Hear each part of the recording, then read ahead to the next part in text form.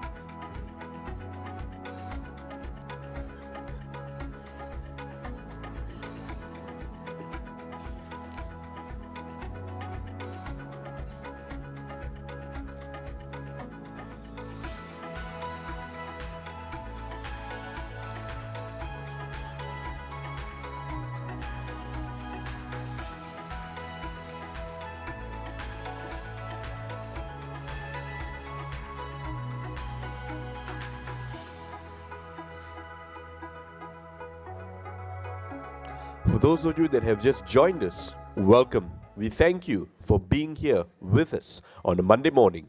We seek your kind cooperation in filling the seats at the front and towards the right side of the hall, except for the first row, as those are reserved for speakers as well as our VIPs. Thank you for your cooperation, ladies and gentlemen, and we shall be starting in less than 4 minutes.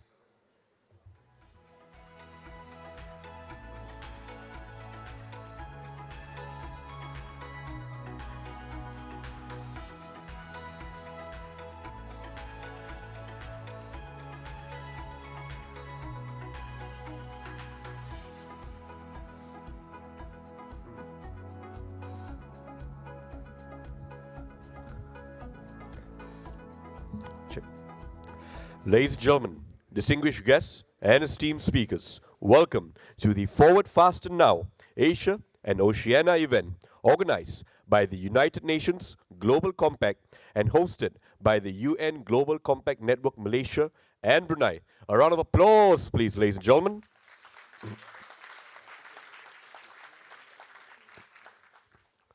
We are delighted to have all of you here at the Asia School of Business in Kuala Lumpur.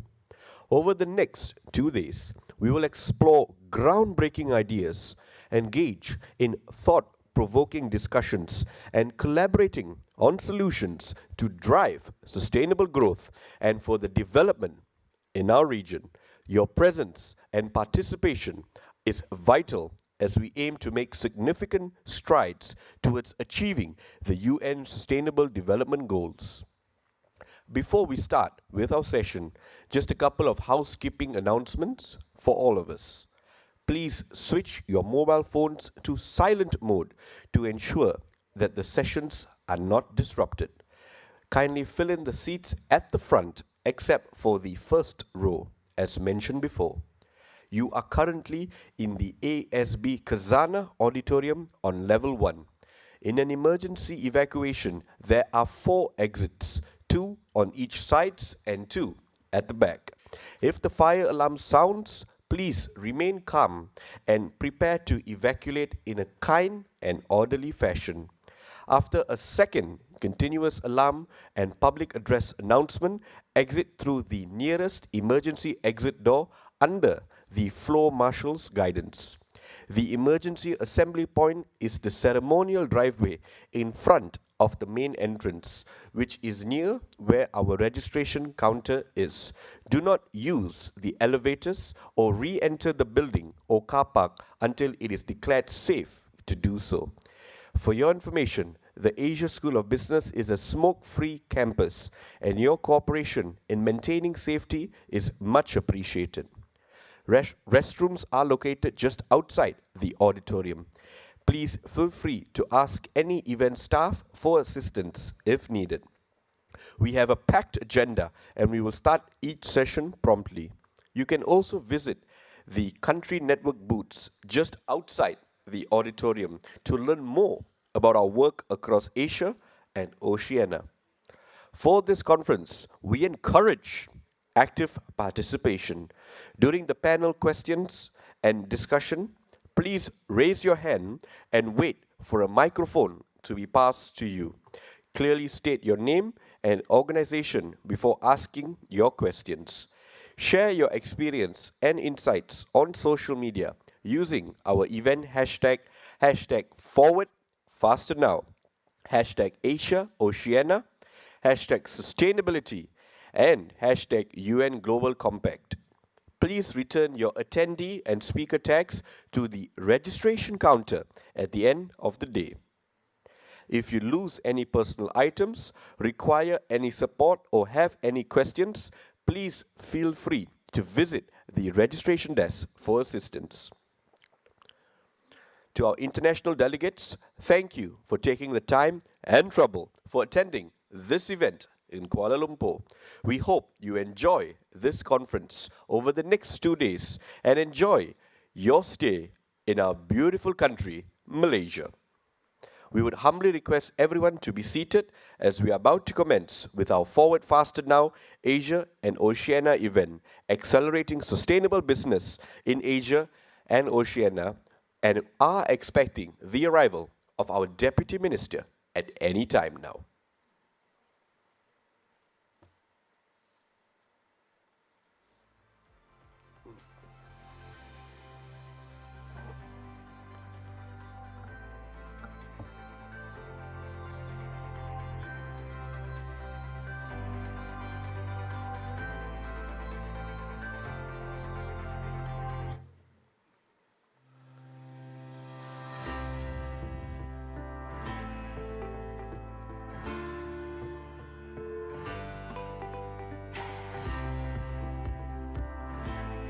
Ladies and gentlemen, announcing the arrival of the Deputy Minister of Energy Transition and Water Transformation of Malaysia, Yang Berhormat Tuan Haji Akmal Nasrullah bin Muhammad Nasir. A round of applause, please, ladies and gentlemen.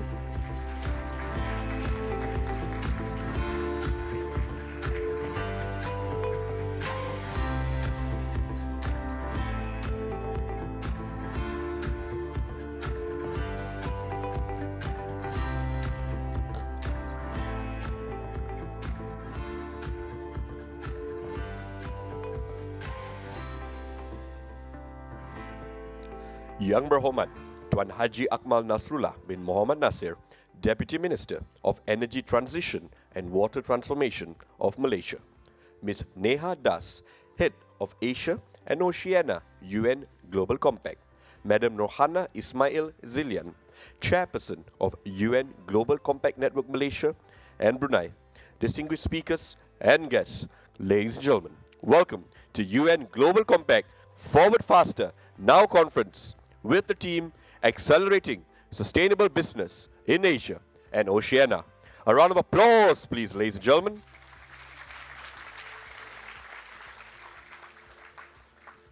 My name is Nigel, and I shall be serving as your Master of Ceremonies for our conference. It has been 20 years since the term ESG was coined by the UN Global Compact in a report titled Who Cares? Wins. This report illustrated how to integrate ESG factors into a company's operations, breaking down the concept into three basic components: environmental, social, and governance.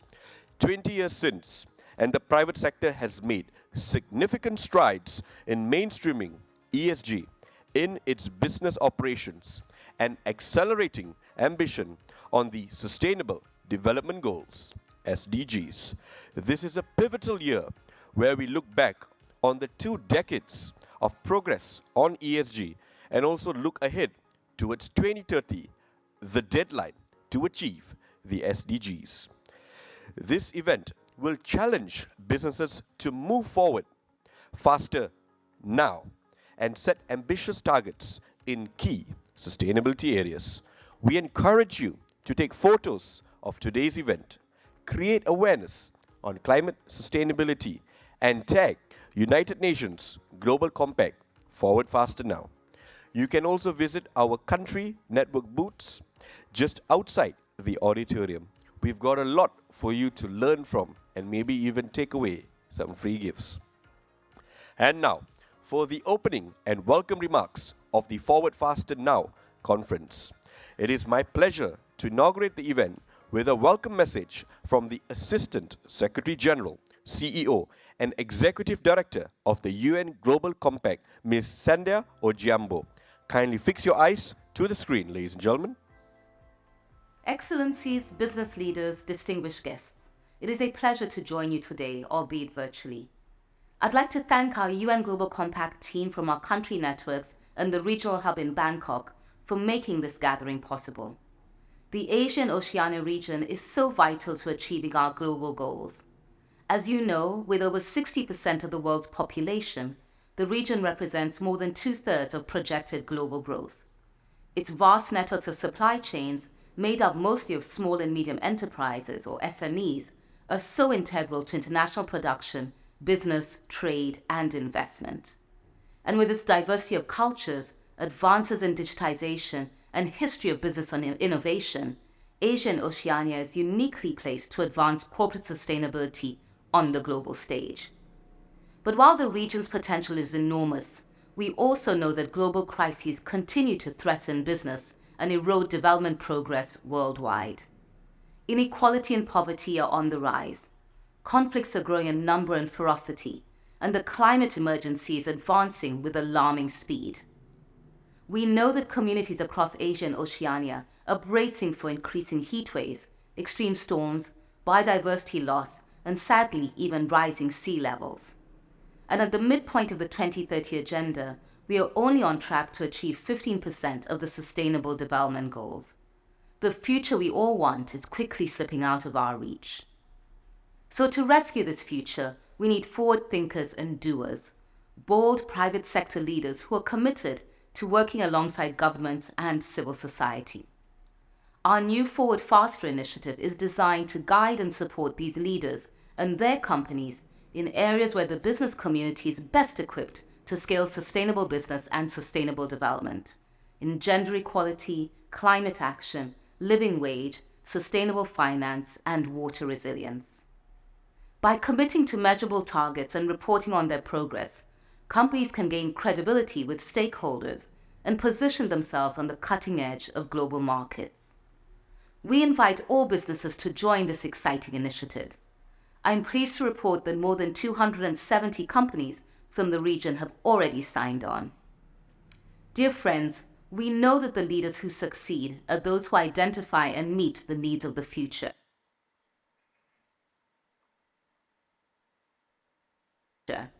We must all move forward faster together. Thank you.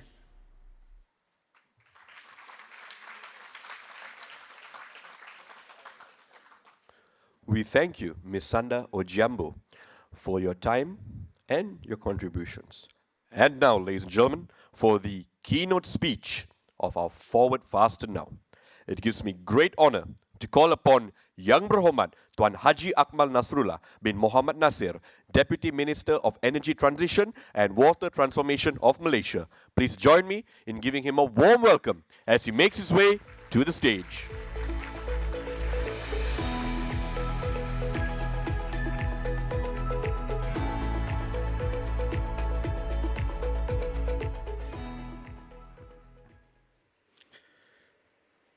Thank you so much, Master of Ceremony. Bismillahirrahmanirrahim.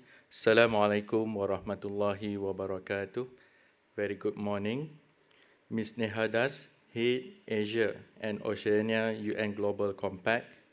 Madam Norhana Ismail Zilian, Chairperson, UN Global Compact Network, Malaysia and Brunei. Mr. Ferus Nadar, Executive Director, UN Global Compact Network, Malaysia and Brunei. Mr. Yuan Smith, Group CEO, Astro Malaysia Holdings Berhad. Mr. Muhammad Adlan Ahmad Tajuddin, CEO, Edotco Group. Distinguished speakers, guests, ladies and gentlemen.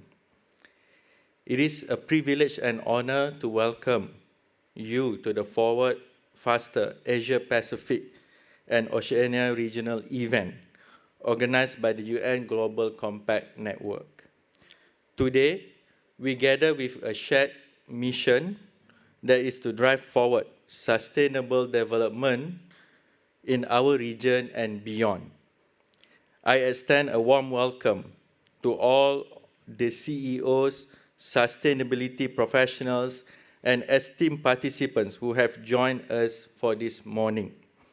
For those who have traveled all the way from different regions, welcome to Malaysia. I hope you get a chance to enjoy the food, especially later on.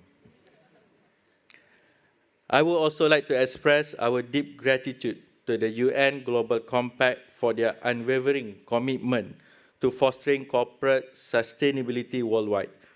With over 20,000 companies across more than 160 countries, the UN Global Compact stands as the largest corporate sustainability initiative in the world. The impact of this collective effort is immense, and today we are here to accelerate and amplify this impact further. The Asia and Oceania region is vital to achieving our global goals. Home to over 60% of the world's population, our region represents more than 2/3 of projected global growth. Our diverse cultures, advance in digitization, and history of business innovation uniquely position us to lead in advancing corporate sustainability on the global stage. However, the challenges we face are equally significant. Global crises threaten businesses and erode development progress. Inequality and poverty are on the rise. Conflicts are increasing, and the climate emergency is advancing with alarming speed. Our communities are bracing for increasing heat wave, extreme storms, biodiversity loss, and rising sea levels. As said earlier, at the midpoint of 2030 agenda, we are only on track to achieve 17% of the Sustainable Development Goals. This regional flagship event, organized in collaboration with 15 Global Compact country networks and country offices in the Asia and Oceania region, aims to convene high-level executives and leaders from the private sectors, government, corporate sustainability, and sustainable development practitioners and experts. The goal is to drive business ambition on the Sustainable Development Goals, take stock of progress, examine existing gaps, and highlight scalable solutions that resonate with our region's unique context. We must challenge businesses to move forward faster now and set ambitious targets in key sustainability areas. The Forward Faster initiative is designed to guide and support leaders and their companies in areas where the business community is best equipped to scale sustainable development. Gender equality, climate action, living wage, sustainable finance, water resilience, and I will add also energy transition agenda. So let us consider this urgency of these facts. In terms of gender equality, at the current rate, it will take over 169 years to achieve gender equality in terms of women's economic empowerment and participation. Climate actions to limit global warming to 1.5% or 1.5 degrees Celsius above pre-industrial levels, we need to cut emissions in half by 2030. In terms of living wage, more than 1 billion working people worldwide, or 1/3 of all workers, earn less than they need to afford a decent standard of living. Energy transition, the current usage of unsustainable energy generation significantly impacts net carbon emissions by 30% of global carbon dioxide or CO2 emissions from fossil fuels. In terms of water resilience, over 2 billion people lack safe drinking water. By 2030, there will be a 40% gap between available water and demand for water. And last, SDG-aligned finance and investment. The world needs to spend between $3 trillion to $5 trillion annually to meet the Sustainable Development Goals by 2030. Ladies and gentlemen, thus small and medium-sized enterprises, or SMEs, play a crucial role in moving the needle on sustainability. Their integration into supply chains is vital for international production, trade, and investment. Today, we will feature a high-level plenary on SME engagement, on supply chain sustainability, highlighting the importance of their participation in our collective efforts. The Asia and Oceania region has more than 300 companies committed to Forward Faster, the largest number after the WENA region, and the region now has around 4,000 business participants with a 13% growth rate, being the second fastest growing region. The We Mean Business Coalition Corporate Climate Stocktake, released just over a month ago, outlines the progress businesses are making on their climate actions. Over 70% of businesses say that government regulation is the most important factor in accelerating the energy transition. Businesses, investors, NGOs, and governments must work together intensively, sector by sector, to define rapid and realistic decarbonization pathways in each market. Governments must implement strong sector-specific strategies to create demand for zero-carbon solutions. Target setting is no longer enough. We need economy-wide measures like carbon pricing, sector-specific standards, and direct support for the development and deployment of clean technologies and their supporting infrastructure in key sectors. In the Malaysian context, the government has made significant strides in promoting renewable energy as a cornerstone of our national energy policy, with the introduction of National Energy Transition Roadmap, or known as NETA and ETR, to steer the agenda of energy transition by increasing the share of renewable energy in its energy mix to 31% by 2025 and 40% by 2035.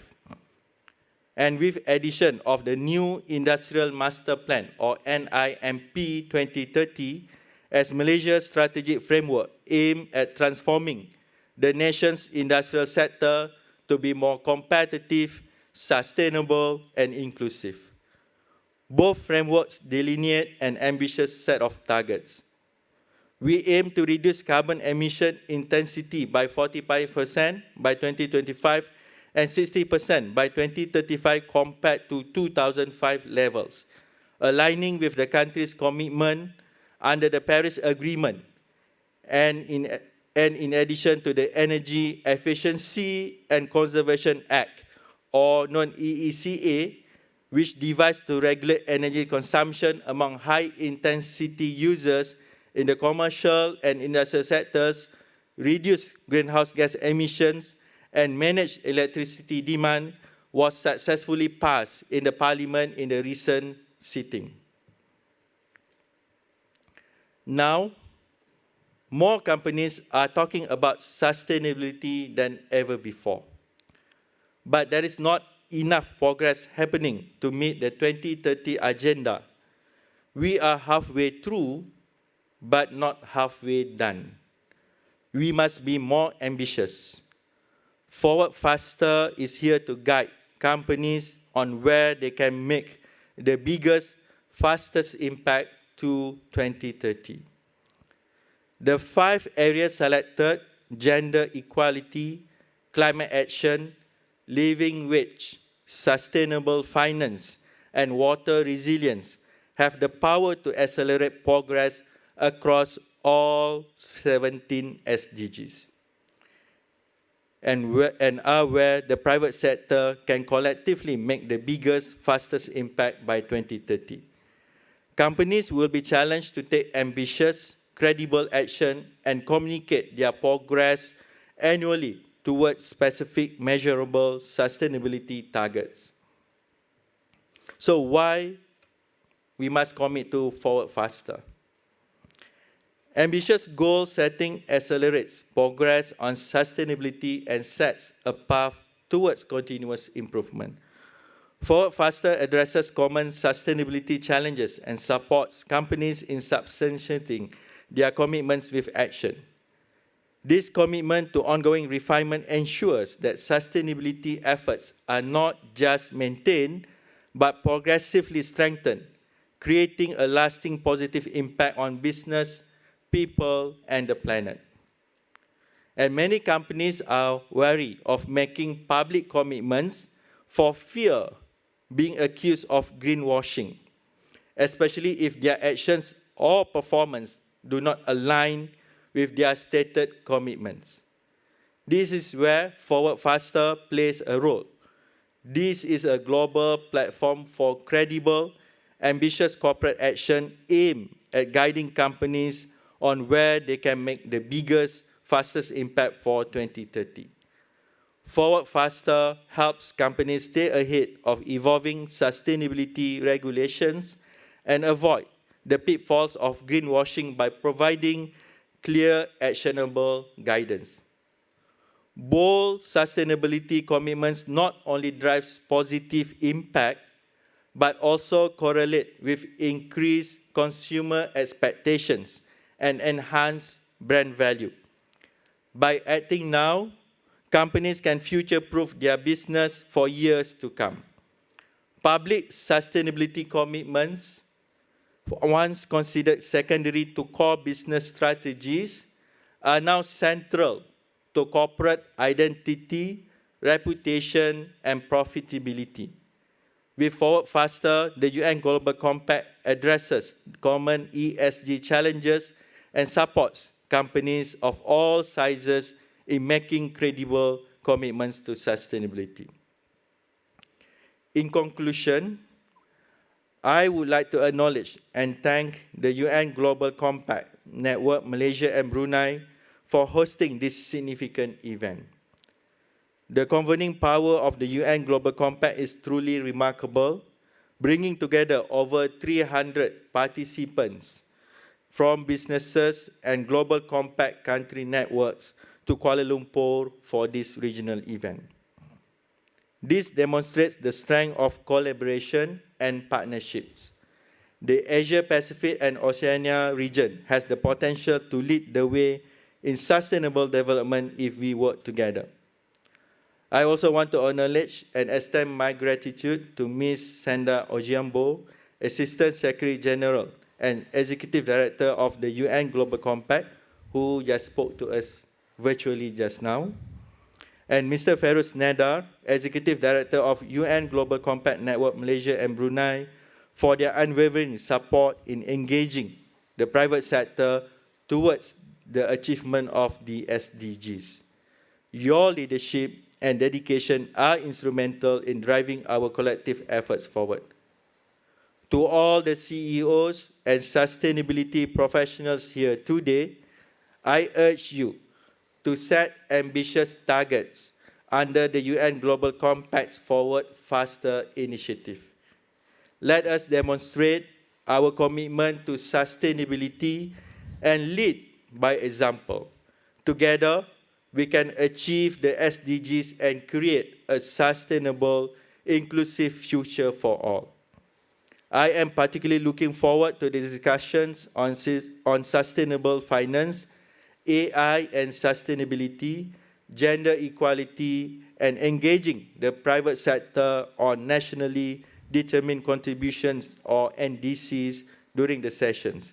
These topics are critical to our region's sustainable development, and your insight and contributions will be invaluable.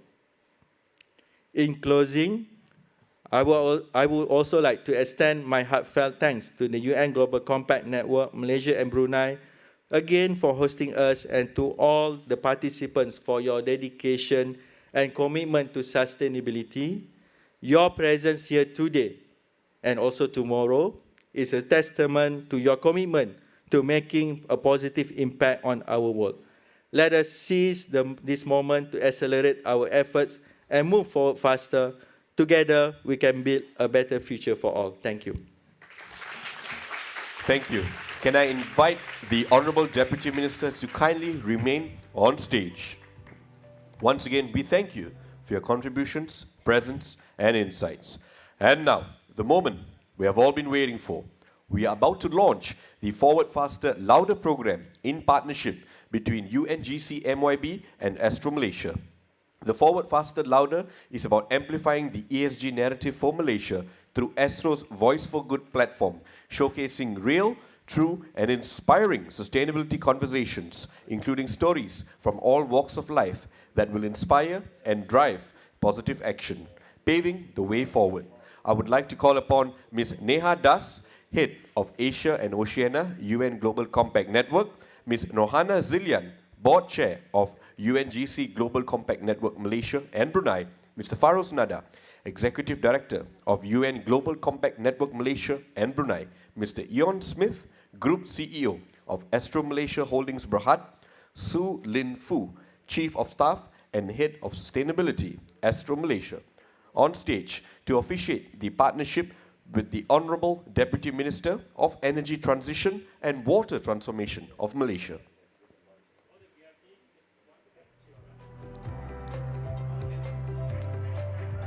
A round of applause, please.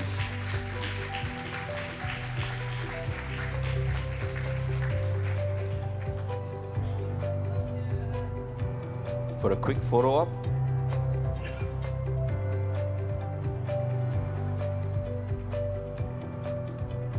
Thank you. Ladies and gentlemen, can I invite all of you to kindly fix your eyes to the screen for the launch video.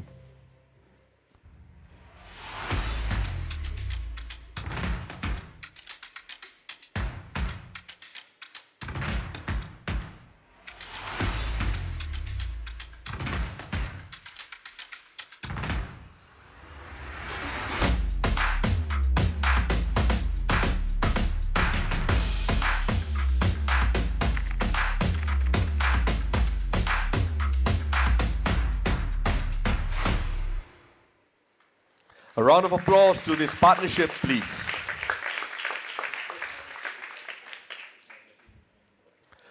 I would now like to invite Ms. Nohana Zillian from UNGC MYB to present a token of appreciation to the Honorable Deputy Minister.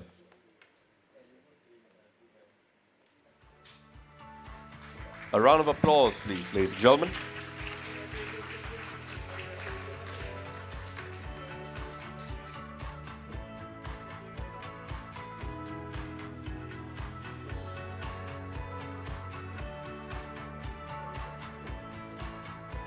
Thank you, VIPs. Let's give all our VIPs a round of applause as they return to their seats.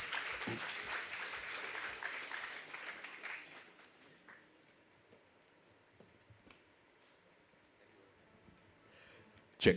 Ladies and gentlemen, we are now going to take a group photo. Can I invite everyone to kindly squeeze in, especially those on the left and right sides of the hall, and please do so quickly. Those above, if they're empty seats, you may fill in the seats below so that you will be in the portrait. Our photographers and videographers will be on stage. We will take a serious photo followed by a freestyle photo and a quick video.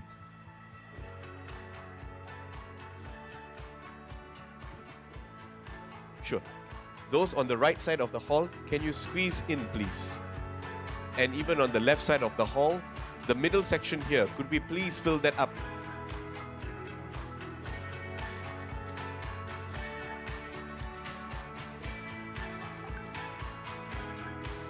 Once again, could we please fill up quickly, please? Please fix your eyes to the gentleman, the highest photographer. In 3, 2, 1. 3, 2, 1.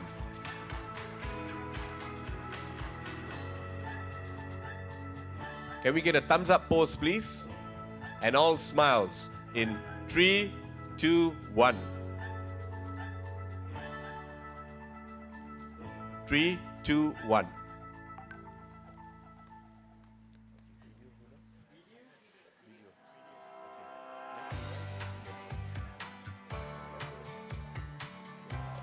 Ladies and gentlemen, we're going to take a quick video on a count of 3, and we request your kind cooperation in shouting forward, faster, now. Can we do that, ladies and gentlemen?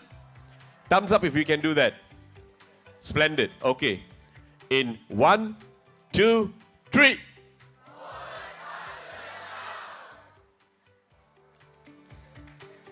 A round of applause, please, ladies and gentlemen. And we thank you for being sporting and for your kind cooperation. We would now like to invite Mr. Farus Nada, Executive Director, to say a few words about the Forward, Faster, Loud program.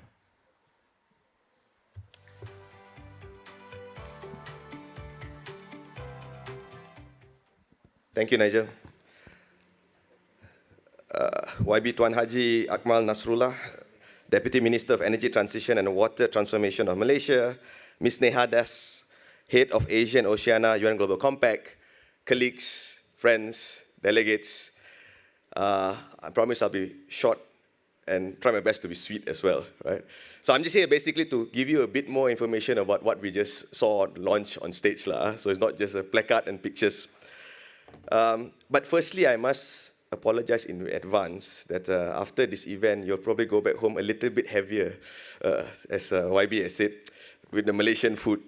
So Dear friends, for those of you who are joining us from the 15 countries, welcome to Malaysia and beautiful KL. And I'm excited for this opportunity to share a bit more regarding the Forward, Faster, Louder program, which we just saw launched just now, a collaborative effort between us and Astro. So thank you, Ian, Sulin, Jolin, and Astro for working with us on this.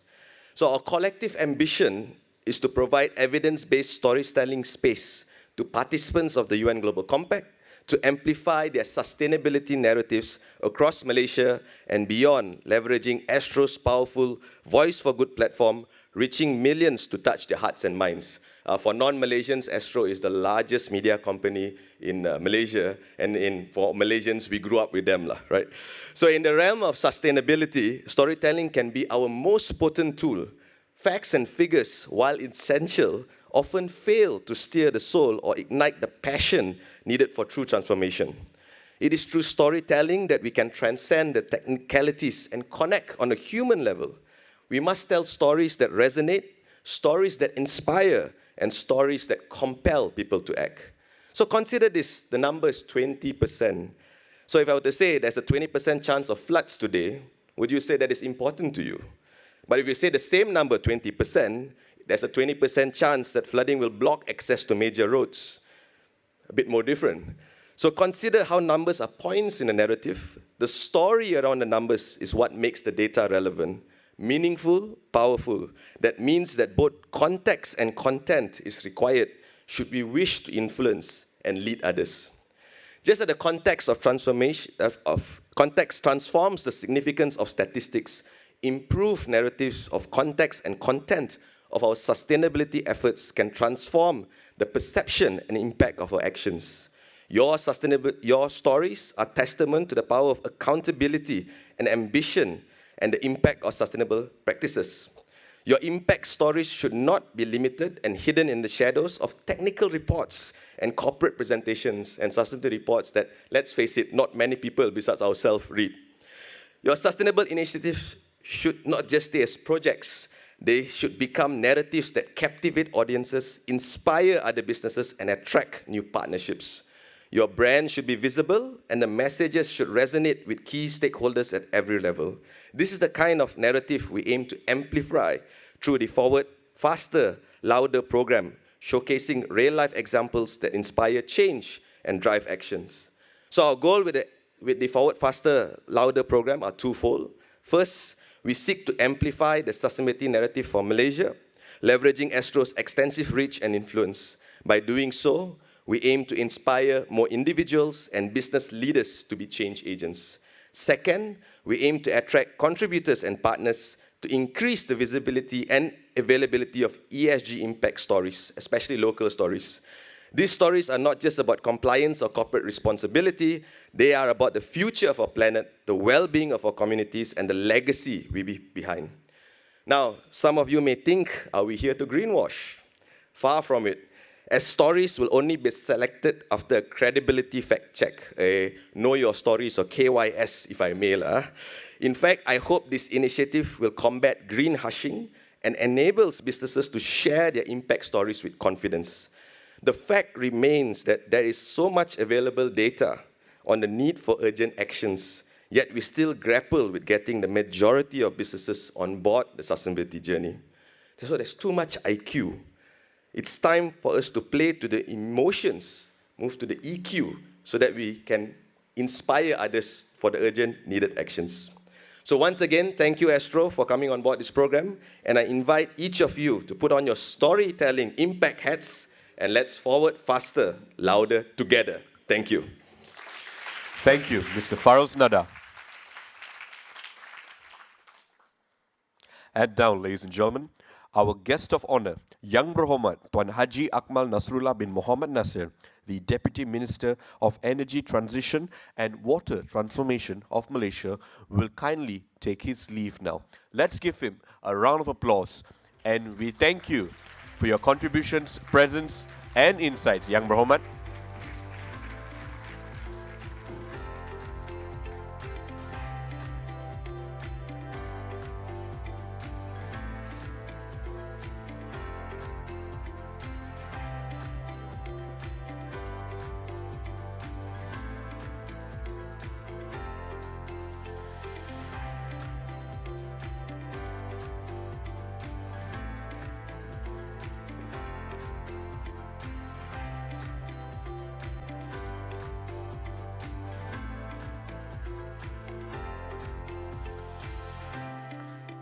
And now, ladies and gentlemen, we are going to enter into the first panel discussion of our Forward Faster Now conference titled High Level CEO Opening Panel. This panel will focus on leadership for sustainability and bring together top CEOs from the Asia Pacific region to discuss their vision, strategies, and actions for advancing sustainability within their operations and beyond. This session will also provide a platform for business leaders to share their experiences and insights on driving sustainable development, responding to global sustainability challenges, and accelerating the sustainability agenda in the Asia and Oceania region. We would like to formally invite our speakers for this session, which are Muhammad Adlan Ahmad Tajuddin, Chief Executive Officer of E.co Group. A round of applause, please.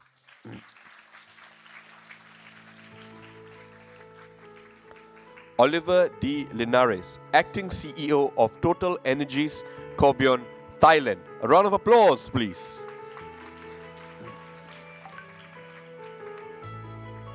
Farzana Chowdhury, Board Member, Global Compact Network, Bangladesh.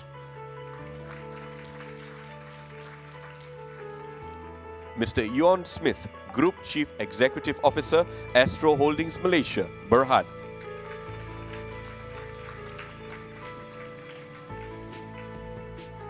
And the moderator for this session is none other than Sandra Wu, Board Member, United Nations Global Compact. We will open the floor to a question and answer session after the panel discussion. Ms. Sandra Wu, you have the floor.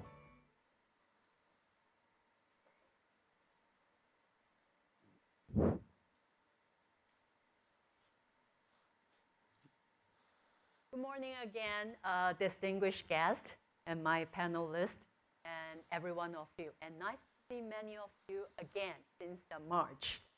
So first of all, I welcome to the first kickoff section of the UN Global Compact, the first regional flagship event, Forward Faster Now, Asia and Oceania. Well, we have over 300 business leaders and sustainability professional and the Global Compact country networks in this room. And this meeting is a product of months of collaboration, discussion, coordination, and the collective action between the UN Global Compact and its 15-country network in this region. I'm Sandra Wu. I'm the moderator. I'm the board member of the UN Global Compact as well as the local network Japan.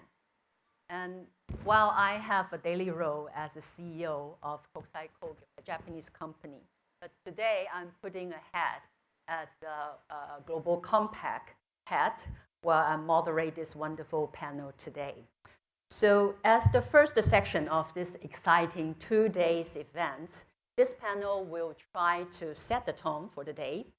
First, highlighting our sustainability practices within the region, and also demonstrate that the Asian and Oceania region has the potential to be a sustainability leader. And also, and finally, have an opportunity to hear from people who have made sustainable growth the core value of their businesses. So with this, let's welcome our esteemed panelists.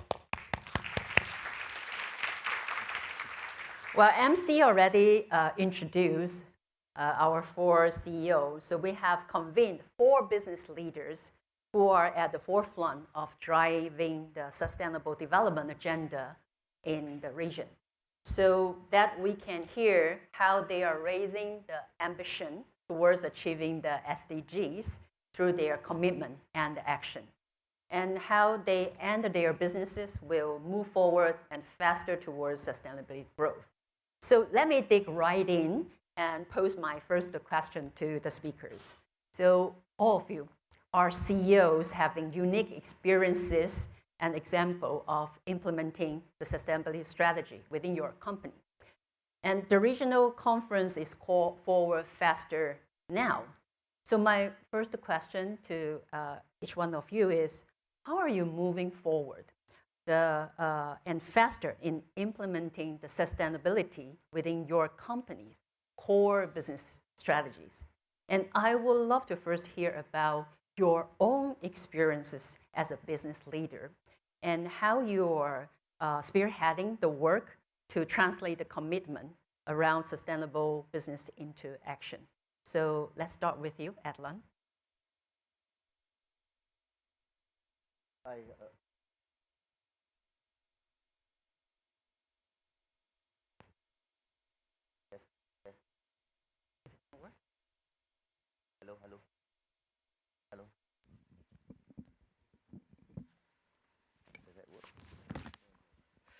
Hello. Hello. Yeah. Okay. Good morning, everyone. Happy to see all of you here today. Well, I think maybe before we start, maybe let me give you a brief introduction of E.co, who we are and what we do. Essentially, I think E.co is an integrated telecommunication infra company. We operate in 9 countries in Asia, South Asia, as well as Southeast Asia. We own and manage close to 58,000 towers. Yeah, and not only towers, we also manage the energy as well as passive infrastructure and manage service for our customer. Predominantly, they are tier 1 and tier 2 MNOs, right? So I think the interesting part of our business, I think essentially they are actually inherently sustainable. Why I say that is because of two reasons. We are built on a business model of infra sharing. Yeah, if you look at, and we facilitate infra sharing among mobile MNOs, essentially. And if you see in the past, I mean, this is not, with the introduction of ITC today, MNOs are not building their own towers anymore. So they are, in the past, I think MNOs are built, they see towers as more strategic assets, and hence, I think as strategic assets, they do not share with their competitors. With the emergence of ITC today, this infra sharing has become a norm, right, in countries where infra sharing have actually taken place. In our case, if you look at where we are today, we have built our sharing ratio today have increased from 1.2 times to in 2014 to about 1.67 times in 2024 as where we are today. And essentially, we can see that there's less number of physical towers, meaning that less cost for the MNO, better margin for the infra companies, and essentially is also lower cost would be passed to consumer, and ultimately you actually see a reduction in the carbon emission given that less number of towers. And essentially with that, you see that with 1.67 sharing ratio, I think our carbon reduction have gone down by about 40%, essentially. So, and that's the crux of our business model moving forward. Second is about narrowing the digital divide. Yeah, and if you know that connectivity has been part of a human right, and essentially this connectivity is becoming essential, especially post-COVID, where population, public needs to more information, as well as they require this for the to participate in the digital economy. And with this, I think you can see that we play a pivotal role in terms of driving this connectivity across nation, right? Providing internet access across nation. This address directly the SDG number 8 as well as the SDG number 10, right? In terms of connecting the unconnected and the underconnected. And with this as well, we see that examples in Malaysia, we play a predominant role in terms of driving the 5G connectivity, where I think within a period of 3 years, I think Malaysia achieved 80% COPA or population coverage, and essentially 4G up to 97%, as where we are today. All this will give a better connectivity to the 32 million population of Malaysia, and essentially driving foster better digital inclusion. Last point I want to make, we proactively drive sustainability to our core business. One of such example is in all our towers, we have established the Center of Design Excellence where we continuously innovate in terms of our design. So building a leaner, lighter, and essentially structure that is probably more environmental friendly as well. Today we have actually came out with structures like the four-legged, three-legged towers, and essentially structure that's actually much lower as well, right? 60 meters, 45 meters, 30 meters, 24, 18 meters, and eventually going to street furniture. All this actually will result in easier implementation, and essentially a smaller foundation will actually drive in terms of your carbon emission down, yeah? Secondly as well, not just from the design, but also from the material that we are using. In the past, it's all centralized around steel. Today, we have used alternate material like carbon fiber, which is actually 70% lighter, and hence that's contribute to significantly lower, 50% lower carbon emission. But I think one thing I would want to share is in EDOTCO, we have actually patented the bamboo towers, yeah, which is actually 88% lighter than the steel, and it emits, I think, 70% less carbon emission. Today, we have rolled that out a lot in all our footprint, especially for rooftop, yeah, at a height of 8 to 10 meters, and it can house up to 8 antennas. So this is something that we are continuing innovating and driving forward and these are all in line, our business model are all inherently sustainable and in line in terms of driving the sustainability agenda. Thank you, Atlan. It's really good to hear that integrate and apply this sustainability into your core business strategy. So over to you, Yuan. You just show us the showcase, the launch with this forward, faster, and louder. Can you share with us more about your business strategy? Yeah, sure. So perhaps we'll do that in a little bit. I heard there were some non-Malaysians in the audience. If you're Malaysian, you all know Astrola. If you're non-Malaysian, we are the biggest pay TV provider in the country. We are in 5.3 million homes across Malaysia, which is almost 3/4. And our 13 radio stations account for 80% of all radio listenership in country. So we are a fairly big platform. And as Spider-Man would tell you, with great power comes great responsibility. And we'll get on to that a little bit. And I think the first thing is, this is my 5th pay TV company that's been building itself an ESG program, a climate change program. And the first key thing which we've now done in Astro is to set the strategic alignment so that everybody in the company has the same set of objectives as we have and as the UN SDG has. So we've built a climate roadmap, we've built an ESG strategy that plays to the 17 targets that we have. And inside that, we actually have built into our own corporate scorecard 4 key ESG topics. And people get remunerated in Astro based on how well we meet our corporate scorecard. So it's getting into the DNA. Then the next thing you do is you set a really big mission. So our mission at Astro is we're going to be carbon neutral by 2040. Yeah, the rest of Malaysia's picked a date for 2050.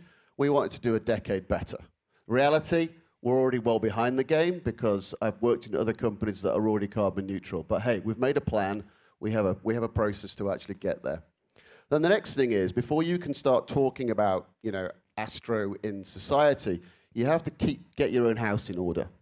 So in terms of getting our own house in order, we don't really have a massive carbon footprint in Astro, as an example. We do about 22,000 tons of CO2 a year. If you compare to some of the big companies in Malaysia, TMB is 40 million, Petronas 46 million. So we're quite a small player. But even though we don't have a huge amount, we still want to work on our Scope 1 and our Scope 2 targets and take down GHG.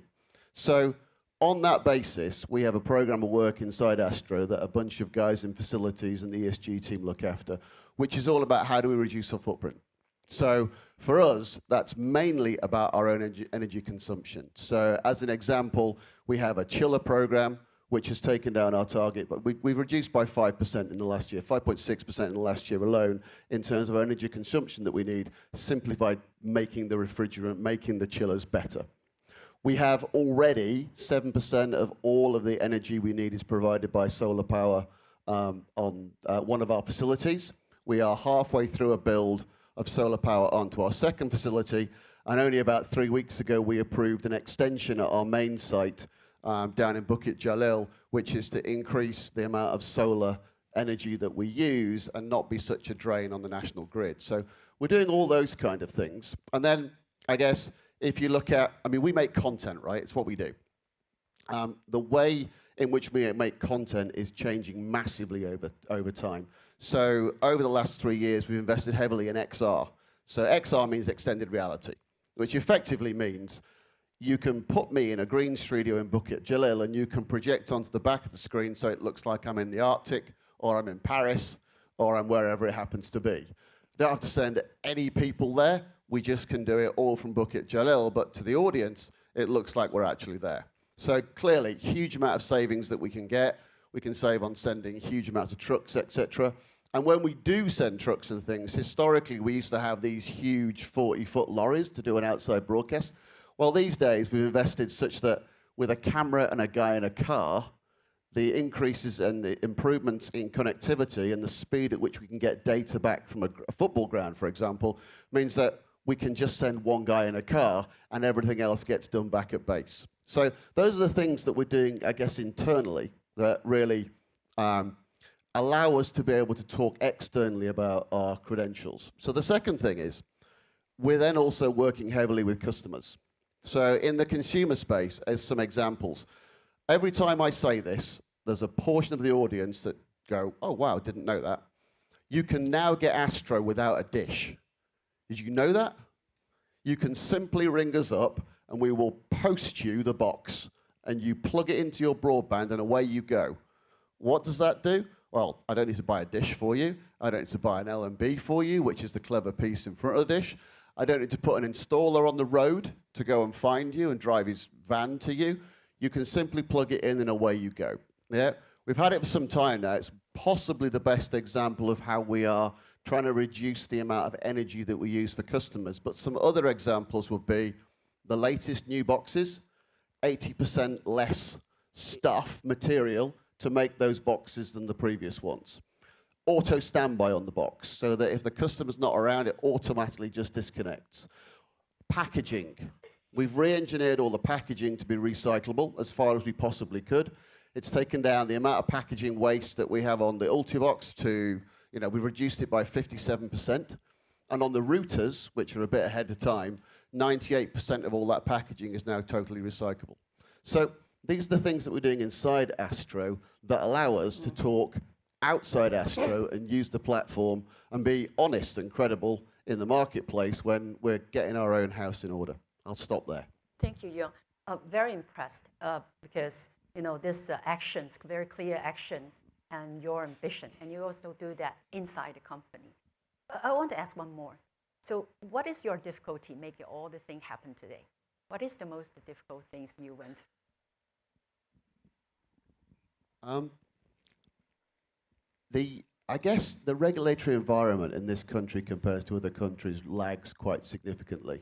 As I said, Sky in the UK went carbon neutral 2006. It's 2024 here, and we're just starting to talk about it. So there is a definite lag. There's a lag in terms of credits, there's a lag in terms of recycling, energy efficiency type measures and things. I can see it starting now, but fundamentally, probably 20 years too late, and that's a lot of the difficulty that we have. I think some of the things that we would like to do next really do require a big sea change in how tax works and how the levies and the like work. I think if we got those things better, and we're regularly talking to YB, all the YBs, about how to do, I think if we get those things better, we'll get better as a nation. But also I think there's also an education piece. So In the UK now, a large portion of people, my daughter included, are choosing jobs based not necessarily just on remuneration that they get or, you know, the perks of the cafe and things. She and her friends are picking the companies who have a strong, purpose-driven climate plan.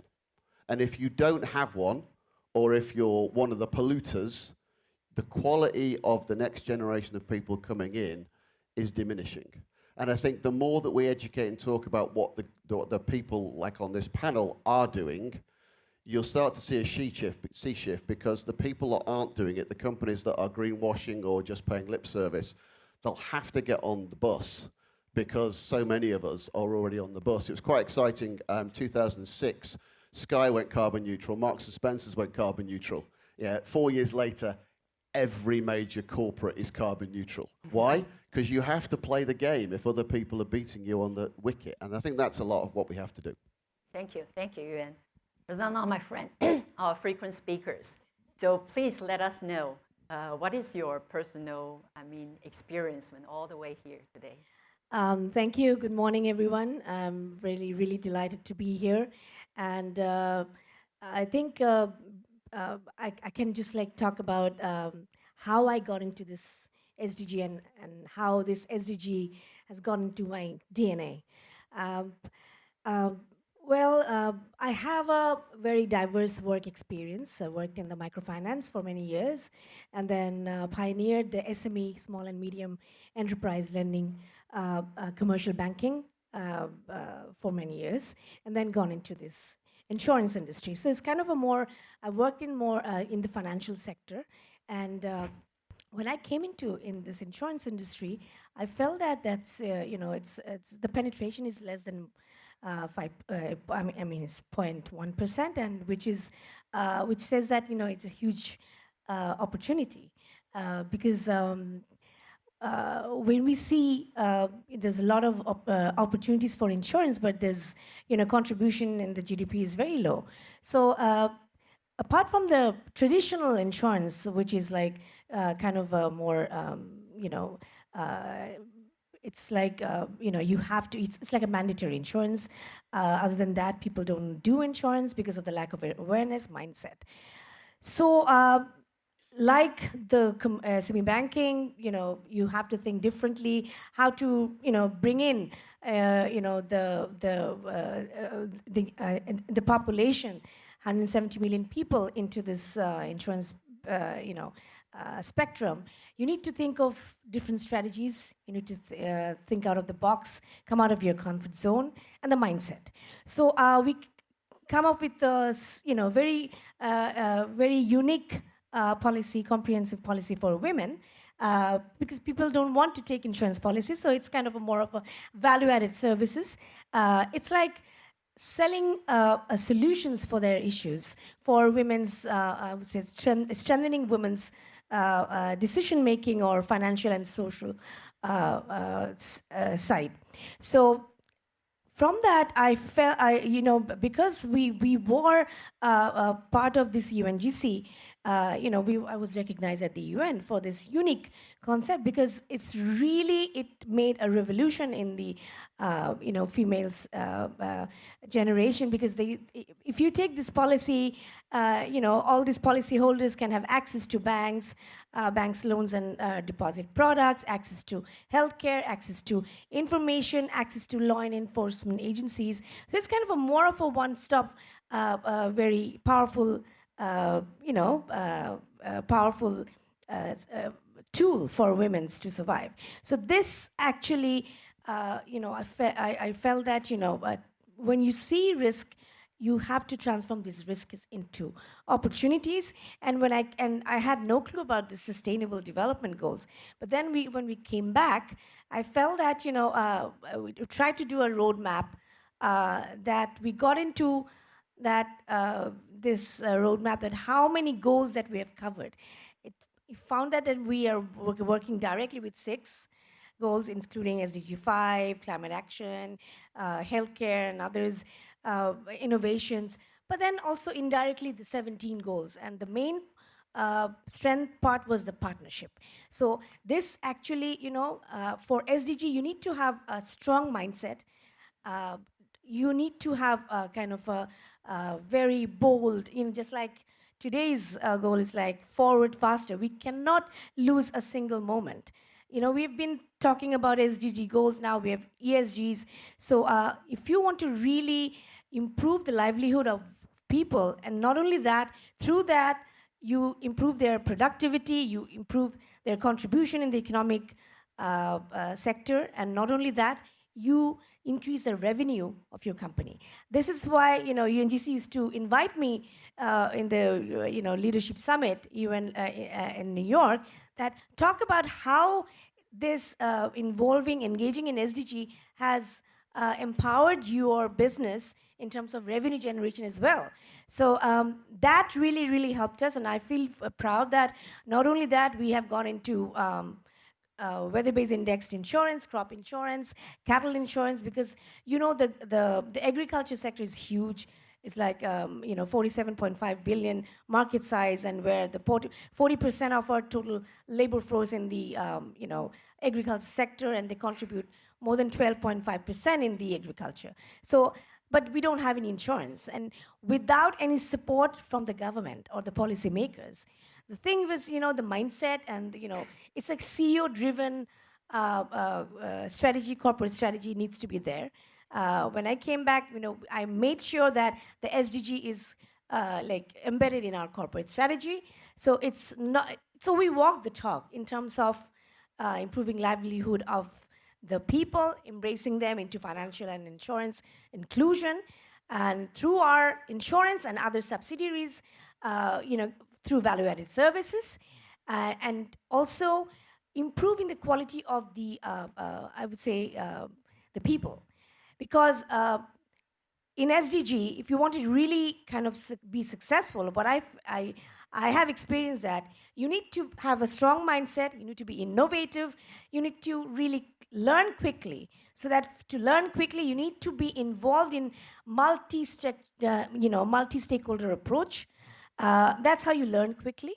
That's how, and also partnership. Like we partnered with IFC. IFC is our equity investor, and taking their technical experience in other countries, and also we know the pulse of the Bangladesh business. So this is how we learn. So when you partner with organizations, or like now it's like having a tech-driven solutions. So startup companies, tech-driven to go into tech-driven solutions, you need to partner with these, so that you're embracing more knowledge, more expertise, and more power and more strength. So I think I feel proud that 10% of our total revenue is coming from these SDGs, impact business, microinsurance, digital insurance, crop insurance, cattle insurance, and also investing in youth. For that, we do a lot of investments in startups. In renewable energy, our deputy minister has spoken about the renewable energy, and these in our traditional business, we have a lot of groups who are actually embracing ESG, and the green factories and other factories, we come up with solutions from the reinsurers, so we can give them some less less cost less premium for those, for coming up with all those innovative green factories and other, which also reduce carbon emission. So this is how we are actually holistically coming up with a lot of strategies which are different. And one of the other strength is we take individuals from different industry. So this is how we, we learn quickly, and we have more of a compiled, more powerful knowledge, because now buyer and seller concept is almost going out. It's a multi-stakeholder approach. So we have a more of a one-stop financial service platform and insurance platform for people of Bangladesh, and our mission is to, bring insurance for everyone.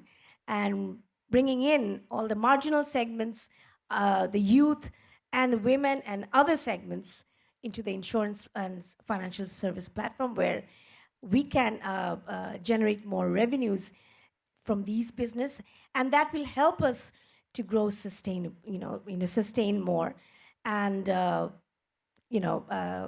to grow, I would say, in a exponential manner. The way we have done in the, crop and micro health, and also women insurance. So if we continue to learn from each other and learn from our mistakes, and then change the product process and also people's mindset. So this really helps. And the last thing I would want to say, COVID has changed our lives. COVID has changed the way we do business. This has led, a situation leading to serendipity that has led to many other businesses. One of our healthcare subsidiaries, where we used to send patients abroad, like we send patients to Malaysia. Started with Malaysia, and now with other countries, we couldn't send patients. So how we can survive? So we could survive by sending, delivering medicines, doing online training platform, training sessions, mental, wellness sessions, and this is how we got into, we brought in the first international pharmacy chain in Bangladesh. So this has led to bringing in more other businesses. Thank you. Thank you, Farzana. So Olivier, how about you? Your story, your experience. Okay, hello everyone. So here I'm representing manufacturing and also medium company. A word about my company first. Total Energy Corbion is a joint venture, and the two shareholders are Total Energy, the French multi-energy company, and Corbion, which is a Dutch-based bio-based ingredients company. Both are multinationals they pick their SDGs, they have very strong ESG programs for sure. And I came from Total Energy on the manufacturing side, so my work was really to operate, optimize, modernize assets, legacy assets, with obviously great objective in sustainability in all aspects, but especially greenhouse gas energy. So the joint venture was founded by the two companies because they saw an opportunity to develop into bioplastic. PLA, that's what we are making. It's a biopolymer, so bio-based, which is also compostable and recyclable. And so for me, it was a great opportunity when I joined 1 year ago to lead the asset in Thailand and hands-on with a team that is extremely motivated with all sustainability challenges and make a real change. The strategy is first develop bioplastic, develop PLA, develop in terms of volume in markets. So especially in Asia, for us, APAC is the biggest area, and it's also a source of terrific growth opportunities. And obviously there is a challenge of many countries with various approaches on biopolymer, various markets, various players. Meanwhile, also the goal is to make it profitable.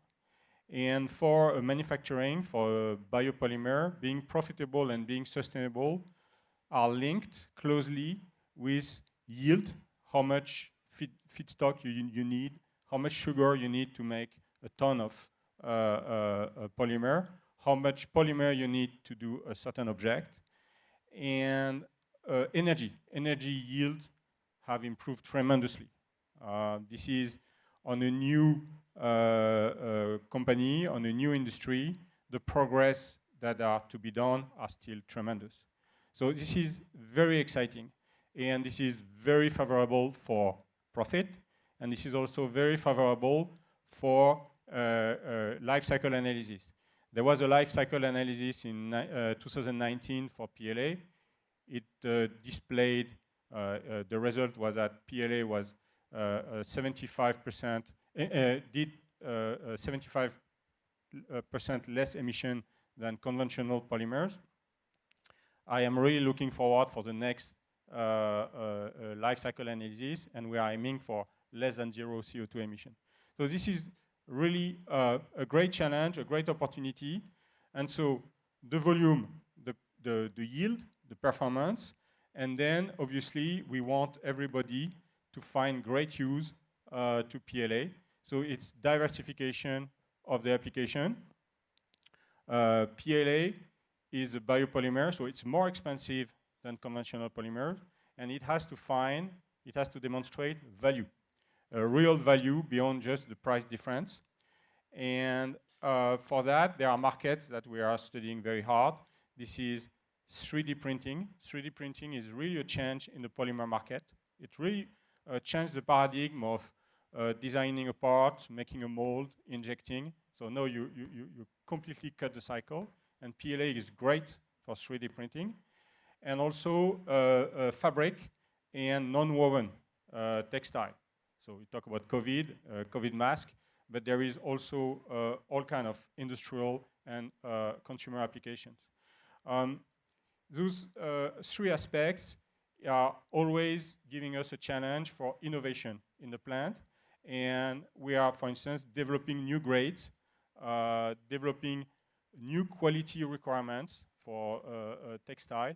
And on a personal basis, this has been really a highlight of my career, an opportunity to be able to join Thailand and this joint venture adventure. Thank you, Olivia. We just heard the 4 business leaders, how you lead and drive your company toward the sustainability. At the same time, you also help to build a sustainable society as well. But you are all coming from extremely different sectors, such as telecom, bio, plastic, medium, and insurance. So I would like to ask each of you throw some light on the challenges and opportunities you are seeing when advancing sustainability within your specific sectors.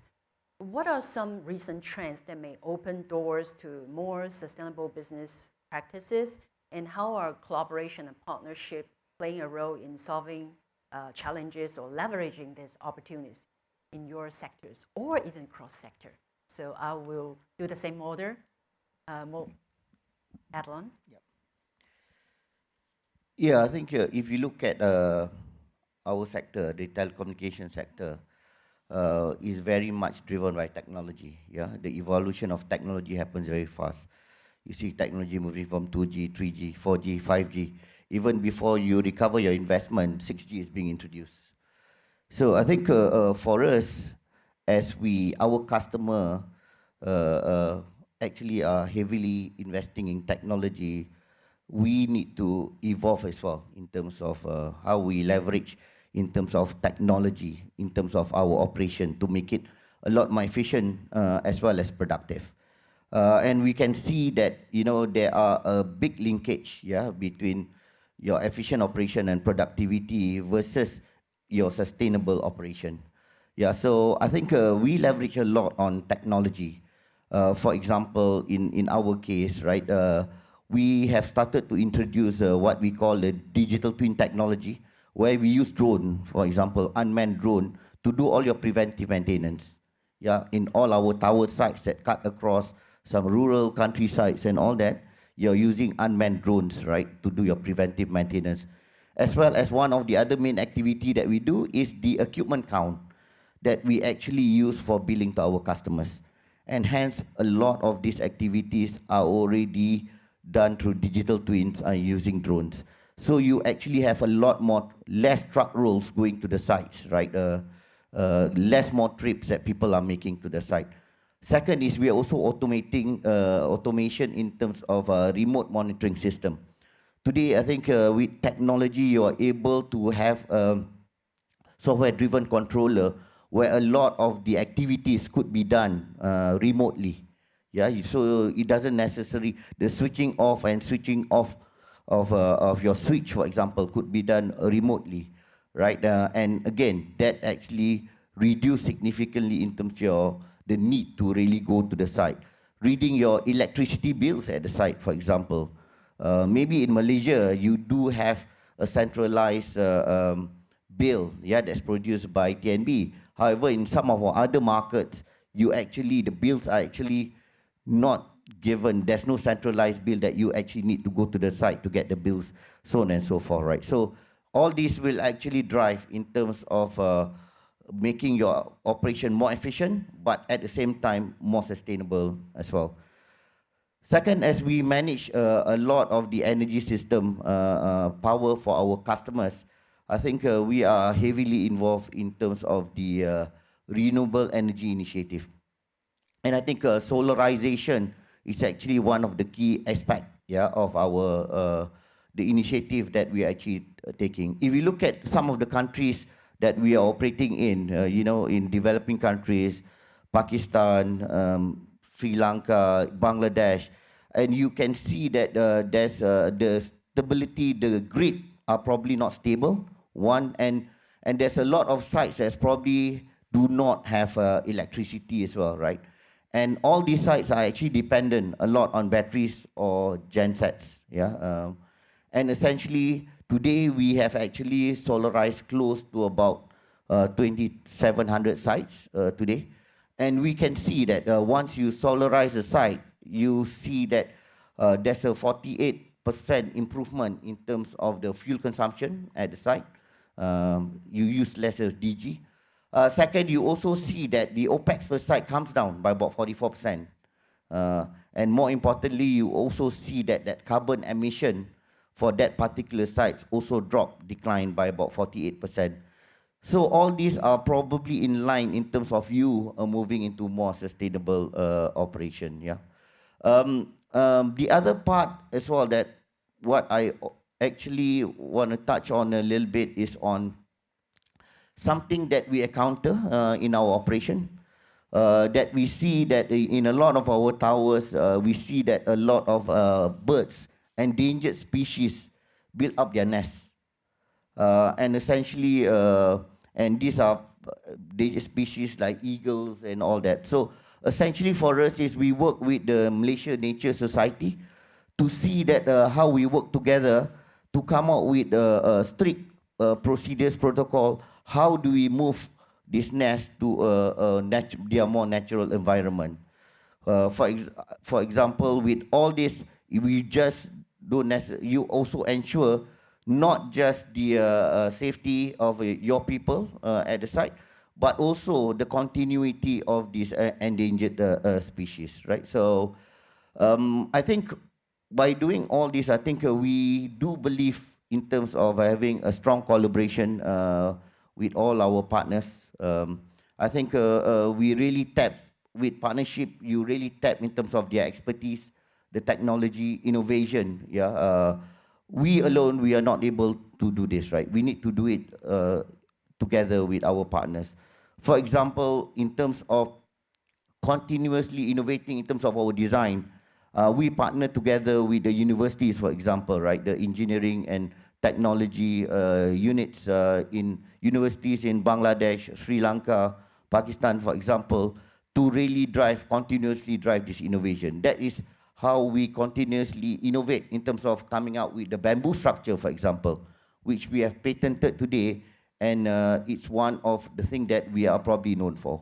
We'll continuously do research on this to make sure that we can even build a bamboo tower that's probably at a higher height, yeah, and even last longer and comparable to probably steel as well as the other structure as well, right? So on collaboration as well, I think we do collaborate a lot with our partners, whether the private sector or the government sector, in terms of connecting the unconnected, yeah, or the underconnected in the rural areas. This includes partnership with private companies, in terms of providing connectivity either through satellites, through Wi-Fi connections, or even mobile connectivity. So, and last but not least, but is equally important as well, as part of, we do embark in terms of our vendor development program, where we essentially provide awareness to all our vendors in terms of to enhance their ESG capabilities. I think recently we partner with CHEDA, which is the Center of Entrepreneur Development and Research, together with UNGC Malaysia, to actually conduct training for 150 of our suppliers today to build their competency in terms of ESG. UNGC actually provide the module as well as provide the training. CHEDA actually provide us with the funding, right, to do this training. All in all, I think with all this, it will help in terms of you to actually drive your scope 3 eventually as you move to deliver your target as we go. I think the last key challenges that we see, I think across the industry, everybody will see about similar challenges here. I think number one is about balancing sustainability against your corporate objective, your shareholders' expectation in terms of delivering profit. At our end, I think we have demonstrated, for example, we are inherently sustainable given the business model that we adopt in terms of infra sharing, and we do believe in terms of using technology to deliver long-term returns, at the same time deliver a more sustainable results. Second is resource and capital injection. Our business is all about long-term. When we build a tower, we invest for 10, 15, 20 years, right? So, and we believe in investment, upfront investment that will deliver you long-term return. Similarly, in this case, for sustainability, there is a need to probably invest upfront. In the case of our solarization, for example, there will probably be some heavy investment upfront, but you reap the benefit over time, and in the long term, it will give you a lot more positive return. I think some of the other key challenges that we feel, I think in terms of policies, given that we operate in some developing countries, maturity of policies today, and essentially given that we also dealing in energy, the availability of green energy, for example, renewable energy source, that's probably part of the bigger challenge that we have. I think we probably work together with the regulators today to help drive some of this policy forward, and to probably shape some of this policy, given that we operate in 9 countries. We have seen some of these policies in some of the other markets as well. So, and last but not least, I think is in terms of forest, is in terms of customer readiness. I think that's also a key part of it, because not all customers are at the same level as you are today. So it is very important that you need to work closely with your customers to really go through this journey together. And it is important that we are very transparent and discuss all matters with our customers with this, because we are in this journey together with our customers. Thank you very much, Adlan. I think, thank you very much for sharing your view, your honest view and perspective. I think it's very helpful for all of our participants here. I mean, personally, I also learned a lot from you. Thank you. And Yuan, how about you? Back to what I was talking about Astro before, and we have this Voice for Good initiative, because at the end of the day, societal change is not driven by guys turning up in a lecture hall in their best suits and their best dresses and intellectually engaging with something. Societal change happens through storytelling and getting people emotional about it. And the good news for Astro is storytelling, as you'll see, anybody who looks at our ratings, we are, if you'll pardon my French, bloody good at it. So we're using our storytelling platform and the capability of our genius for making content, not my genius, our 2,800 people that sit back in Astro, to actually drive that societal change. We can do so much ourselves as an organization, but actually it's our platform. So, 7,700 hours of public service announcements last year alone. 2,000 hours of ESG content on platform.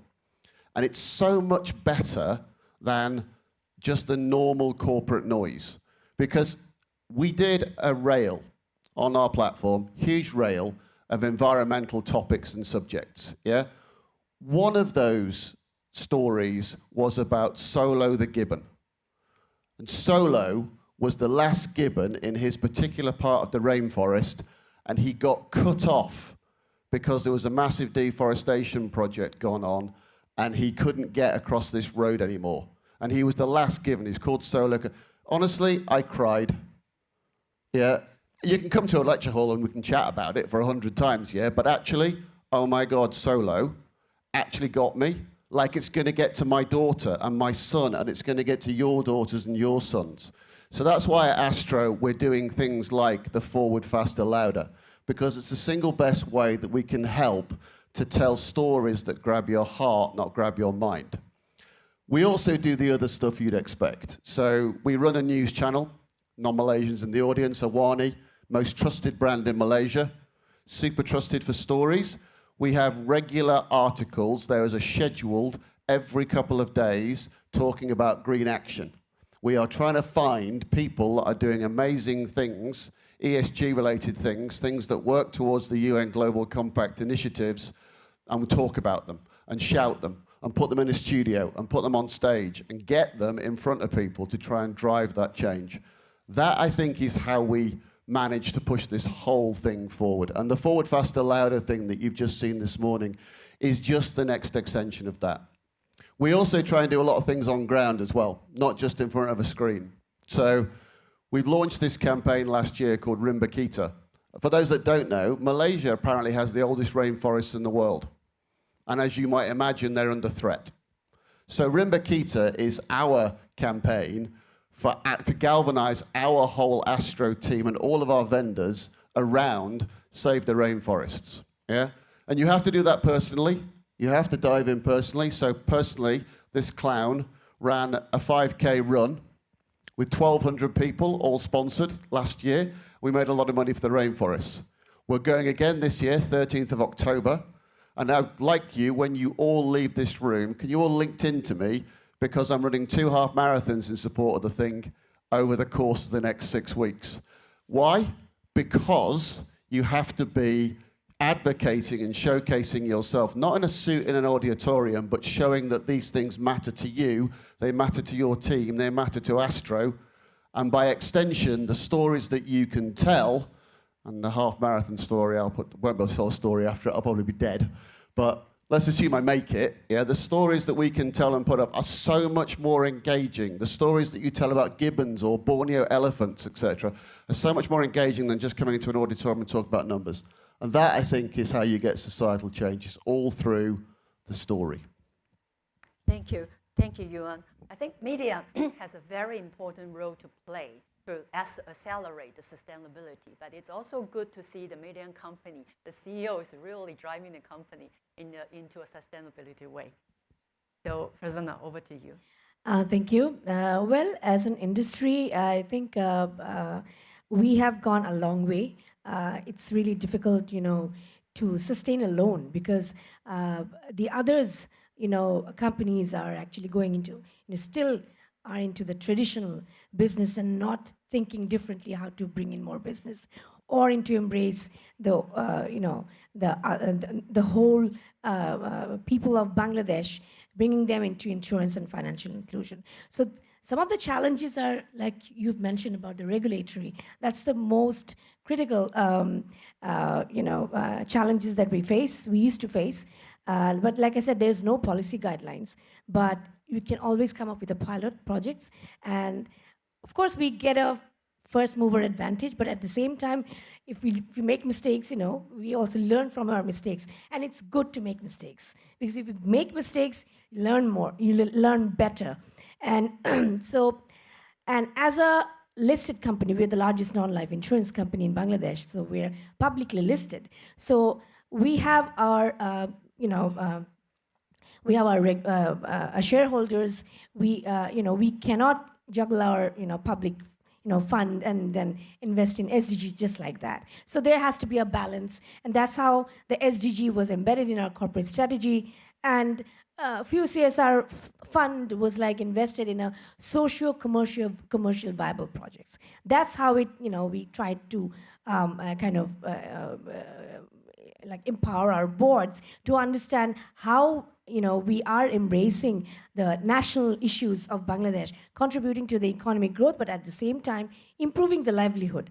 I fully agree with what you've just mentioned, that storytelling. That's what that really touches people's heart. When you're really working for the people, giving statistics doesn't really matter, but telling a story that how a person's life has changed through this SDG initiative, that makes a difference. Like in SDG 5, one of our factory worker lost an eyesight during, while she was working. And with the claim amount and with our help for getting a bank loan, she started for a tea stall and then got into a boutique business. But now she's a successful entrepreneur. So it has, this claim amount has really helped her believe in insurance. And there are other stories like, the farmers, those who are really taking insurance, but, through those companies, seed companies, because it's with this small amount of funding is an issue for publicly listed companies like us. So we cannot have our own fund invested in these business so much. So we need to really, kind of depend on, the development organizations and other impact fund that we kind of participate to get funds, and then we try to kind of accelerate. But to excel, but to really get an economies of scale, you need to have those distribution channels. You need to create an alternate distribution channels to reach out to the segment that you're that you're trying to reach. That's how there are a lot of opportunities comes out. So distribution channel, lack of knowledge, lack of education. People are not aware of the process. Lack of education regarding technology. Lack of, I would say, mindset to accept the change. And also trust and confidence. That is one thing that really kind of challenge us to work in this industry. And when we make this kind of storytelling, the other companies also starts coming in, to like when we started with the crop insurance or with farmers, the whole industry said, she's a crazy woman, she's going to fail. So so now I can say proudly that micro insurance we are going into break even this year. But that couldn't have come if we hadn't invested our talent, our investment in technology, investment in people, investment in process, and of course, partnership and learning from each other. This is something that really helped us to grow. And the opportunities like during COVID, for an instance, the farmers in the remote areas, they could not work, or the cattle owner, they could not sell their cattle.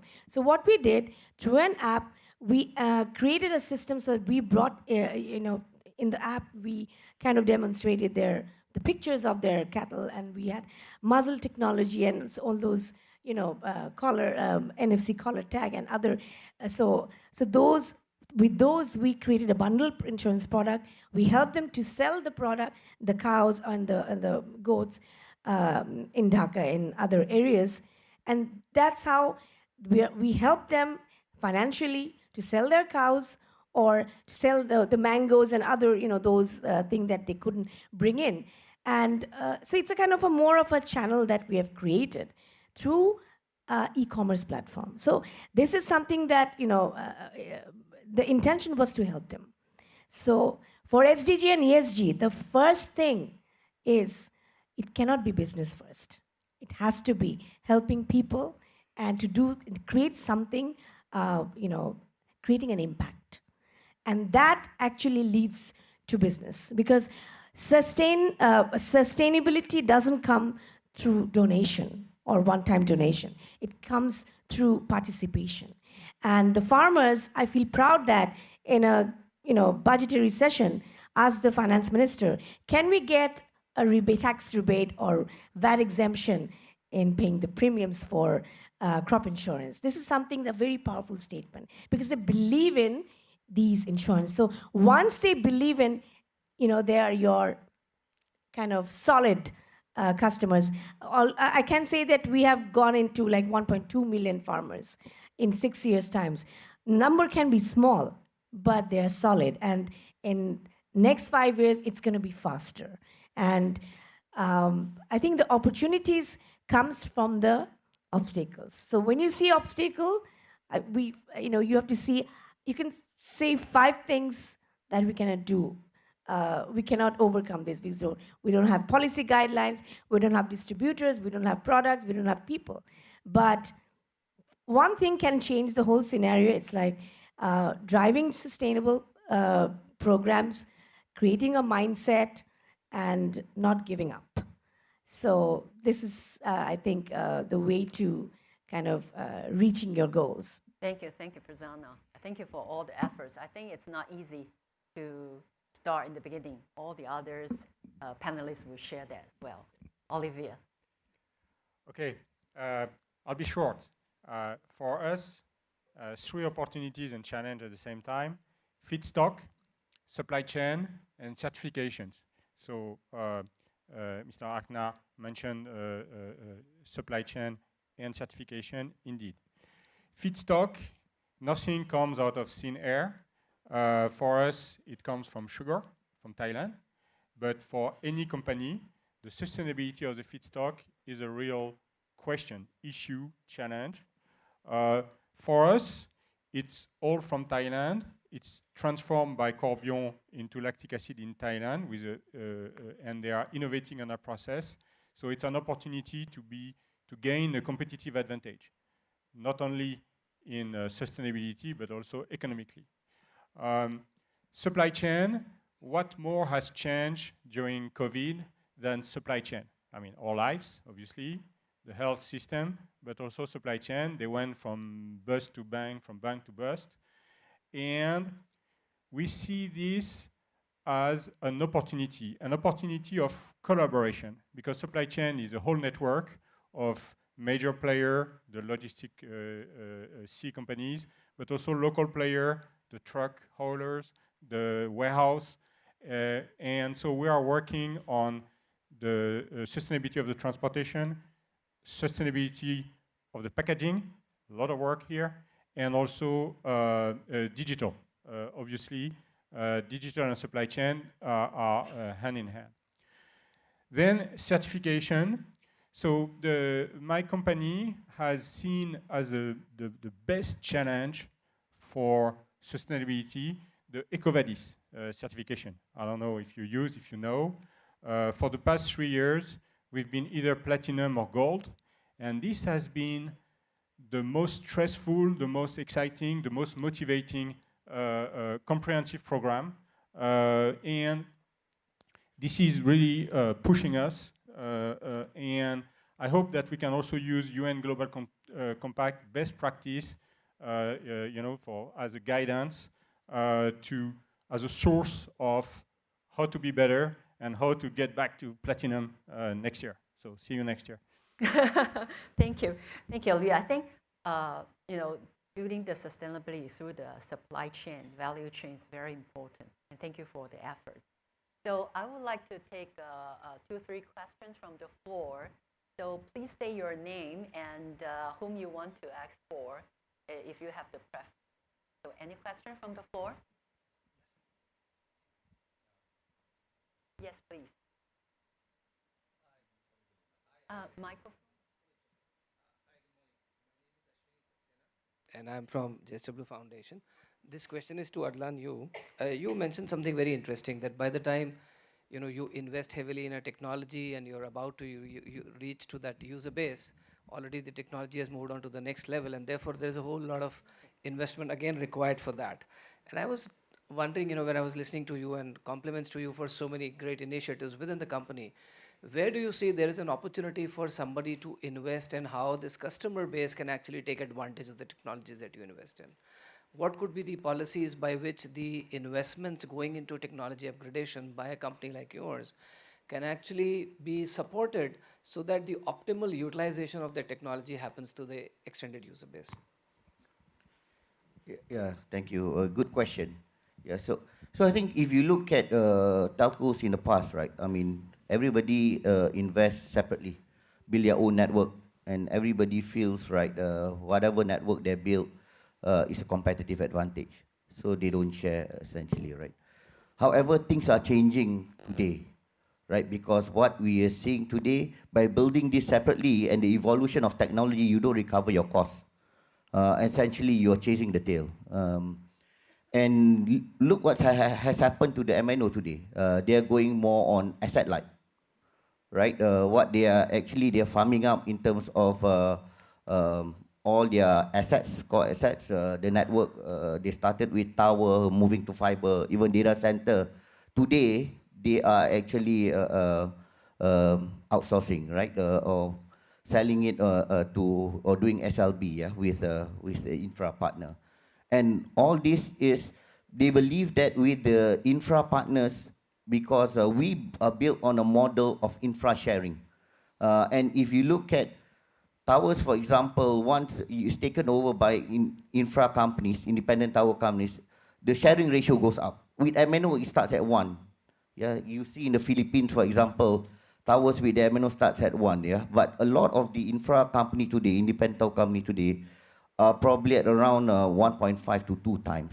So sharing is the way to go, and I think they have actually realized now, because of the cost recovery and all that will take time, and sharing is the way to go. Hence, you see, we'll be seeing a lot more of network sharing today as we move into a higher technology, 4G, 5G, even going to 6G. People are already talking about network sharing. DNB, for example, was built because of that fact, right? The one network is shared among all the MNOs. Of course, I mean, there are the flip argument to it, right? Whether you have a single point of failure and all that, right? But at the end of the day, I think it also doesn't justify that each MNO probably building their own 5G network. So infra sharing will actually alleviate, I mean, address some of these issues in terms of your recovery of investment and all that today. And you would see telcos going a lot more asset-light, and more infra companies are coming in to probably taking on that load, and their business model will probably to drive a lot more sharing as we go forward. Thank you, Mohammed. Any other questions? Hi, sorry, I had a question. I'm here, right here. Hi, I'm Juhi Bansal. I'm the NDC and LT-LED's regional expert from the UNFCCC Regional Center for Asia and the Pacific. So we're working with countries to look at how businesses and non-party stakeholders can be more part of this dialogue that we're having on the nationally determined contributions. So it's really great to hear how the private sector is supporting countries in reducing emissions. But I just wanted to ask, in hearing that you're doing stories, you're focusing on healthcare, you're focusing on, whatever within your different businesses that is contributing to lowering emissions, net zero targets have been announced. But how much of this is actually being taken into account when the emissions are being counted by countries? And are you having those dialogues with different ministries or with different regulatory authorities to actually ensure that this is happening and is being counted for within that kind of tabulation that takes place in the NDCs? Thanks. Yes, your question is for you. I mean, I'm happy for all of them to answer, or any of them to answer if they're keen. So anyone want to respond? Olivier. Yes, so my experience with Thailand is that there is a national emission counting certificate system, and there are also international standards like ISO 1464, and we try to, I would say, optimize work, let's put it this way, by running both in parallel and pushing the local authorities as much as we can, and we are small, to consider the international standard. And we're obviously companies are looking for internationally recognized standard. Then in terms of scope 1, scope 2 emission, it's relatively easy, it's relatively straightforward. I think that for scope 3, it's still an open work, and it's still ongoing. I don't see a final, clear, well-established standard that would fit both countries and global system or global corporation consolidation, if that's your question. So I agree this is an open question. I don't see the system to be completely mature yet, and so that's a great opportunity for UNGC and other platforms to do this. That's my feedback. It's a great question, actually. It needs, because we are, in our country, there's an SDG office, and all the ministries have their strategies and their KPIs. So, and it's good that the ministries are actually having open partnership, public-private partnership with private sectors. We're working, like we have been called to work with the health ministry through a tender. We've participated all, and it's the 4th phase that we are working with the Shastra Shuraka Karmashuchi, that's Universal Healthcare Project. So this is how, it's a pilot phase, and then the government is learning that how much, actually the insurance is helping the community, and as well as their purchasing power, is whether it's increasing, or so it's in a more of a kind of a more, I would say, advocacy stage. But of course, we need to have an interministerial kind of collaboration where all the ministries working silos should be, at least work at one point where everything has to be combined. Like for instance, all the community people have health card. It's a kind of a digitally, they have all the information, their income statement, income information, health information, everything is there. But if you go for a the garment workers, they have a health card too. So it has to be actually embedded with the national security card. So that one card should kind of give all the information. So that's how, you have more transparency and more accuracy whether we are contributing. So it's a good thing. The women empowerment also, they have taken a lot of initiatives that how many women are really contributing in the GDP. So this is something that will really help us, that 50% of the population is women. So there are a lot of unpaid labor, those who are working without any salary. The homemakers and other, they are contributing, but they're not. It's not being kind of accounted for. But I think UNGC can play a vital role in this, and I think it's not only the country level, but also at the, I would say, Asia and the Oceania level. We can all collaborate together, and with our government, and including the private sectors, that will really help. To get these contribution of the private sectors, and how they're contributing in the SDG and ESGs. Thank you. Thank you. Okay, the last question. Thank you for giving this opportunity. Myself is Lucky Chetri. I'm from Nepal. I'm also leading a social enterprise. And I would like to ask the panelists, like you are doing really great sharing your stories. And I'd like to ask you whether you have a written sustainability policy and how you will select your partners, whether you are always looking for like these partners who also practice all the sustainability things. Thank you so much. Whom you want to your questions for? Or anyone want to respond? Let me start. Astro has a sustainability policy across each of the pillars, E, S, and G. We have been FTSE for Good since 2014, so we measure ourselves, and we also provide reporting and monitoring as part of the Bursa Stock Exchange. There's 11 metrics we have to report on. We actually report on 15 because there's 4 more that we think are super important. As part of that outreach, Astro is 50% female, 50% male, so we don't have any issue there. It's fantastic to be part of that company.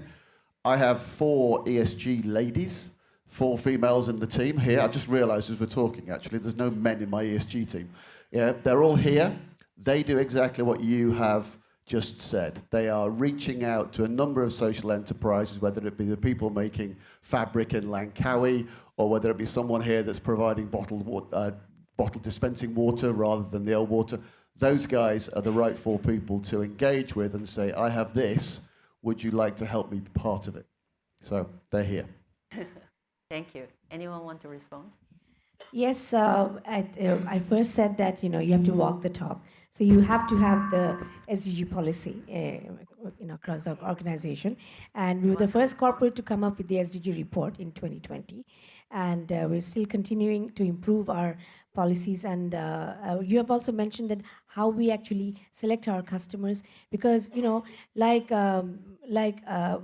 driving women empowerment. So we were the first corporate to sign the women empowerment principle as a company.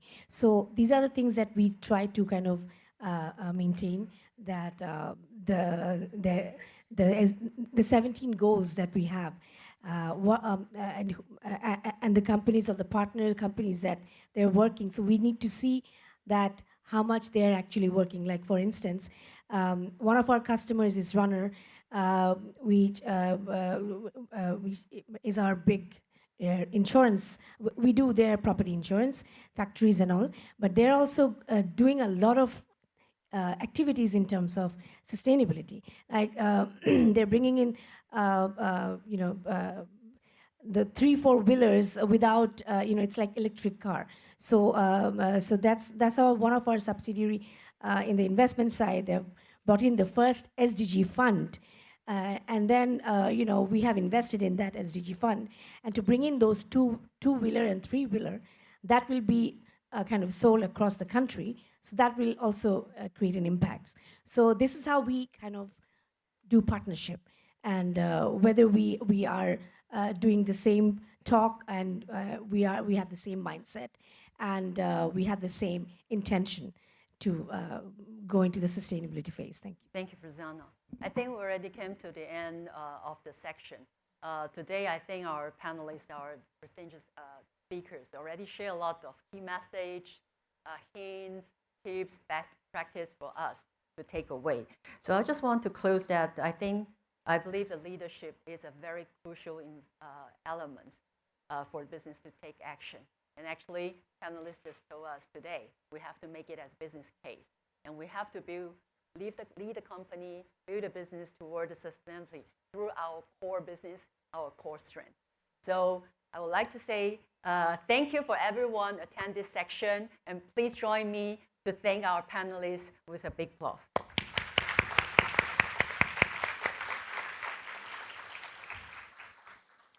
Thank you to our panelists. Can I invite all on stage to kindly come to the front of the stage for a quick group photo. Just to recap, the session was entitled High-Level CEO Opening Panel, which focused on leadership for sustainability in bringing together the top CEOs from Asia Pacific to discuss their vision, strategy, and actions for advancing sustainability.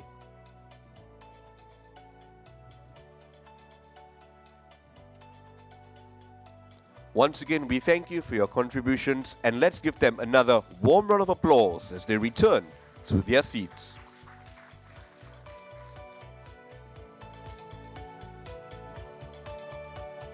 Our next session for our Forward Faster Now panel is entitled SDG Stocktake in Asia and Oceania region. In this session, we will look at a joint publication by the United Nations Global Compact and Accenture titled the SDG Stocktake Report. We will start the session with a presentation on the key findings from this report. For this, I would like to invite Ms. Carmen Loh, Director for Southeast Asia Essential Strategy, to deliver the presentation. Following the presentation, Ms. Simao Yu, Senior Engagement Manager of the UN Global Compact, will moderate the panel discussion with esteemed sustainability professionals to dive further into the current state of SDG progress and what it needs to drive the progress forward faster. Ms. Carmen Loh, you have the floor. A round of applause for Ms. Carmen Loh, ladies and gentlemen.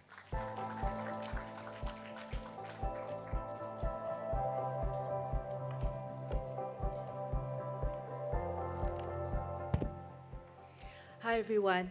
Good morning, ladies and gentlemen, distinguished guests. I'm very glad to be here with you today to share more about the report that you have heard our guest of honor, His Excellency the Deputy Minister, also allude to, right, in his keynote address.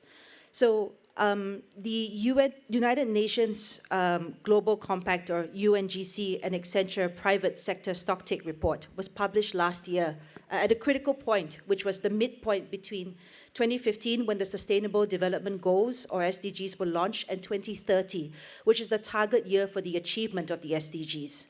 This report is the culmination of an 8-month effort between UNGC and Accenture to focus on the contributions, impacts, and the potential of the private sector when it comes to achieving the SDGs. Let me give you a bit of an insight into some of the findings that we found from this report. You'll see from this slide that business leaders very much believe in the SDGs, and they remain committed to their crucial role in achieving the SDGs. However, overall, they have lost confidence in the viability of achieving the SDGs by 2030, a reality check, if you will, at the midpoint. In Asia, which accounts for close to 20% of our survey respondents, we do see a bright spark, however, with leaders much more optimistic about achieving the SDGs compared to their global peers. This tone was reflected in the SDG progress as of last year. It showed that 85% of the 169 SDG targets are actually off track. This means that progress is either limited, flat, or worse, reversing due to some of the global shocks we have seen in the last few years, from the pandemic, wars, high inflation levels, and extreme weather events. So needless to say, there is a lot of work remaining for each and every one of us. In terms of the barriers that companies are facing, businesses face both cyclical barriers, which will continue to exist, as well as structural barriers, which could potentially be addressed through policymaker changes and progress. Cyclical barriers such as inflation that you see here and geopolitical instability are competing priorities that undermine the sense of urgency around the SDGs. Furthermore, there are structural limitations, such as the inability to influence the supply chains, unclear measurement of resources, and limited access or poor quality of data that are limiting leaders' ability to take action. And these are the barriers that we need to concentrate on solving to accelerate action in the remaining 7 years to 2030. At a high level, the Stocktake report shows that the private sector plays a pivotal role in economic growth and job creation globally, powering progress when it comes to the SDGs. Unfortunately, this did come somewhat at the expense of climate, nature, water, and waste, which exacerbated the negative impacts on global health, poverty, and hunger. In the next 3 slides, we'll discuss how we assess the private sector's key contributions through 3 different sets of data analyses which led to this conclusion. Firstly, we looked at the overall impact of the private sector on key topics per SDG, evaluating the positive and negative contributions of companies through the third-party data provider impact. We were able to assess the private sector's overall contribution per SDG on a scale from positive to negative, as you see on the slide here. We see that in addition to powering economic growth, the private sector has driven positive impact on social-related SDGs throughout the year. In particular, to call out, job creation and investment in education in low and middle income countries have fueled global poverty reduction and education gains. However, we see that nearly all environmentally related SDGs are at the bottom. This is despite increasing attention and pressure, showcasing the amount of work that we as a group have left to do. We also see negative impacts in SDGs 16 and 17, and this is largely attributed to persistent corruption, lobbying, and bribery from public sector actors. Moving forward, we also looked at metrics that most companies report on, partnering with ESG books to map over 20 metrics let me just go back a minute. We also analyzed the private sector through the lens of revenue, meaning how their product portfolio overall aligned with positive or negative contributions to the SDGs. While the negative trend with environmental-related SDGs continue, there are some bright spots to call out. Deep investments in clean energy technology and development are creating positive impacts on SDG 7, focusing on affordable and clean energy. Furthermore, inclusive product design has enabled broader equality, though there is still room for improvement there. Finally, we also looked at metrics that most companies report on, and this was the slide that I had shown earlier, where we partnered with ESG Book to map over 200 metrics to relevant SDGs to better understand what companies are measuring and what measures matter. This analysis shows that companies are focused on the SDGs that are more closely related to their core business, in particular around economic growth, consumption, and partnerships, all of the topics that we've spoken about this morning.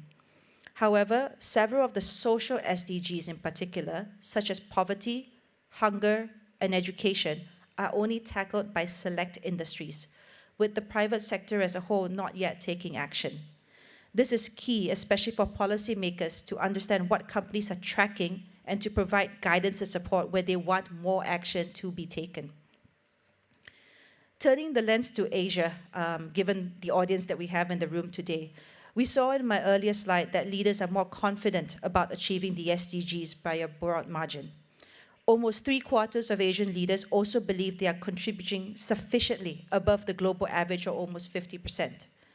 A key priority of Asian leaders that we see is improvement in working conditions and providing decent work to their employees, tying this to increased innovation and skilling them with the aim of closing wage gaps and ensuring a just transition for all. However, this could potentially come at the expense of gender equality and nature-related impacts. So clearly, there is much to be done. Thankfully, pioneers in the private sector are stepping up to the plate. We see that 91% of businesses report that their companies have committed publicly to at least one SDG, and just under 80% have defined the business case for advancing at least one SDG. And 78% of leaders say their business has changed a product or one of their service offerings to align with an SDG. And I think the CEOs that you saw in front of the room today are key examples of this. This is the kind of action that is required. We need to set ambitious targets tied to the SDGs and follow this through with deep integration of the SDGs into the core of business operations. In the rest of my presentation, I will share more about the recommendations from the Stocktake report and how to accelerate the action we need from the private sector to move forward faster. Firstly, we focus on what needs to change. We need to shift from our current extractive economic system to simultaneously address how we can, 1, expand the benefit of markets to achieve social responsibility, 2, transform the basis of business to achieve environmental sustainability, and 3, scale up new incentive systems to redefine success in terms of risk, return, and impact.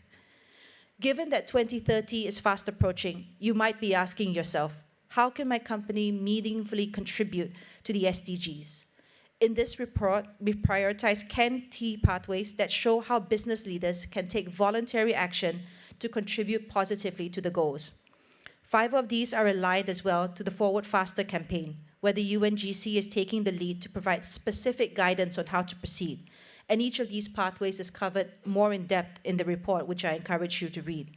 But some examples that I would like to call out include, if you see at the top, providing a living wage. This is one of the highest priorities that we have already seen among Asian leaders.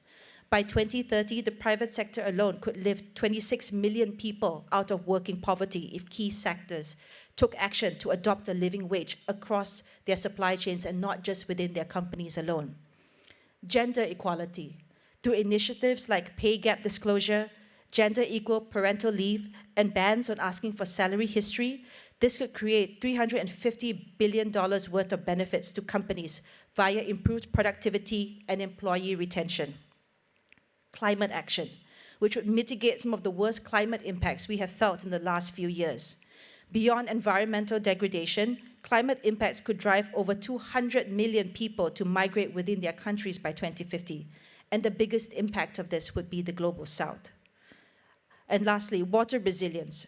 Given that countries in the global south like India, Pakistan, Indonesia, and Ethiopia collectively account for almost half of global agricultural water withdrawal, investment in micro-irrigation in these countries alone could save almost 10% of their agriculture water use. So in summary, there are many, many pathways to achieve sustainability, and companies need not tackle them all.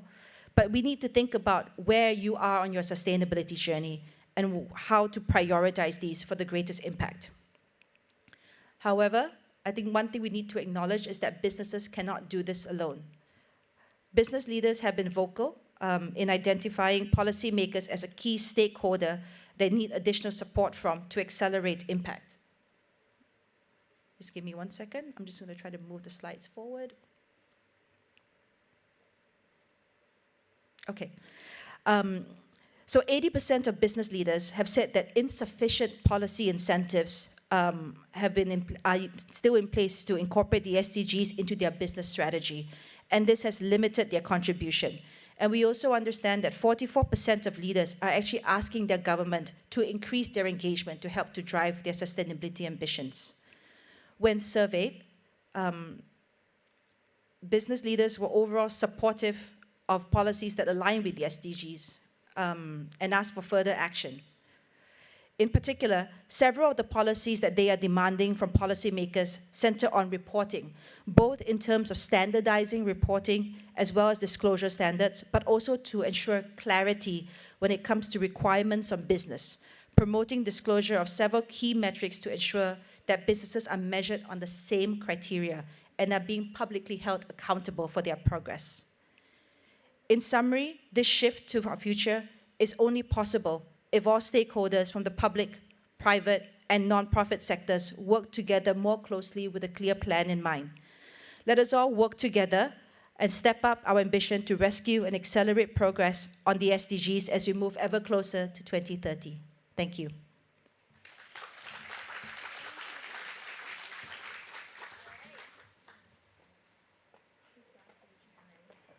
Thank you so much, Carmen, for this wonderful presentation. And now let's transition into the panel discussion. So Carmen, please join us on stage.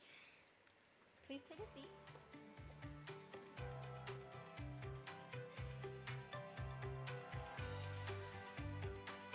Right.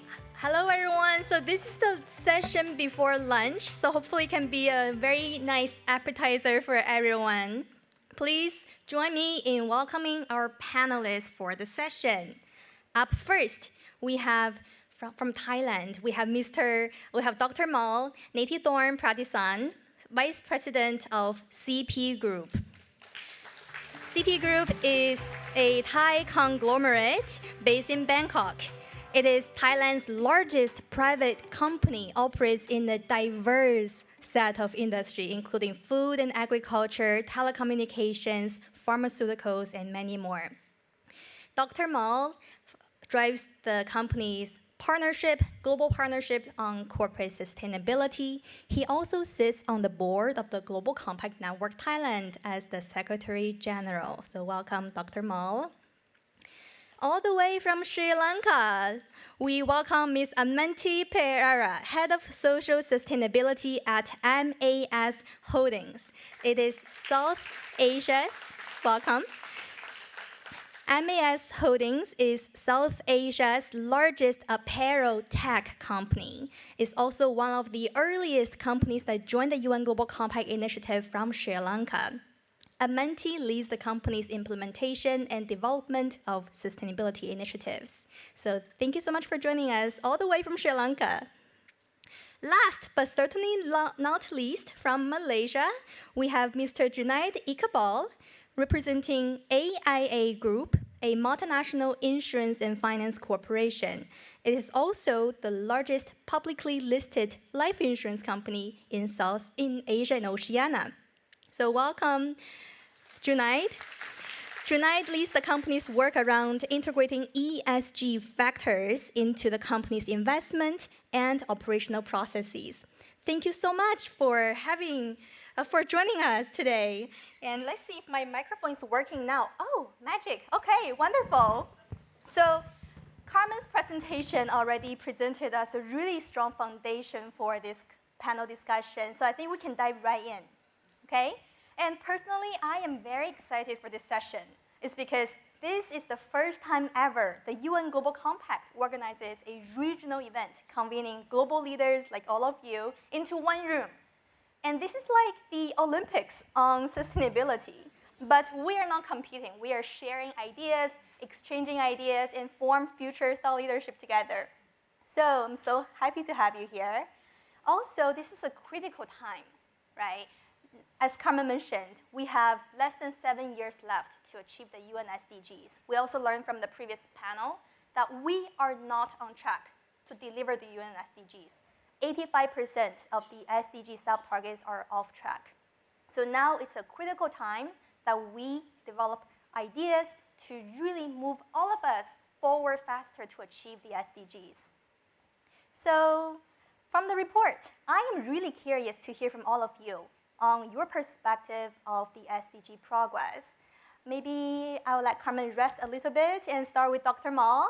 From reading the report, any new insights or any surprises you saw from the report? Yes? Hey, good morning, everyone. Glad to be here. Well, first of all, congratulations to the Malaysian network. We are so proud of you as a regional member since 10 years ago, and you're the first host of the regional meeting. Second of all, congratulations to the UN Global Compact team, and appreciate the fact that you have taken the regional views and the regional perspective seriously to organize this kind of event, reflecting our comments and observations from many years ago, that many of the Global Compact dialogue takes place in New York and not sufficiently in the local. Right. So it's good to keep our eyes on the global, but our feet on the local. So very pleased to hear that. And a few things. I think is, first of all, I think to set the context, I think reflecting what the other speakers have spoken, I think the world is facing 3 challenges as what Accenture, and congratulations to Accenture and Global Compact on this insightful report. I think the 3D challenges we are facing first is deglobalization, right? We are witnessing half the world are going to vote this year in 64 countries. And the world is shutting in certain respects. We are seeing conservative leading to violent movements as late as last night, which is a bit concerning. And second is digitalization, right? I mean, half of Asian population, at 80% of Asian population are using e-commerce, and 80% of them are doing it on the mobile phones. Third is decarbonization. By 2025, half of the Asia will represent the global electricity consumption.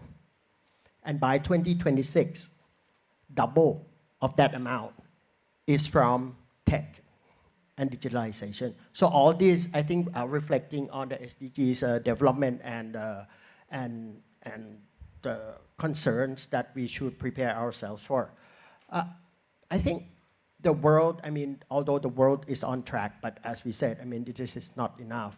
Me sitting in from Thailand, I'm wearing 2 hats. One is, as you said, the Global Compact hat, reflecting the view of Thailand. Thailand alone is on progress. 45% of the SDGs have been achieved, but yet what's worrying is the rest, meaning the next 55. Out of the 55, 20% are declining. That's the concern. And I think it's what Accenture is doing is very commendable in the sense that it's digging deeper giving us insights of where the pressure points are, where the pain points are, and what we can do. In terms of, I'm also wearing the hat of CP Group. CP Group also facing similar challenges. As you mentioned, we are in operation in 22 countries and territories, covering 14 different business groups. We have 500,000 employees worldwide, reaching our revenue of $100 billion per year, compared to the total revenue of the UN Global Compact, which is $296 billion. But our economy is diverse. So while we are achieving our four main sectors are agri-food, telecoms, retail, and real estate, while we are reaching goals on agri-food and some of and health and well-being, we are facing challenges as we grow on climate action, right? Means like on telecoms, on retail, we are expanding into e-commerce, last mile delivery.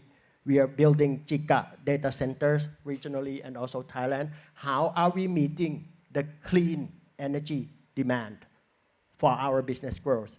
I think that's the key point. I mean, that's the balance we need to take into account as we move forward together. I leave it at that. Thank you.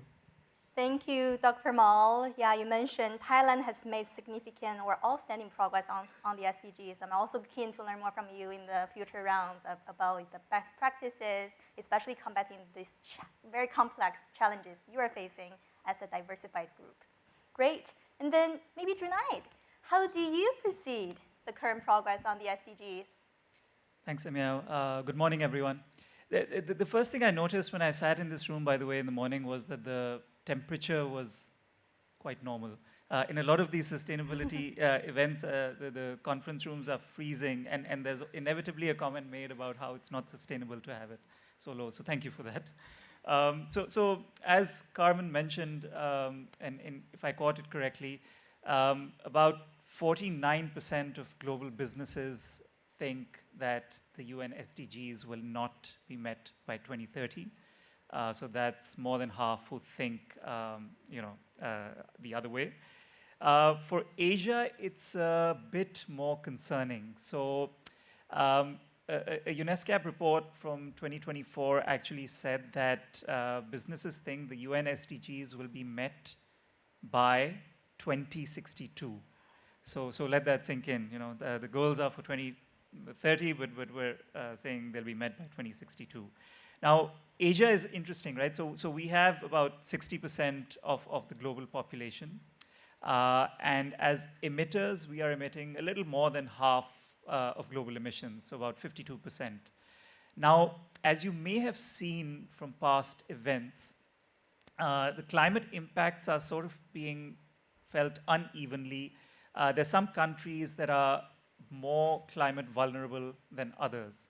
So if you look at the numbers, countries like Bangladesh, Vietnam, Philippines, and Nepal have accumulated losses of about 525 billion USD in the last 20 years, just due to climate events. Here in Malaysia as well, for those who are from Malaysia, you may have seen that the incidence and the severity of flood-related events is increasing gradually, decade on decade. But there's a bright side to all of this. So Asia has 695 of the 2,000 most influential companies in the world. So we can take it upon us to build a more sustainable path for the future and embrace the UN SDGs. So when it comes to the insurance and financial sector, of course, we play a very influential role.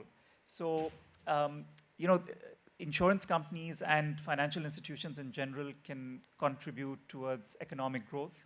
There is an element of social and financial inclusion that we can provide. And of course, there's environmental protection as well. Especially in terms of, for example, as an insurer, we have a notable amount of investments, so we can influence, what sort of causes that these investments are going towards. It's worth noting, by the way, that the countries with higher insurance penetration, sort of fared better when it came to, the UN SDGs and progress on the UN SDGs. So there is a correlation there.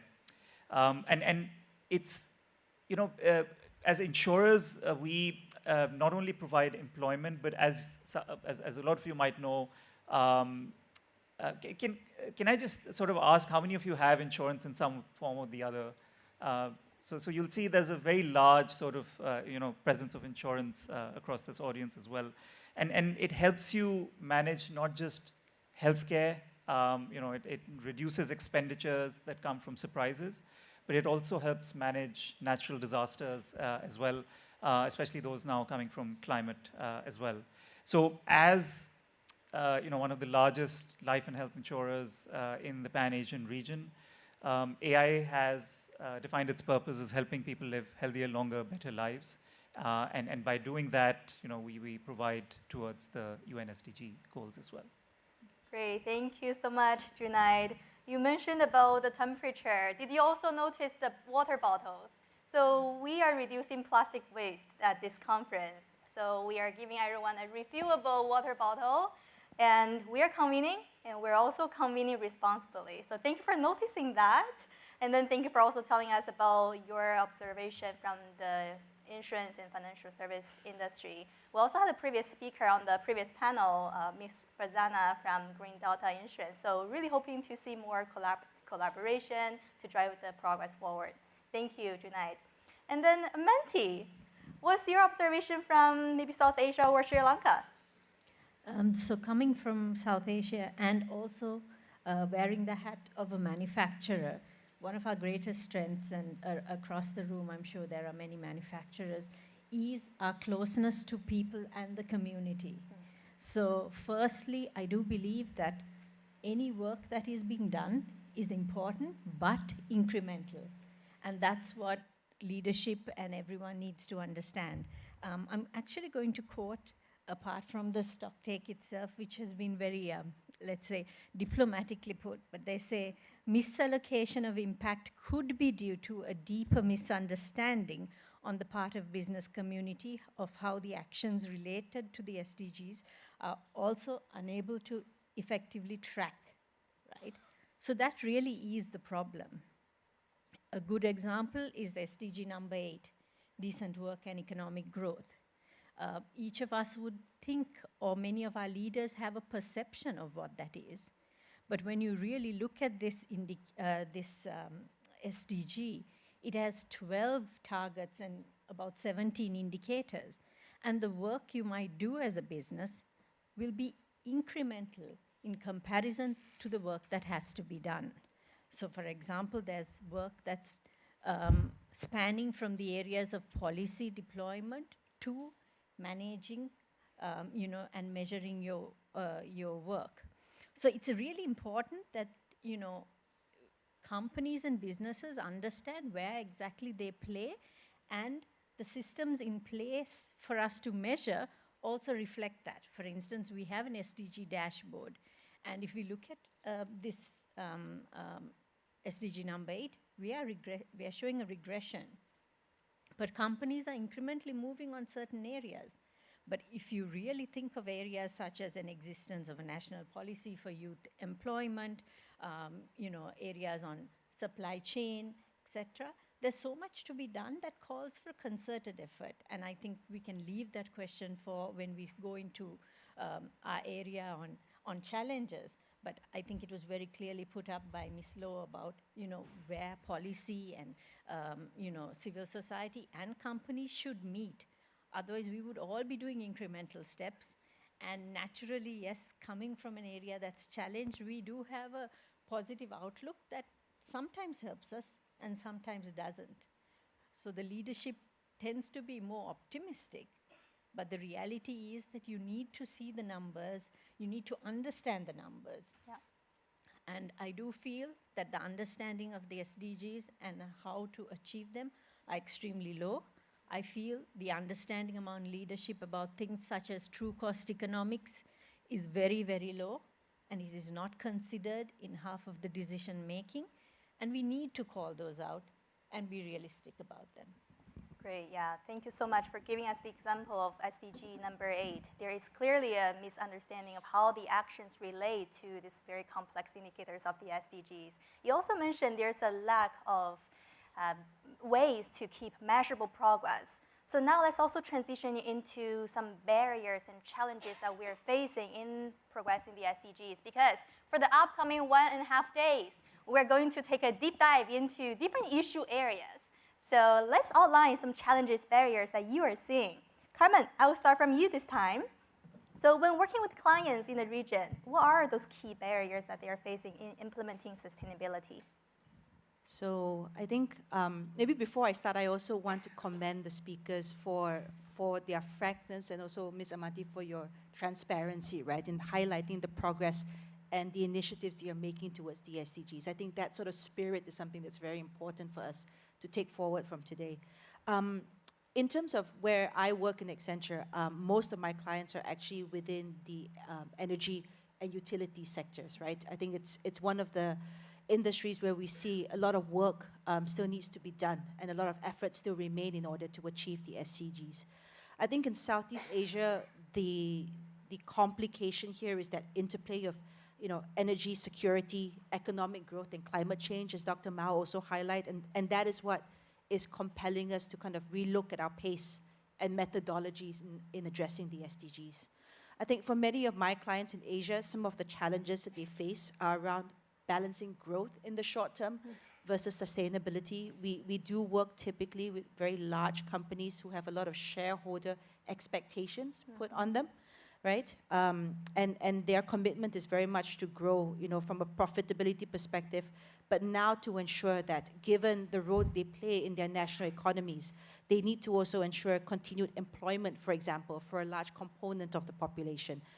This can sometimes be perceived to be at odds somewhat, right, or requiring trade-offs if the sustainability goals are not well understood. We have a lot of conversations with clients, and we hear words like costly, complex, impractical, slow, right? These are the issues that they're facing day to day. I think the other thing linked to that also then is awareness, and I think with many of the leaders here today, all of you are becoming very fluent in the language of the SDGs and the requirements. I think one other barrier that some of my clients are starting to realize is how does this impact trickle down to the engineer who's in the control room, to the operations person who's working day to day. We are also seeing a lot more activity taking place now in starting to create that base awareness around sustainability, working on corporate education programs so that employees understand what their contribution to their own company's SDG goals are. So this is not taking template material that might be put out in the public sphere, right? Companies are actually making a lot more investments in the education of their employees on the ground. Another aspect that I see is that as a technology company, I get a front row seat to all the data issues that companies are calling out. So, I think we've heard so much issues about how do we measure and report the SDGs, right? And there are many limitations that are still on the ground with regards to data gathering. But I think I need to push this a little bit further because the situation on the ground is complicated by not just issues around reporting and measuring, but how do we actually use that data collected to drive value for the company? And I think really this is the mindset shift that we're slowly seeing in some of our more progressive clients, right? Where we see that collection of data is meant to be used to unlock value. It's great that there is a compliance element to it, and I think everybody in this room here is bought in on the need to comply, but really how do you actually get the ROI from the efforts to recoup that data, right? Whether it's about, creating digital twins, creating more complicated, models, right, by which we can, observe the different interactions, not just within companies, but also across the wide supply chains that you guys are also a part of.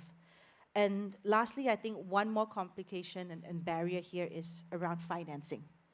And it's not from the lack of availability of financing. I think there is significant amount of dry powder coming from financial institutions, DFIs, etc., to help achieve the SDGs. But I think there is still a gap, a knowledge gap in terms of projects to be bankable for this, right? And I think this is really where efforts from companies, in the advisory space, for example, are going to be valuable in trying to bridge that gap to ensure that these funds that are going to drive impact are adequately funded. And how do we collaborate to try to de-risk some of the concerns around these projects? So yeah, I think that's really what I'm seeing in place. Thank you very Great, much. really helpful, Carmen. I'm also seeing a lot of nodding in the audiences. And then Junaid, back to you. Being a large insurance company, balancing the very diverse expectations, like Carmen mentioned, do you relate to these challenges? Absolutely. I was furiously taking notes. Not that furiously, but quite furiously taking notes, yeah. So before I go to the barriers, maybe I can just, for context, tell you that, so at AIA, what we did was we set out a 5-pillar ESG strategy, and we picked health and wellness because that's our main area of influence. We picked, sustainable operations. That's where the greening activities happen. Then sustainable investments, again, a very large area of influence for AIA. And then there's an element on people and culture, and then, of course, effective governance.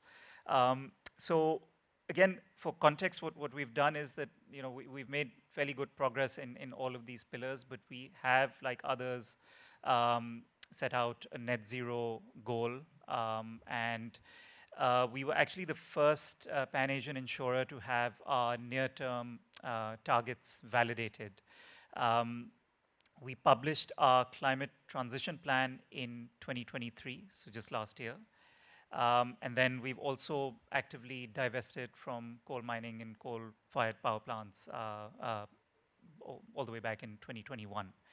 Now, the reason I shared this is because there are, of course, dependencies on doing all these things. And then the first thing you need is, of course, a very robust policy response. So governments, regulators, stakeholders need to get sort of aligned and have the right frameworks in place. You also need effective decarbonization plans and granular and technical decarbonization plans from your peers as well. So you want to be moving together. You don't want to be the only one doing this. Then it would be very helpful with the policy response and the effective decarbonization plans in place to have the right kinds of incentives as well. So, I don't know exactly what these would be, but maybe better capital requirements, some way of easing businesses into this as well as investments from maybe governments on aiding the decarbonization as well. There needs to be a push for climate disclosures, and as Carmen was alluding to, on accurate data for disclosures as well. So what we've seen is that we have a presence in 18 markets, and in these 18 markets, we've seen a lot of different timelines and different styles when it comes to the response on, or be it regulations or policies. And we notice that there's a lot of frameworks that exist. There's almost an alphabet soup of all these frameworks that exist. So,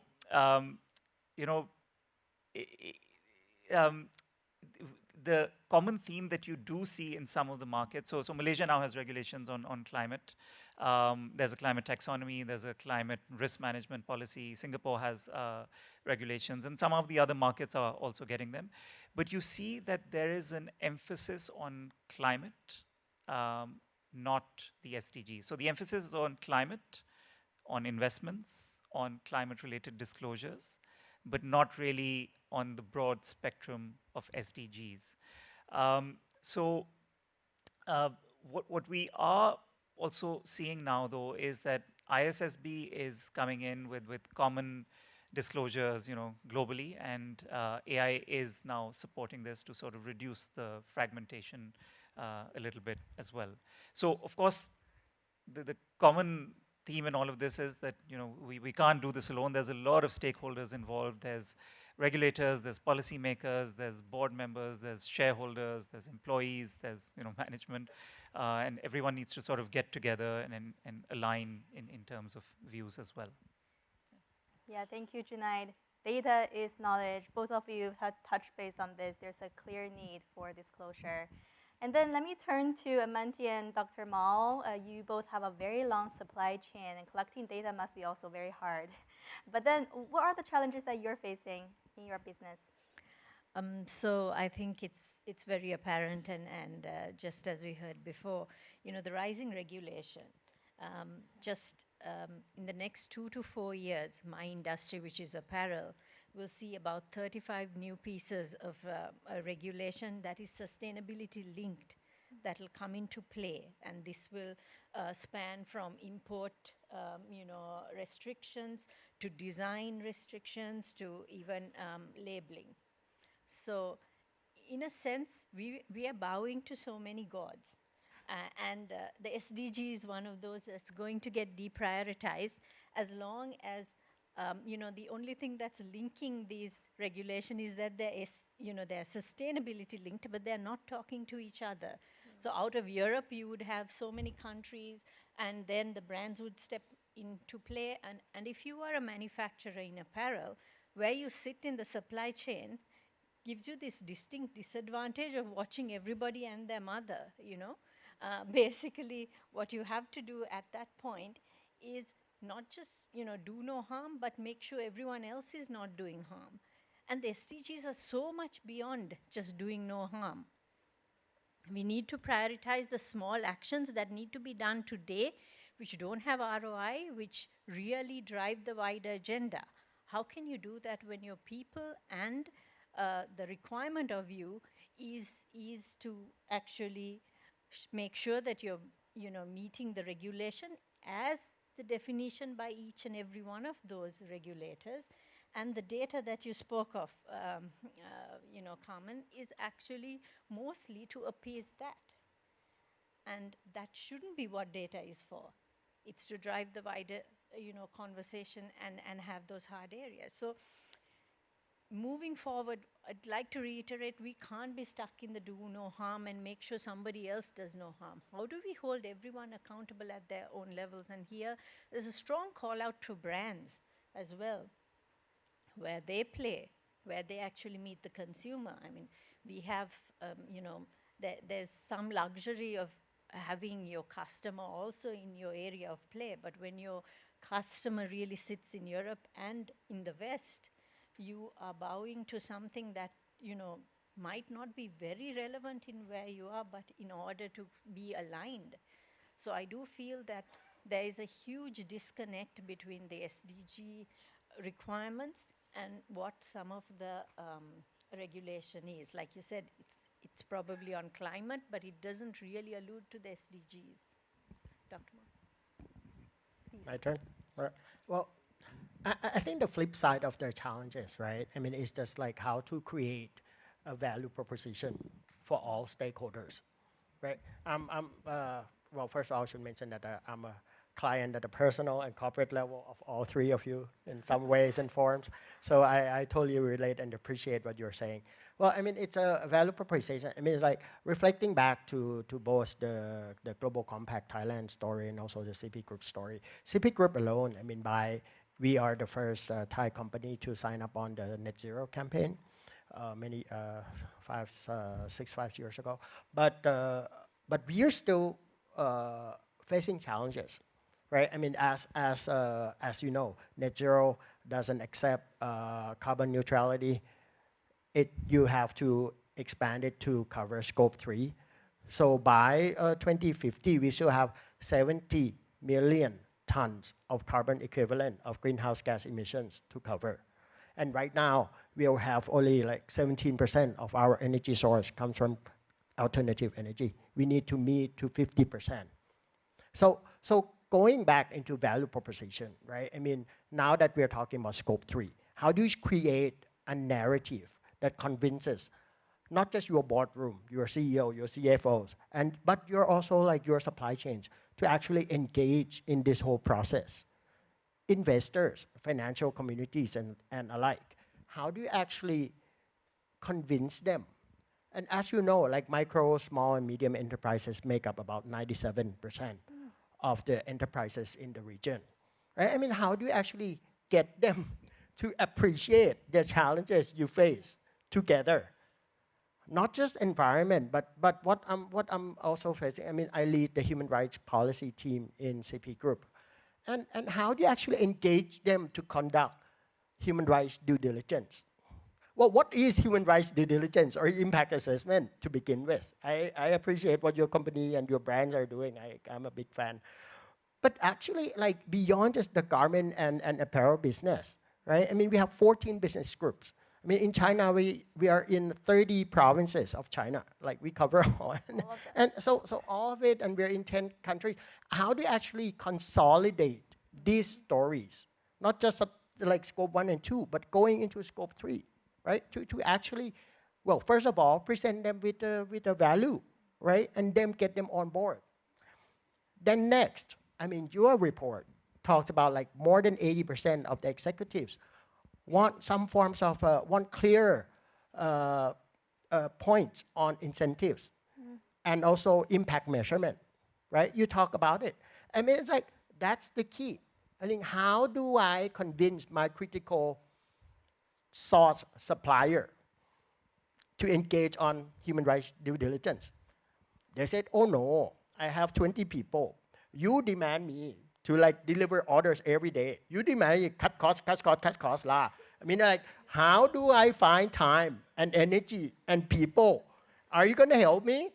I mean, that's the key. I mean, that's the reality, right? So we as a global compact network have to work with our, I mean, we established Business and Human Rights Academy.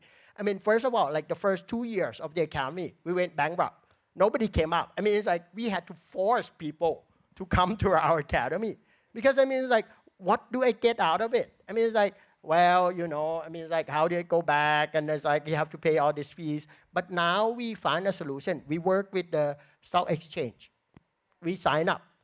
So all the listed companies come to us to get training. So you need that kind of supply. I mean, I mean, you think that Business and Human Rights Academy is a great thing to establish. No, you went bankrupt. Nobody cared. I mean, nobody paid to get trained, boring stuff. And so you need that kind of trick.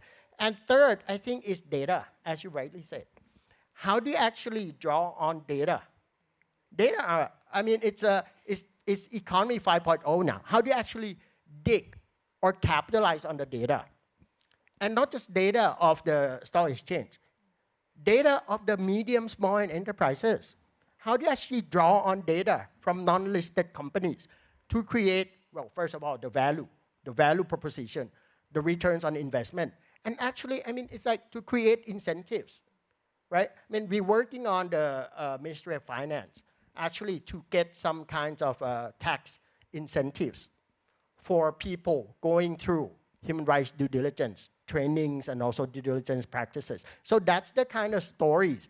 And how much if we were to sign up for a consultant company to come and evaluate and audit our reports, do we get tax returns on that? So that's the kind of incentives and measurements that we want to work on. And that goes down to, I think, to the level, to the very micro level. Customers and shareholders. That's very mini scale, right? I mean, like, how do you convince that, like, when people go to your rack of clothes and they see, oh, this price label, it is worth the price label, right? And not going to the shop next door, which is, you know, maybe 50% or 20% cheaper just because of the price. Or even shareholders, right? I mean, it's like, I remind everyone that when you complain about, oh, our companies are not meeting sustainable development goals, remember that phrase when you go to the shareholders meeting. Don't complain when their dividends are down. Don't complain when the stock prices are tanking just for the 3 years. But we need a convincing story for them to believe in us, that for the next 3 years, dividends may be a bit tanked, but you know, after that, after investment in our sustainability policies, after investment in machines, after investment in people, you will see the returns. And that's just listed companies alone, right? Talk about the micro and small enterprises, let alone. I mean, we can't leave them struggling on their own. So that's my second round. Thank you. Thank you, Dr. Mal. I can tell everyone is relating to the points that you shared. Apparently, this is really convincing storytelling. So thank you. And then every one of you, because you are from forefront practitioners on sustainability, when you touch base on the challenges, you also talked about the opportunities. What are the concrete examples that you're doing? So now let's transition into something concrete. Let's move forward. So maybe Amanti, I'll start with you first, because I heard your company is really active in participating in many programs around capacity building with the network in Sri Lanka. And you're also training your employees, training your suppliers. So tell us more, please, about what you're doing. What are the concrete examples? What are the stories, the convincing stories? So when it comes to social sustainability, and I'd speak of some people-related practices, I think it's really important that, like we said, there are incremental changes, but changes that matter. For instance, our approach to disabilities inclusion is a rights-based approach. Where, starting from when it might have been philanthropic or charity-based, we've really changed the model and changed the way people feel about the model as well. How do we make sure that everyone has an equal voice on the table? Sustainable development education, something that, Dr. Fernando was incremental in putting into play in MAS. Sustainability education, going into communities and making them the catalysts of change, of the change that they want to see. You've got to make your community stronger than you.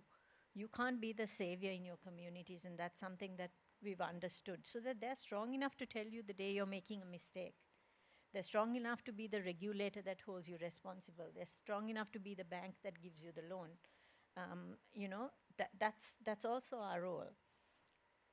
Another area that we really grapple with is STEM, the representation of women in STEM. We see that that's going to change the table and change the conversation a lot. So we're dealing with school children and teaching them the alternate careers that there is in STEM, because especially from the region that I come in, you get a lot of girls going into science and engineering for studies, but it's with a narrow viewpoint of either doing medicine or maybe engineering, which is seen as very prestigious, but if you don't make the mark, you would probably transition out and do economics or humanities. But that there is a future in doing some of the lesser known areas in STEM that we need, analysts, we need people working on products, etc. And to this end, I think maybe I'll mention some of the programs that Global Compact has in play that we are a part of. Would you like that now or a little later? Yeah, I think now is a good time. Okay. Yeah. So, for example, things like the Target Gender Equality and the Human Rights Accelerator. Even companies such as ours, which have had a huge kind of past and in DE&I, we still find those programs very important, because it brings up to speed talent that comes in, because we're all dealing with talent that keeps changing. And how do you keep up some of these programs that have a long-term kind of viewpoint? How do you keep them at it? So these structures that some of the Global Compact training has is actually where you have two champions, but you also have a board-level sort of patron when you take on one of these programs, such as the Human Rights Accelerator. So which means that it is a good vehicle to kind of fast-track an agenda that might be an ancillary priority. So the champions will educate, but that gives them an opportunity to speak to their board-level connect and said, now we put things in place, can we make this quickly policy or move it forward? Right. Thank you so much, Manti. And then maybe Brunei, earlier you mentioned about the 5 pillars of AIA, and you mentioned that you are really driving progress on all of these 5 areas right now. So any lessons learned that you want to share with the audience? Any lessons learned on the pillars? Sure. So the notes I was taking to, maybe if I can just address the data bit as well. So given that we have this presence in 18 different markets, and I mentioned there's various challenges in all of these markets, what we've done is that we've empowered our different markets to sort of form local connections and everyone follows the 5-pillar strategy, but then there's local nuances to it as well. So what ends up happening is that there is value creation that happens in all of these different markets. So in Singapore, for example, we've launched a multi-thematic sustainable fund that sort of progresses and supports the SDGs. In China, there's a financial youth literacy program that we have undertaken in both rural and urban areas. And it's, again, to get everyone up to speed on financial jargon. Indonesia has been working on waste management, and in fact, one of our key buildings, AI Central, sent 0 waste to landfill in the last year. In Malaysia, which is where I live, we've been working with the regulators very closely in industry groups. And that's the part where I wanted to address data as well. So in Malaysia, there's 2 main regulations that came out. The first was the climate change and principles-based taxonomy. And the idea was to have a common taxonomy on economic activities to rate them on a spectrum from green to non-green. So every economic activity has to be classified based on its ability to provide mitigation, adaptation, how much harm it's causing the environment, and what remedial measures are in place on that. So AI was part of the Joint Committee of Climate Change, which is set up by the 3 regulators here. And we were asked to work with other financial institutions in implementing the taxonomy. What we did notice was that there were a lot of challenges, even when you talk about classifying investments and companies. Getting this information on mitigation and adaptation activities is not as easy as reading the SDG reports. So we had to work together in trying to extract this information. We had to work with partners who were not in financial services to give us some standardized ways of engaging these different stakeholders to get answers. SMEs were even harder. So getting that information, forget sustainability reports, just like having that information available on how you're providing mitigation is very difficult, let alone acting on it. So that comes as a next step. And then we've been working with these groups on physical risk and transition risk analysis as well. Carbon mentioned educating employees, and I think that's one of the things that we noticed, that you need to foster and create a sustainability culture within your company. So we have about 25,000 plus employees across our 18 markets, and what we did was we created an ESG 101 learning module to get everyone up to speed from the bottom to the top. My CEO has also done it, the ExCos have also done it. And everyone knows of the strategy and what climate risk is and what environmental risk is, what the SDGs are, and how AI is contributing. We've also set up a gamified approach to supporting various elements of the SDGs, and we call it AI Can. So AI can make a difference, and the different markets compete on efforts towards waste management, towards environmental wellness, health and well-being, and so on. And then finally, I just wanted to also thank the UNGC, and AI being a global patron, like the UNGC helps us connect with different businesses, big or small, from diverse backgrounds, and especially in forums like these, where there's a very nice cross-pollination of ideas that happens, something we're not really exposed to when we're sitting indoors. Yeah, thank you. Thank you, Junaid. I remember some time ago I joined a ESG unit meeting with all the AIA unit heads from different countries all together and from different perspectives, but they're all working for this shared mission by AIA Group. So thank you for sharing all of these. And so glad for that you mentioned about employee engagement. That I think everyone also touched that now the brightest graduates, they want to work for companies that are purpose-driven. So employee engagement, training opportunities like these will definitely be valuable. Thank you for sharing those examples. And then Dr. Mal, you mentioned earlier that you wear 2 hats, right? One is from the CP Group. You're the Senior Vice President driving sustainability. You're also the Secretary General of the network in Thailand. And there are a lot of localized programs that you are co-leading with companies and in Thai local network. So any examples that you want to share about localizing your priorities and then finding really tailored solutions? Well, two things, right? I think it's, well, first of all, I appreciate the Global Compact, like many others, in kind of populating not just ideas, but toolkits. That's what I found in pushing forward the UN guiding principles. They need toolkits. They need operating guides, not just principles. They need clarity, they need steps. After my first talk to my CP group peers about 10 years ago about UN guiding principle, they asked the first question, if the guiding principles are great, but if we were to implement the principles tomorrow at 9 a.m., where do I begin? The protect, respect, or remedies? Do I draft the policy first? Do I set up the grievance mechanism first? Which one comes first? And I had no answer. But thanks, I think we have worked with Global Compact over time in translating your toolkits, make it available online and easily accessible in Thai with the Thai examples. It's unfortunate. I like to encourage more for your future. Accenture is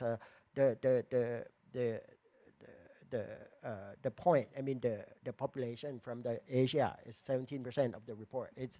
I think we could do more, and we'll be happy to do more and to push forward that kind of data, so that to get the insights and the expectations of our colleagues, not just in our own network. We have 140 members, but the supply chain of our network. I think that's key, because at the end of the day, that's the Achilles heels of any company, is the supply chain and the micro and small enterprises.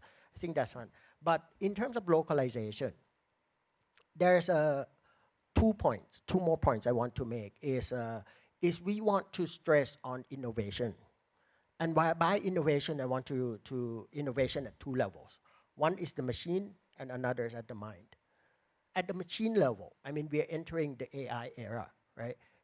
We are working with the Stock Exchange of Thailand and also the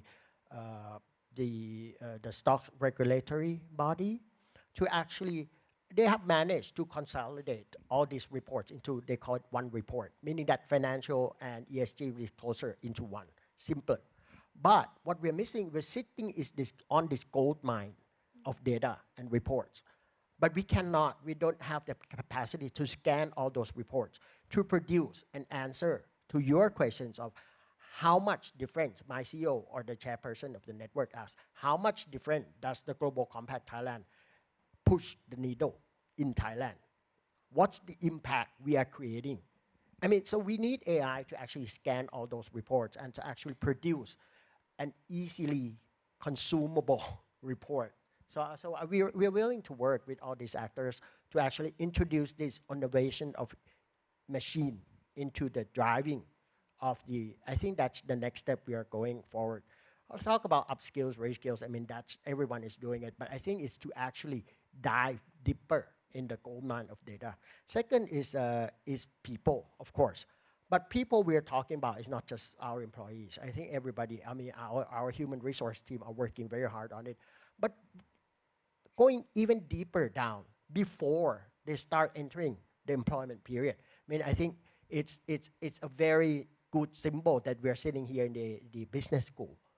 But business school, I think in our days, I think it's too late. I mean, it's what we are doing in terms of CP Group and Global Compact is we're creating, my chairperson, Kun Supachai, introduced this new concept of sustainable intelligence-based society or transformation. He said it's sustainable intelligence, not artificial intelligence. Everyone will have the capability of artificial intelligence, but not everyone will have the capability of sustainable intelligence. By sustainable intelligence, he says ethics, sustainable ideas, this guidance, these morals is the flip side of each other, right? Taking into account of your concerns, your neighbors' concerns, your community concerns into account. And turning it into environmental policy, social policy, or governance policy is all the same, it's all the flip side. So how do you actually inject the human ethics into artificial intelligence-driven economy? You have to start early. You have to start into primary school. We're working, he gave me target of 100,000 students per year. So next week I'm going back and organizing this science fair that we will see 20,000 kids going through, coming, and the fair itself will host 250,000 kids. So his idea is that each of our business is a learning center in itself, right? We have so much knowledge to share, financial, manufacturing, consulting, us, manufacturing, but we lack the capacity to turn our knowledge into teaching, into extra curriculum, for something for children to learn, appreciate, and take actions on. It's action-based learning. He assigned us to establish factories, companies, plants, farms, to set up learning centers for kids to come in and learn and teach them sustainability, not just sustainability, but entrepreneurship at the same time. So you need to inject this kind of twin values to them early enough.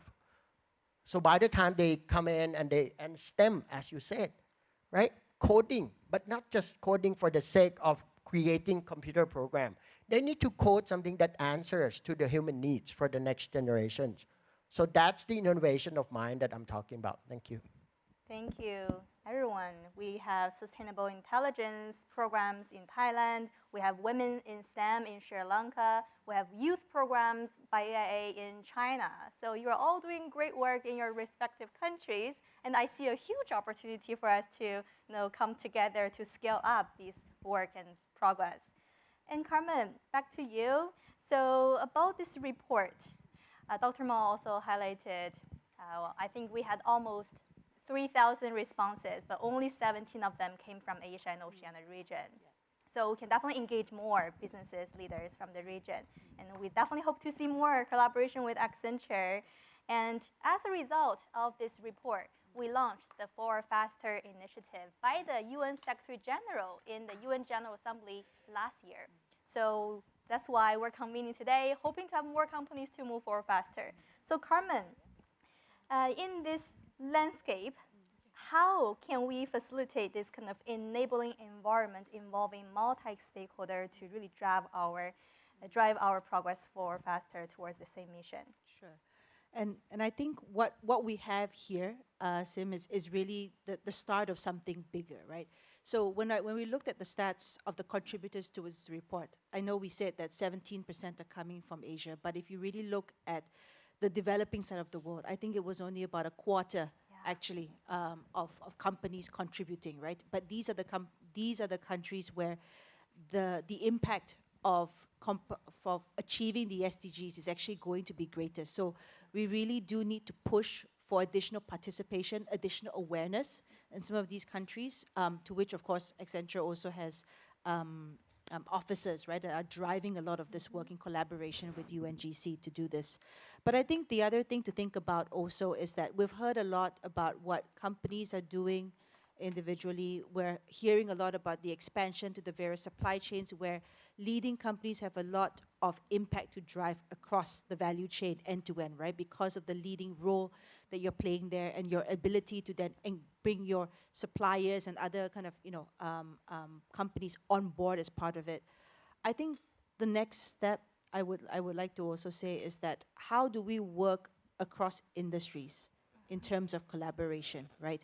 I think there is an element here around, how do we find different strategic partnerships across industries to, for example, incubate some of the technologies that Dr. Mao is talking about, right? Some of these are probably early on in their development, but if we are able to have the conversations in groups like these to see where there could be demand for potential off-takers, for example, to de-risk some of these technologies so that we can actually find the funding to actually start to accelerate the development of something like that. I think that could really be the start of something bigger.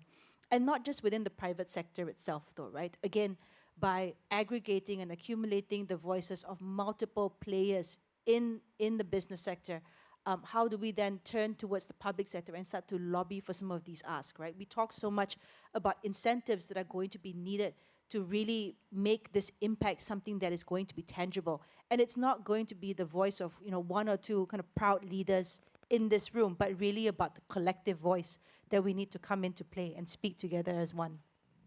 Thank you so much, Carmen.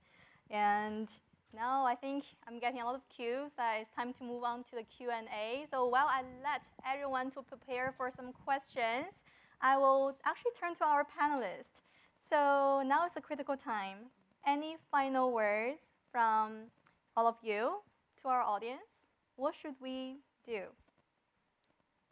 You mentioned about cross-industry collaborations. Maybe Carmen, you want to start? Sure. I think the point is that we shouldn't be waiting, right? The time to act is now. And we are at a crucial moment where we need to focus on progress towards the SDGs rather than perfection.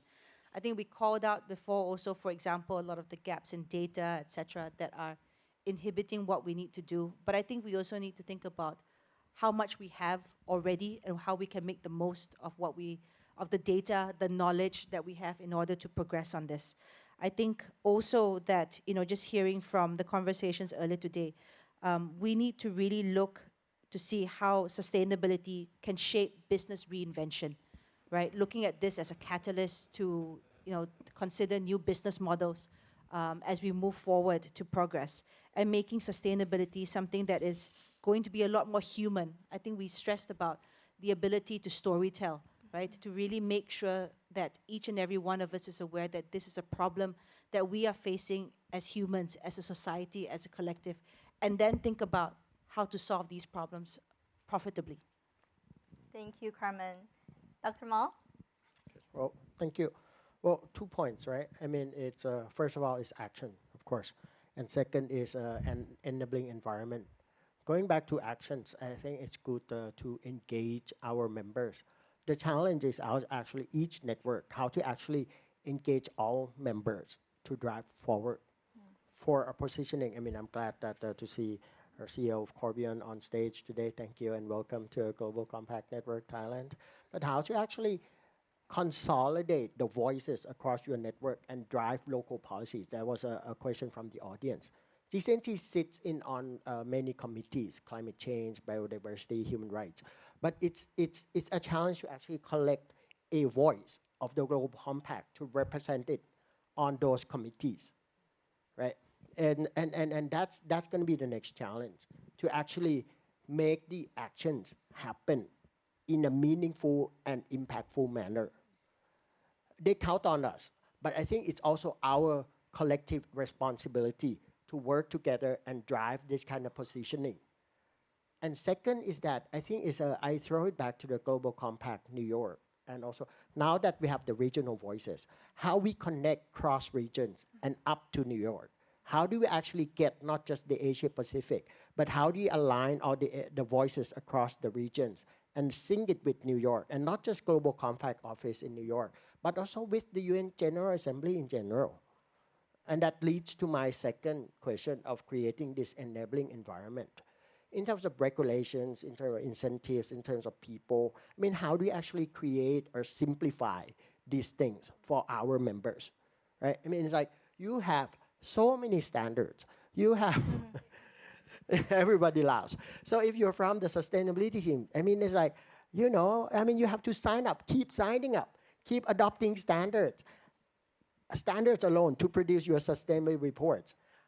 Regulations and laws, right? You know, I mean, it's like everything. You have a new item on the table every day from all sectors. How do you actually face all that? Taxonomy. Taxonomy on climate change is still a big debate. How do you actually agree on taxonomy?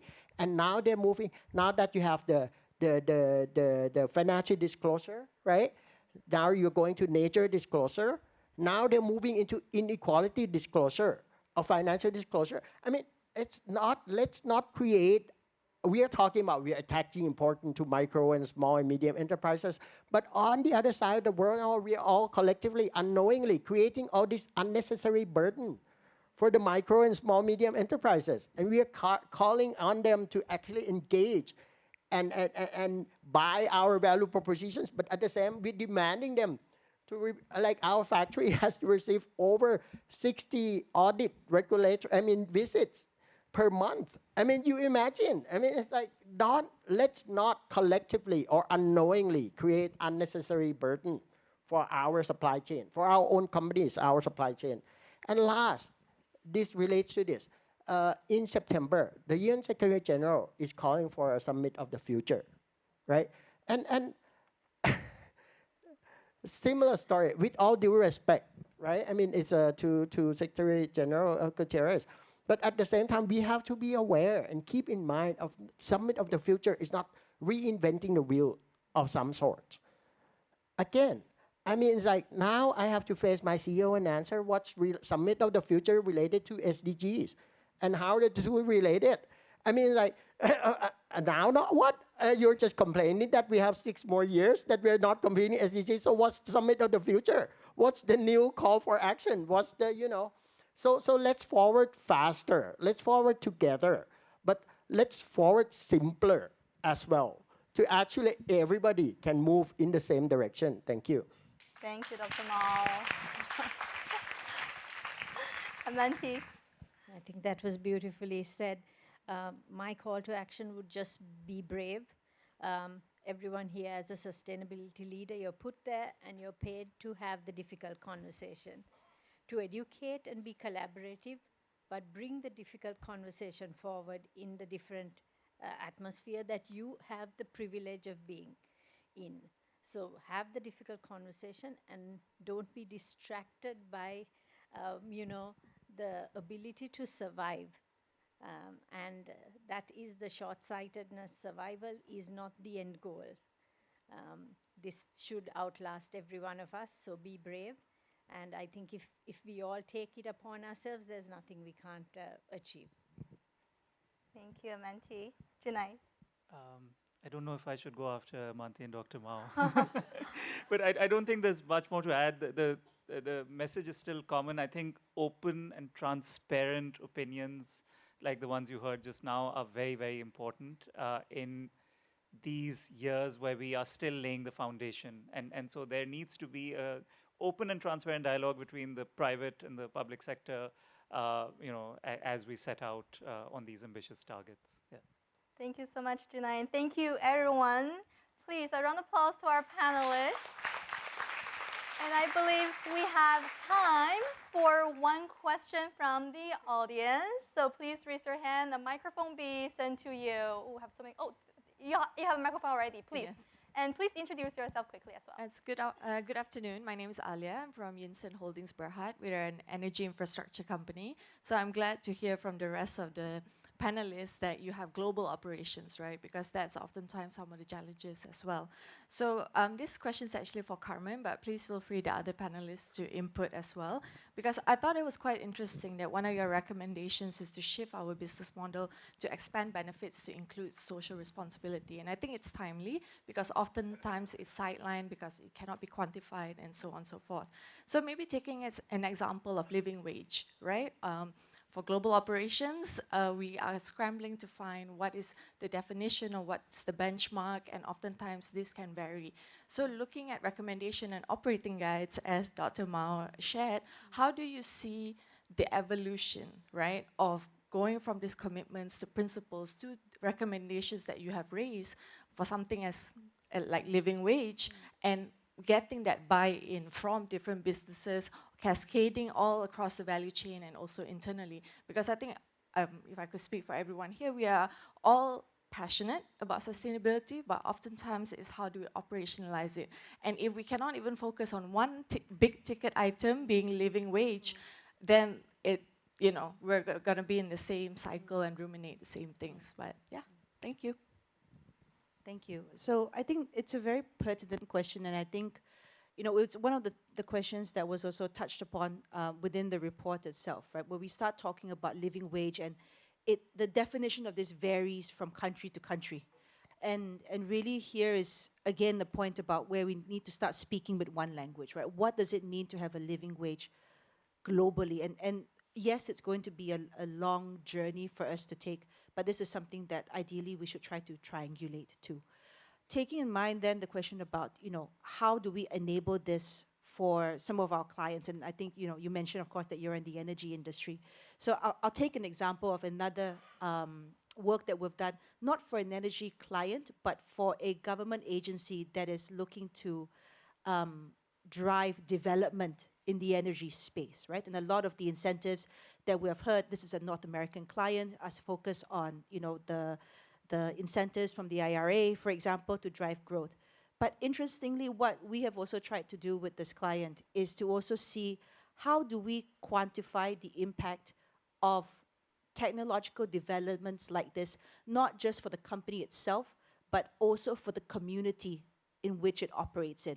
So thinking out loud about this, you have multiple people working within a community that actually supports the oil and gas industry, right? So the work that we did was leveraging data and AI, Dr. Mao, as we've been kind of stressing about this. How do we use data and AI to unlock value? We use that to identify different job archetypes in terms of some of the supporting jobs to industry, and identifying that, creating the job descriptions, trying to quantify what is the amount of impact that this industry could drive if it was to kind of, look to also engage, hire new members of the community to support the initiatives that they were creating within this, energy hub in itself, right? So I think that is an example of how to drive something that's tangible to deliver impact to something that as yet still seems relatively abstract, but actually means something from a day-to-day perspective to the community that the company is operating in.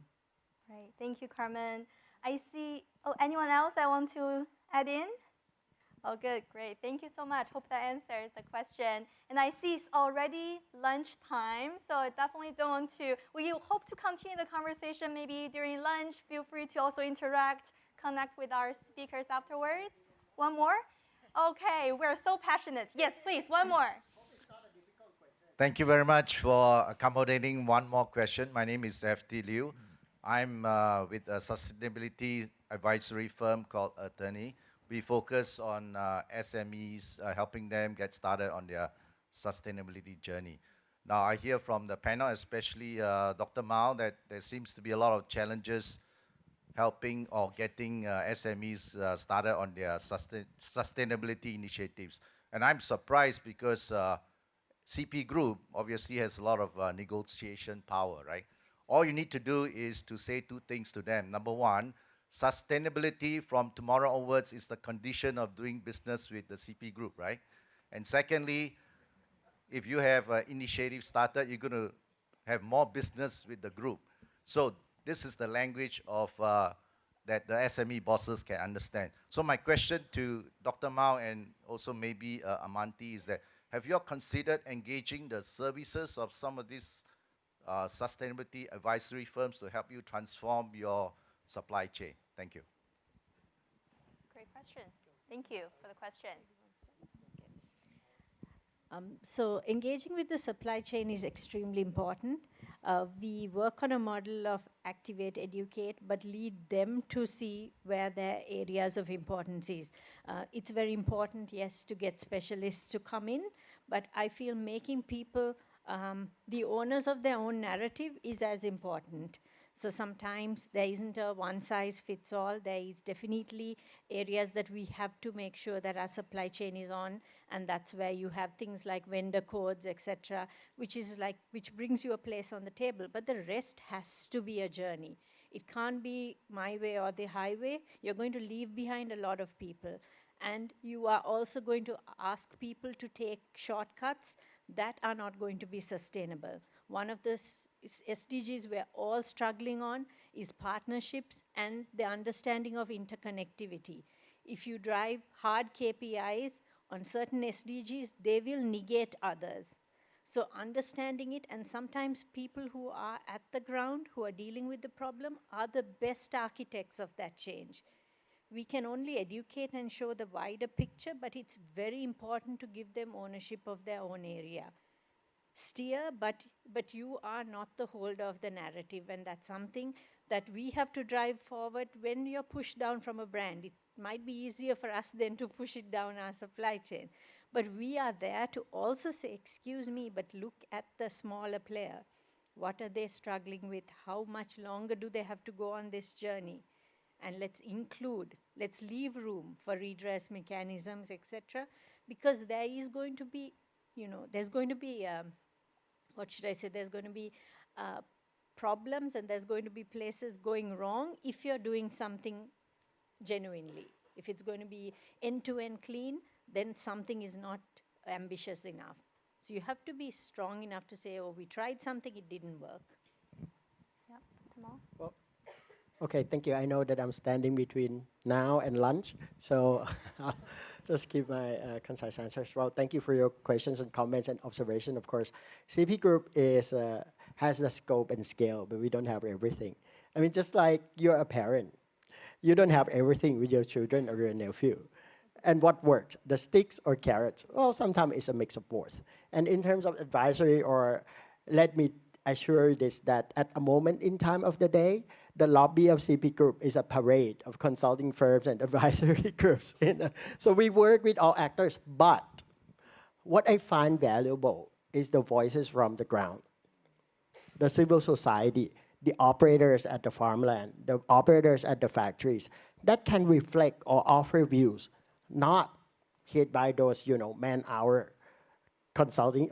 Sorry, I should not go there. But no, it's those are still valuables. But it's you need both.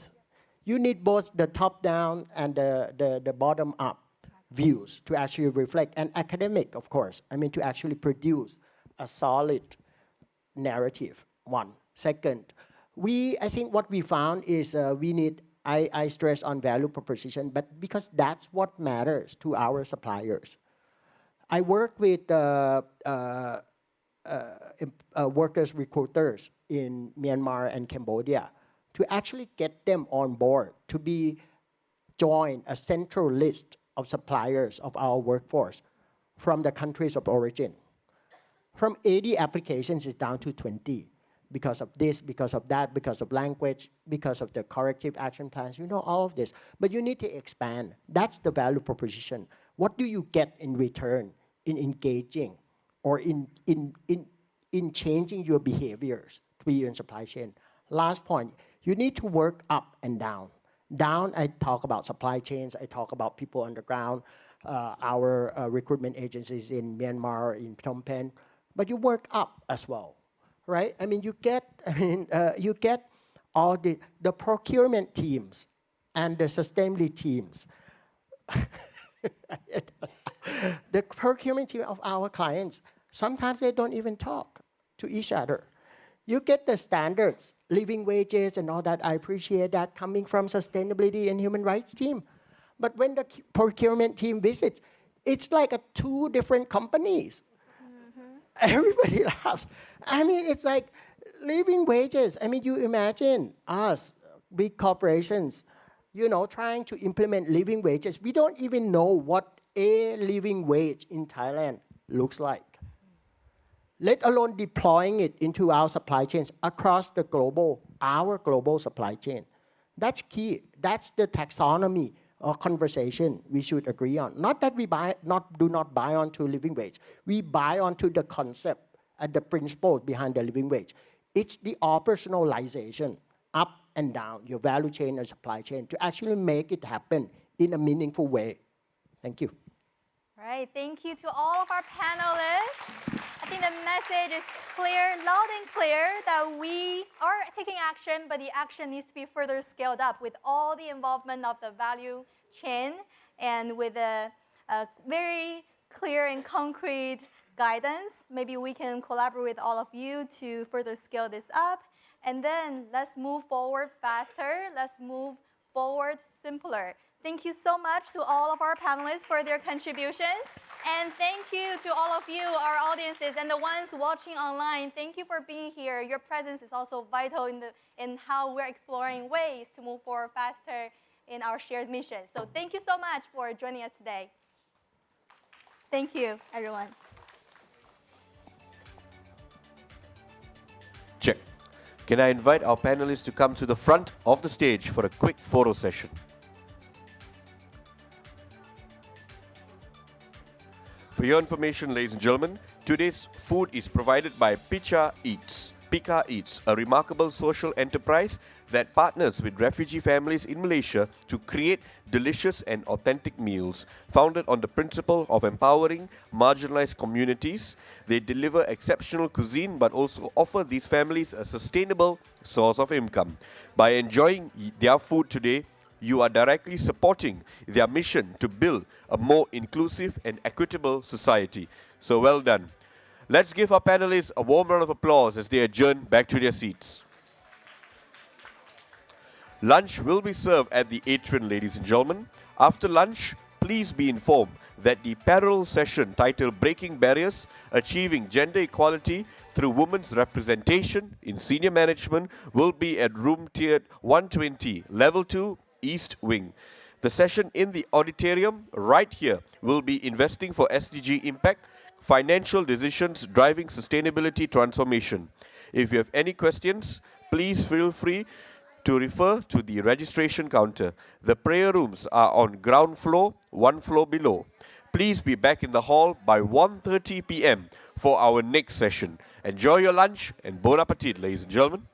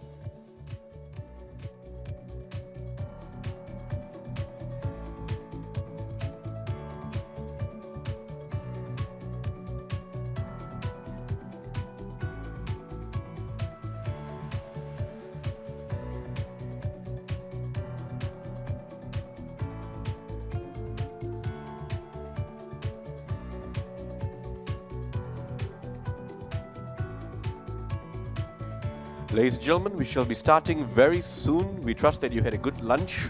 We seek your kind cooperation in kindly filling the seats at the front. Not to worry, just fill the seats at the front, please. Thank you for your cooperation.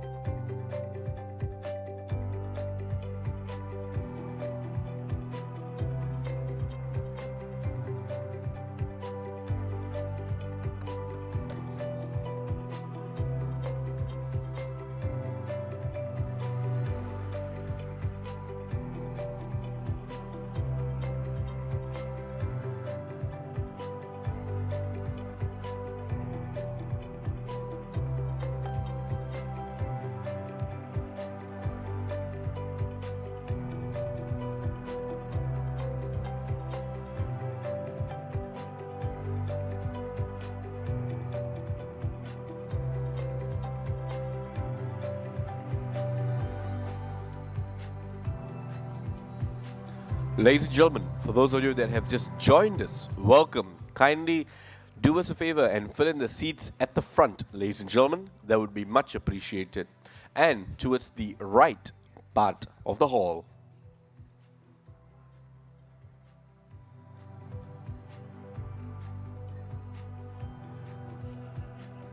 For your information, the breaking barrier session is in the other room.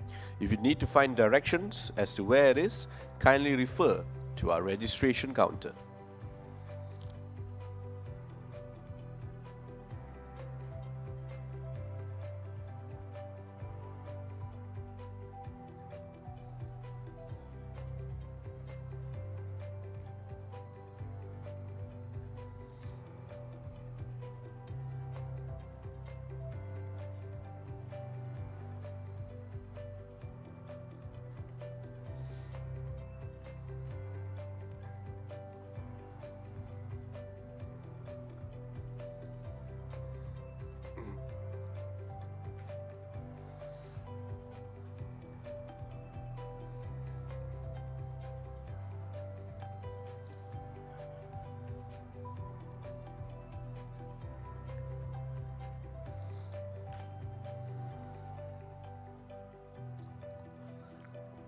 No.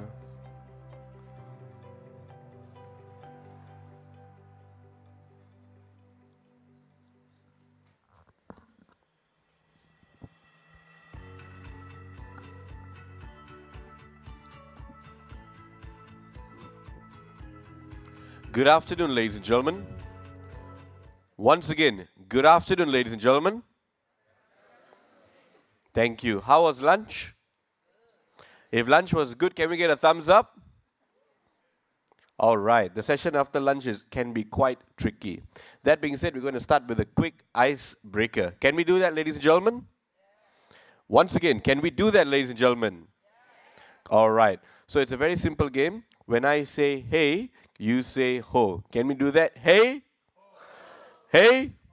Are we ready for the next session, ladies and gentlemen? With that, we will explore the importance of sustainable financing in promoting the global goals. We will delve into how sustainable finance practices can drive economic growth while fostering a healthier planet and society. To set the scene for the panel discussion ahead and deliver the keynote speech, Mr. Minoru Matsubara, Chief Sustainability Officer and Managing Executive Officer of Resona Asset Management, will deliver a session.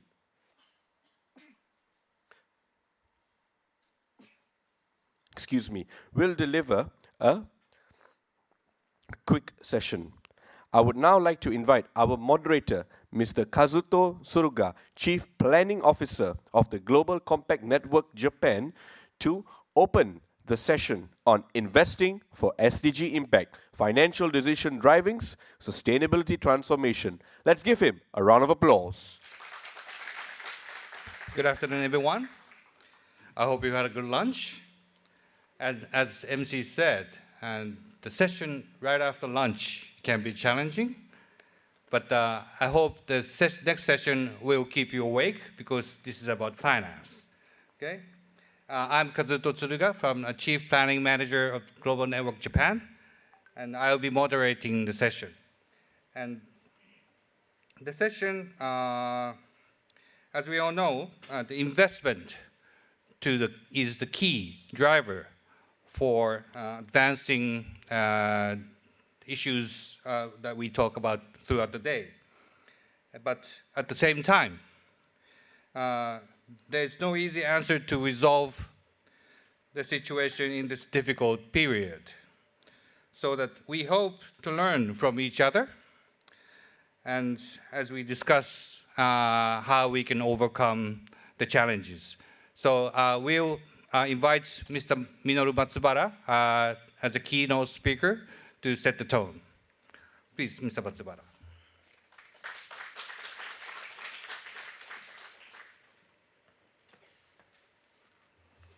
Thank you, Tsuruga-san. Ladies and gentlemen, I'm very honored to be here today to give the keynote. I'm the Chief Sustainability Officer of Resona Asset Management, a Japanese institutional investor, long-term investor, and sustainability investor with 360 billion US dollar in asset under management. I will be discussing key development in Japan capital market, particularly with regard to impact finance today, from the viewpoint of the Japanese long-term institutional investor.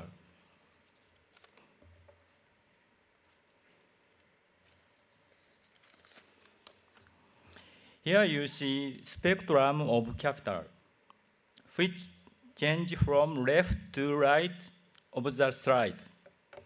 We start on the left with traditional investment or financial investment. We then move on to responsible and sustainable investment, which evaluate both financial value as well as E, S, and G aspect of the company. And then we get into impact investment, which evaluate both financial and social value. On the far right, we have impact-only investment, which is an investment that evaluate only social value. On this spectrum, Japan's long-term investors and financial institutions have begun to expand from ESG investment to impact investment. However, it is not a simple continuum between ESG investment and impact investment.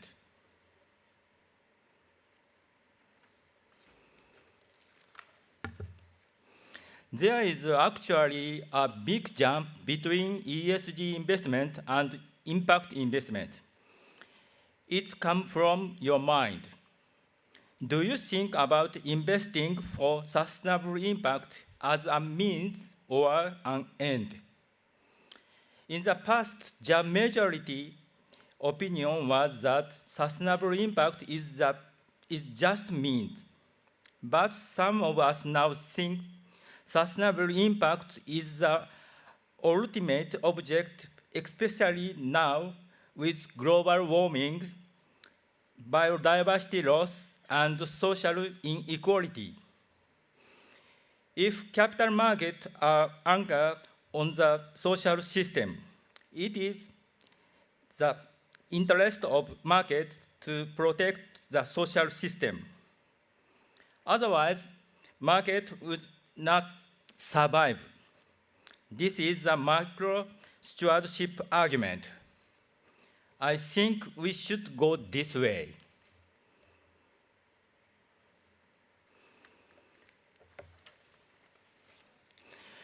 With this difference in mind, I want to introduce how we in Japan practically tackle impact investment. Impact investment is actually leading to financial system reform. I will give two related examples, and this slide is the first example. 21 major players in the Japanese financial sector, including Listener Holdings, came together in November 2021 to form JIFI, the Japan Impact-Driven Financing Initiative. JIFI aims to transform the purpose of the financial institution and the financial sector into an impact-oriented one. So like Global Compact, the top management of each financial institution must sign the direct declaration to join this JIFI initiative. JIFI is not only philosophy, but also practical structure for friendly competition.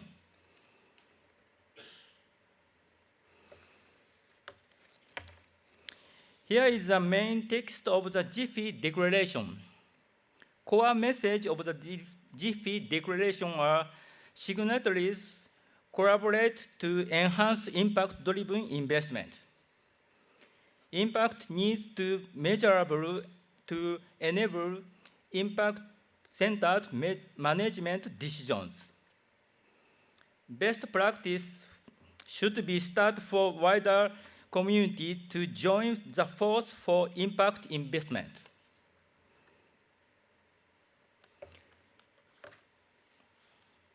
We have 77 financial sector signatories to this declaration as of April 2024. In a few short months, it has grown into the major financial sector initiative in Japan. The Global Initiative Principle for Responsible Investment, PRI, has also declared itself supporting organization. I'm currently the vice chair of the steering committee of JIFI declaration, and so I'm very happy. We are all introducing new impact-driven financial products.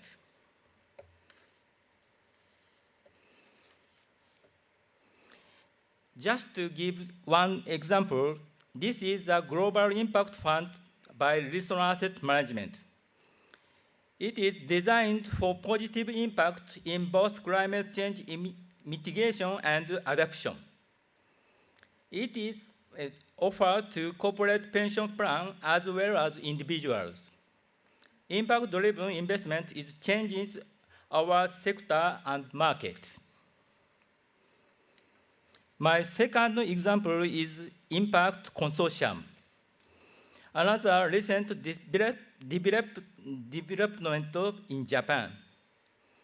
It is a multi-stakeholder initiative and was created in 2023. While JIFI is a financial sector movement, the consortium brings together government, social sector, and business community. I'm on the steering committee of the Impact Consortium, and I think we have realized the original concept created under the 2013 UK G8 presidency. The objective of the consortium is to place all actors on the same page and enhance sector-wide collaboration. The financial sector provides funds, business and non-profit work together toward common goals. Government creates the enabling environment. Our Ministry of Economy, Trade and Industry and Financial Service Agency are full engagement. Within less than a year, this public-private consortium has successfully attracted more than 300 organizations to join, including local government. This is my last slide. Today, I start by defining what makes impact investment different from ESG investment. There is a big difference in how to think about sustainable impact. I show how, in Japan, the financial sector and also multiple stakeholders harness this idea to make the macro stewardship mentality the common mentality and to drive change necessary for our sustainable future. I hope our Japanese example will serve as background and inspiration to the panel discussion. Impact finance is not just important for investors. It is about the future of corporate management. Feike Sibesma, former CEO of Royal DSM in Netherlands, said the words you see on the slide in 2020 when he retired as CEO. I leave you with Mr. Sibesma's words as my closing remarks. Thank you for listening.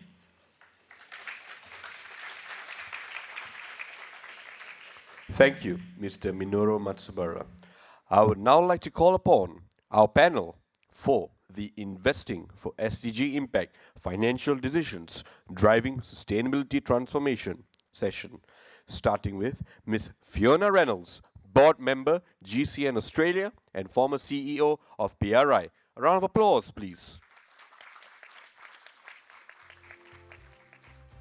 Mr. Sharhan Mohsin, Chairman of the Commercial Bank of Ceylon, PLC. A round of applause, please.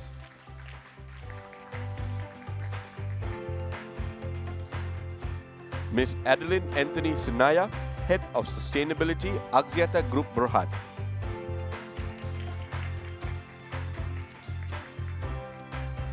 Dr. Naresh Tyagi, Chief Sustainability Officer, Aditya Birla Fashion and Retail Limited, ABFRL.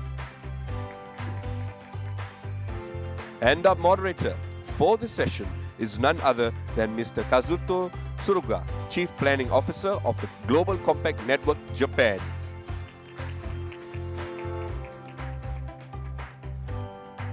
Mr. Kazuto, you have the floor, sir. Thank you. Thank you. Well, with the keynote, he showed example of how Japanese financial sectors or other sectors are moving forward. And with this distinguished guests across the regions, we would like to have a discussion among how we can collaborate together and how we can learn from each other. And first, I would like to give a floor to Fiona. As a former PRI CEO, or also as the chairman of the Austrian Qatari Network, what's your reaction to Mr. Matsubara's keynote speech? Well, thank you. Is this on? Is this on? I think it should be on now. No? Yes? Yes. Yeah. Right. Okay. Well, first of all, let me say how nice it is to be here, but also what a great initiative that I think it is that Japan is undertaking, because it really is only by organisations coming together that we can solve some of these problems. And trying to work in isolation or think that your organisation is going to solve it all on their own is not going to get us to where we need to be. So I think it's fantastic that the initiative is really bringing people together. I just wanted to add, though, that I think that when it comes to talking about impact investing, there really are quite a few definitions that are out there. And, you know, generally these are all defined as investments made with the intention to generate positive, measurable social and environmental impact alongside a financial return. But I think that we also have to remember that when it comes to investing, that at the end of the day, every investment that you make has an impact. That impact can be positive, that impact can be negative. And the whole idea when we created the PRI was really about how did we move more of investment from having a negative impact in the world to having a positive impact. So we have to, when we think about labelling things impact investing, that's great because of course some investors want to go further than ESG integration. They want to have a sustainability themed, an impact themed, a particular area that they want to focus their investments on, whether that's the energy transition. It might be in promoting gender equality and thinking about supporting female entrepreneurs. It can be in many, many areas helping companies make the transition in terms of reaching their net zero commitments. All of these things are important. But to invest in this way, some of the key things that are important is really making sure that you're establishing clear objectives. So what is my objective with this particular investment? And then assessing and measuring their progress and understanding their contribution to those particular sustainability objectives. I think if we're to advance the SDGs, then a clear focus on impact and impact investing that really has those sustainability objectives in mind is really essential. We know from the discussions today, we know from listening to the Secretary-General give a number of speeches that across the world that we're facing a climate emergency, that we're not going to reach 1.5 degrees, keeping the world to 1.5 degrees without much greater action, that inequality is growing. We know that conflict is on the rise, and we know that the natural world's at a tipping point.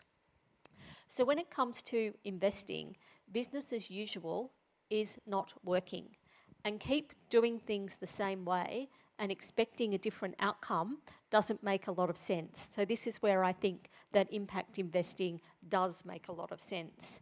But we also need to make sure that capital is moving to where it is actually needed. And we need to make sure that we're addressing problems not just in the developed world, but also in the developing world. There's a lot of money, for example, going into renewable energy, into the energy transition, but by far the majority of it is going into the developed world. We need that, of course, but we're not going to solve climate change if we don't solve it on a global scale.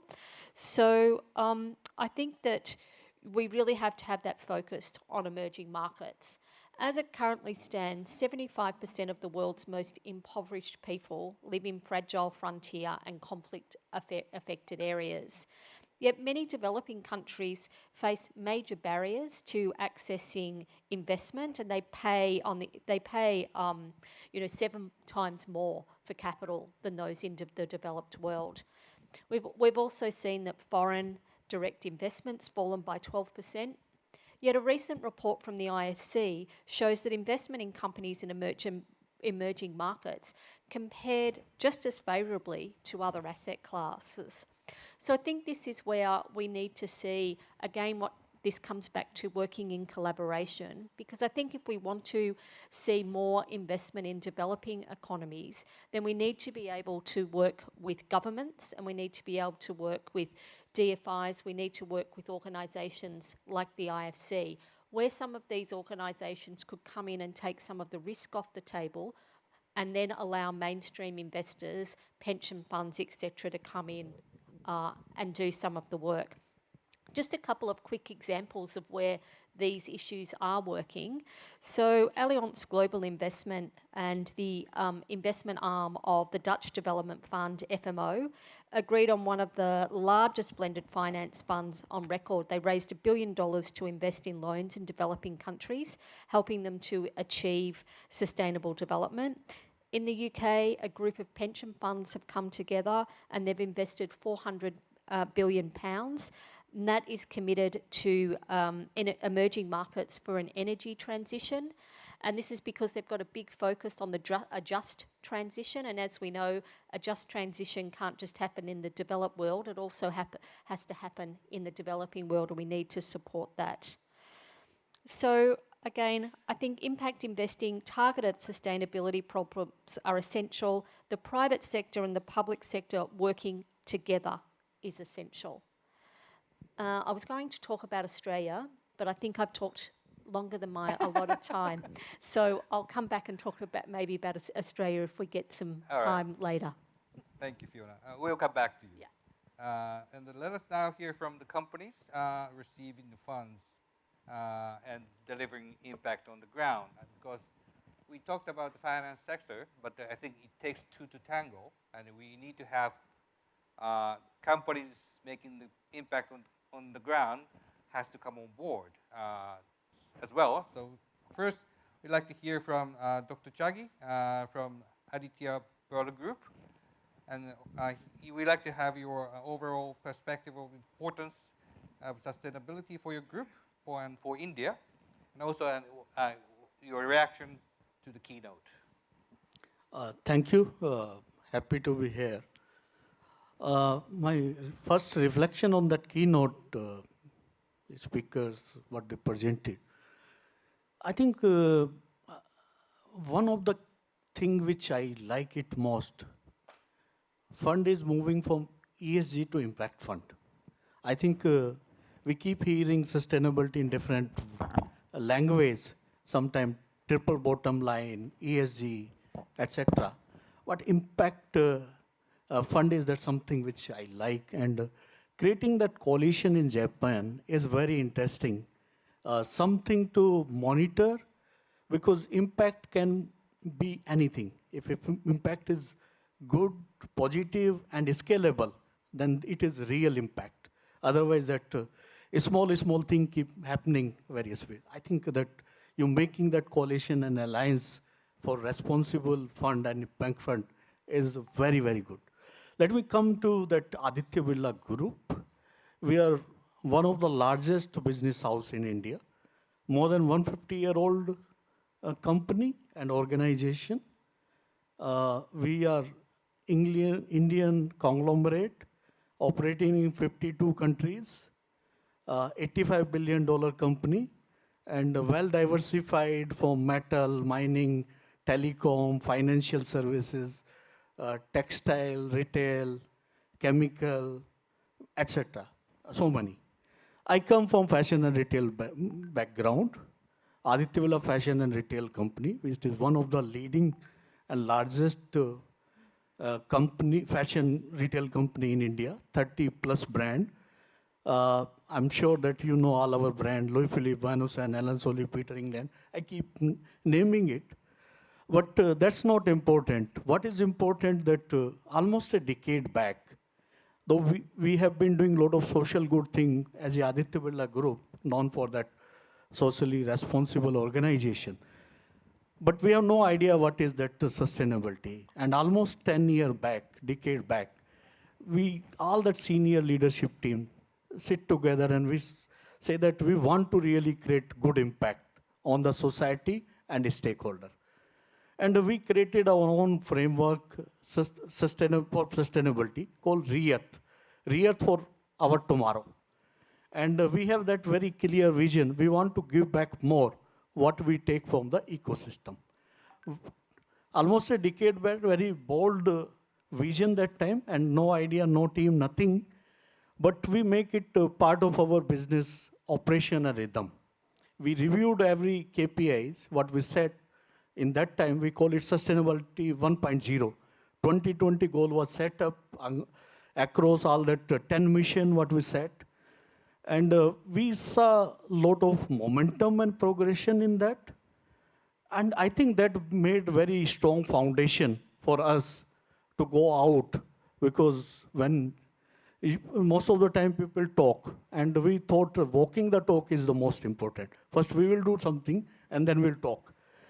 And we were kind of very choice of company for all that impact investment. Everyone was looking us at investing in our company, whether it is impact fund or ESG fund. But more than taking fund, I think it was to create something which is good for all stakeholder, and value proposition and stakeholder engagement is something which we feel we have done reasonably good, because any vision is good if it is co-create and co-designed with all stakeholders. And in that way that we see that lot of success, and we move to that 2.0, little bit more robust, and from resource efficiency to resource optimization. And energy transition and all these things start coming into picture. We are we are the first company to, whether it is True Water, lead True Water certificate globally, or True Zero Waste company globally. Our green building, we are the largest, 12 of our facilities green building certified, platinum to gold to silver. And I think that is setting the base and benchmark both, that is good for business, not to good the nice thing, but to create positive impact. And then we start looking into supply chain and value chain, how we bring customer and consumer into that. And it's still long way to go, but I'm happy that some of the sovereign fund, they are after us. Even we do that develop PP project for not only for company, for industry, where we are promoting that net zero decarbonization path with circularity and material innovation. Because in sustainability, in our terms, it is ability to sustain short term to long term. And two sides of it, for systematic change, you need to bring innovation, and you need to bring collaboration and partnership together. We are working with German government, develop PP project, GIZ, for industry, where we are co-invested in that with that impact fund. And now we have that even IFC fund with us, where many other funds, they want to invest. We don't need so much borrowing and funding, but the kind of work which we want to do, not for our own organization, but for the industry and country, everyone is keen to partnership. So I think its journey, it comes with a lot of challenges, and some of the challenge we are able to address. Is still more challenge on the way, and we'll discuss on that later. Thank you. Thank you. I'd like to turn to Evelyn. What about you? I mean, you are Axiata and based in Malaysia, but you also have a lot of work beyond Malaysia. What's your perspective as a telecom working across Asia, and what is your reaction to the keynote, and how difficult it is to put impact investment into practice? What are in that perspective? What are you doing now? Can you? Yes. So maybe just taking a step back, what was presented. I do agree moving from ESG investment to impact investment is really something more forward-thinking, interesting. But what I like most is that it's also coupled with financial institution reform. So I think when you come up with a new concept or when you want to do something, it also needs to tie back to how are you going to get there. That's the reformation part of it. So just a bit of background on Axiata. We're actually a telco company, telco to techco. We own telecoms in Sri Lanka, in Bangladesh, in Cambodia, Indonesia, Malaysia, and also we have Boost, which is our e-wallet. So we signed, I think 2 years ago, we committed to be a member of SBTi. And in June this year, we got our SBTi targets validated. Okay, so that's great, moving towards net zero. But we also know that there's a big challenge getting there. One of the biggest needle mover is really renewable energy. And because we are a telco, we don't really have roof space to harness the solar power. And we're also located in countries where the policies are not there in terms of having accessibility to virtual power purchase agreements, unlike in Australia, but we have committed to this. We got the support of the management of the board, and all the opcos are also on board. I mean, most of us are in countries where we do feel the impact of climate change. We know we need to do something, but there is this challenge. So one of the things that we have started doing, small baby steps. I think the challenge that I'm going to get to is also, we can't keep taking these baby steps because we need to accelerate what we do. So we start off with essentially advocacy. We get all the telcos together, have roundtable sessions with the government to also share with them, this is our challenge. We want to get to net zero, but we do need certain kind of other kind of mechanisms that is required to enable us to get there. Perhaps, investment, someone invests in a solar farm and all the telcos come together and perhaps be a buyer of that. But definitely this needs to be done collaboratively. It could be cross-sector to start up with, but these are the challenge. But that is something that is not going to deter us. So when we start to look at our numbers, although we have a target, to reduce our emissions by 42% by 2030, if let's say we do the maths and if we can't get there, we also need to be clear about, if we can't do it by 2030, is it 2032? By when? So I think these are some of the things that we are working on.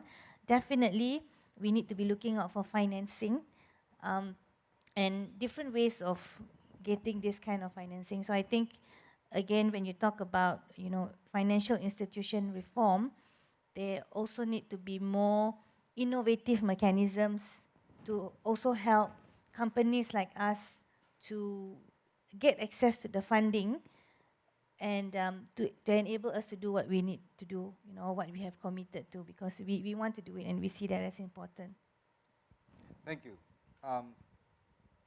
As a head of sustainability, I'd like to hear your experience about your dialogue experience with the investors. I think sometimes you get pressure from the investors to get the short-term gain while you have to make an impact. Do you have anything to say about that? So far, our experience with investors have been good. Some examples, at least here in Malaysia, our key investors, they do, when they want to come up with something, they do engage with the operating companies, with the public listed companies. We are given certain amount of time to meet their expectations or what is it that they are looking forward to. For us, apart from climate, there's also a new area in terms of human rights, which is coming up more and more these days. And just a recent example that we have a European-based investor. So of course, when they speak to us, where are we in terms of our human rights? We may not be as advanced of most of these European companies, for example, or even in Australia.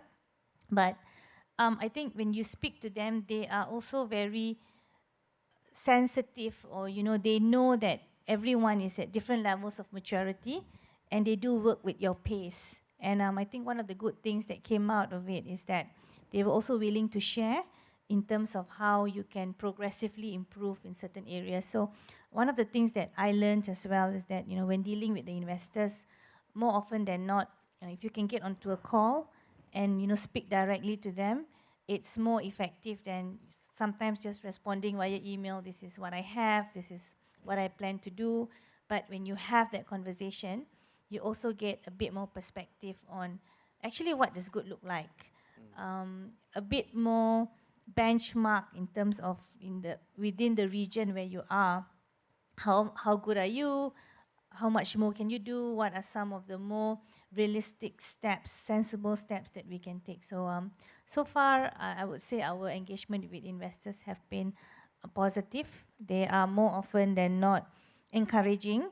But of course, we do need to buckle up. You do need to show progress every year. We do need to also set certain KPIs to be able to show them that we are progressing in the right direction and moving towards being more impactful. Yeah. Thank you. Thank you. Now we'd like to turn to Shahan. As a financial sector person, we would like to hear your reaction to the keynote and then two panelists from companies. And of course, like we said, you also be under pressure to give make a difference financially to your clients, while you have to make an impact with the companies you are investing. So what's your reaction to that? Yeah, thank you, and good afternoon to everyone. Pleasure to be here and be part of this discussion. Firstly, from an investor's perspective, it ultimately comes down to returns, both short-term and long-term. And this is where I really liked the speaker's note about how he showed the return spectrum as we move from just pure returns to impact only.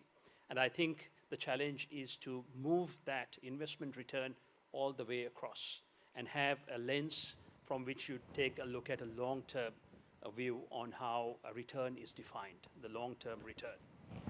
Investors typically are now quite used to seeing languages, wording, talking about sustainability. What they're really looking for now is whether the operations of your company are truly integrated to ESG themes. So that's the key first milestone, I would say. I think the companies are moving towards that. It has gone from general high-level statements to real action by many corporates, and that's very encouraging. The second part is investors do need to, at some point, see the link between all the ESG investment and the return. So some of it can be quite immediate, but particularly in areas such as energy transition. Some of it is much more longer term. Those that are related to governance, social metrics. So I would say the key for investors is to be at first to be able to see a demonstrable linkage between the ESG themes and the actual operations. And second, I think it's the part of the company to demonstrate that there is a very clear link between ESG investments and long-term investor returns. Great, thank you. Right. Mr. Matsubara showed example in Japan about the coalition that was created among the financial sectors, and also he also showed a private-public partnership consortium that is recently established. Do you think that can be applicable to your country or other countries? What do you see? I think a collaborative approach is the right way to go. The central banks of each of our countries can play a key role in facilitating some of that. In Sri Lanka, the Banks Association has taken right steps in that direction. So we've seen these bodies coming together. I would also like to add that in terms of sustainable investments, as a proportion of the total assets being deployed across globally, that percentage has actually increased substantially. Even now, the growth rate of sustainable asset classes are faster than the traditional asset classes. Last year, the sustainable asset classes, both on the equity and the bank financing side, showed a higher return than the traditional asset class. So I think there is a clear shift, and with the collaboration of the financial industry, and I won't say it's only the banks, it's across the equity asset managers as well as the debt financiers, which are the banks. We need to act together to provide both of those components to the corporates to be able to put in place the ESG activities. Great, thank you. Now we'd like to come back to Fiona. Well, we've learned lots of experiences across the region. Fiona, so for those who wants to make a contribution to moving forward faster, what do you think we need to do more in terms of the global collaborations, and what can be done with the participants? Sure. So I might just pick up on a few things that were said in the panel. So I think that, we were talking about the investors and the dialogue with investors, which I do agree is extremely important. And I think that it's making sure that you're finding investors who are really aligned with what you're trying to do. And there are, of course, short-term investors in the market, but there are plenty of long-term investors as well. So a lot of long-term investors, but particularly pension funds, who are obviously managing your and my pension money. And if you're doing that, then, you know, if you're managing money on behalf of, say, a 25-year-old who's just joined the workforce, they're probably not going to retire until they're about 70, and then they're going to have their money in the pension fund, and maybe they're going to live to 100. So they're going to be with you for, you know, 75 plus years. So the idea that you would not think about long-term risks and opportunities makes no sense to me. Anyone who is investing on a much longer time horizons needs to think about governance risks, needs to think about geopolitical risks, but also needs to think about environmental issues, what's the social issues happening around the world, what role do my investments play, how do I protect my investments as much as possible, but also what are the opportunities for me as a pension fund, because climate change is a terrible thing, but the adaptation to and mitigation efforts means that there's also an opportunity to make a lot of money as we make this transition. So they think about, from being an investor, how am I going to make some money out of this trend, you know, as well. So I think that's one thing. So the engagement and the dialogue between the investor and the company is extremely, extremely important. I just wanted to pick up on Australia, where I live, just for a couple of minutes. The impact investing market in Australia is actually surprisingly small. So it's forecast to grow to around 500 billion by 25. This is in Australian dollars. From 30, it was only 30 billion at the end of 2021. There is becoming increasing participation from some pension funds, but a lot from high net worth individuals and also from family offices. So there's a growing trend for family office high net worth individuals to be looking at these areas. Also a lot of those that are, and these are people who are looking at returns as well. There's of course philanthropy that comes in, but they can have, people who've got philanthropic money can also play a role in taking some of the risk off the table, being the first mover, and then allowing other mainstream investors to come in. So in Australia, the focus has mainly been on generating positive social returns along with environmental and social outcomes as well. And the biggest areas of focus for impact investors have been around renewable energy. They've also been around affordable housing, because like many countries in Australia, we've got a terrible housing affordability crisis that's going on.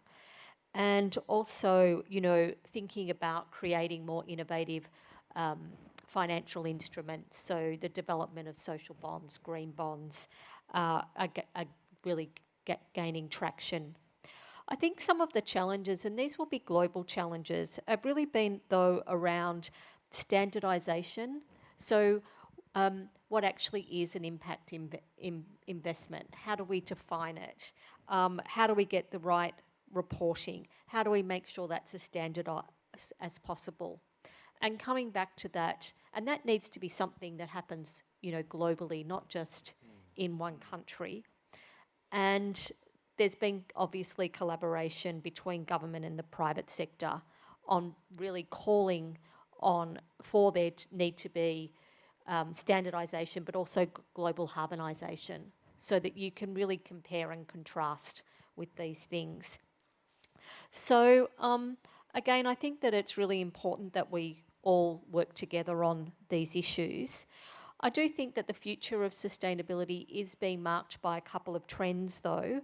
So we're seeing, again, that there's a lot more reporting that we've talked about, reporting frameworks. We've got TCFD, the Task Force on Climate-Related Financial Disclosures, and now we're getting the Task Force on Nature-Related Financial Disclosures. So not just thinking about climate in terms of energy, but also thinking about climate in terms of the environment, nature, land, food, water use, all of those sorts of issues that are extremely important.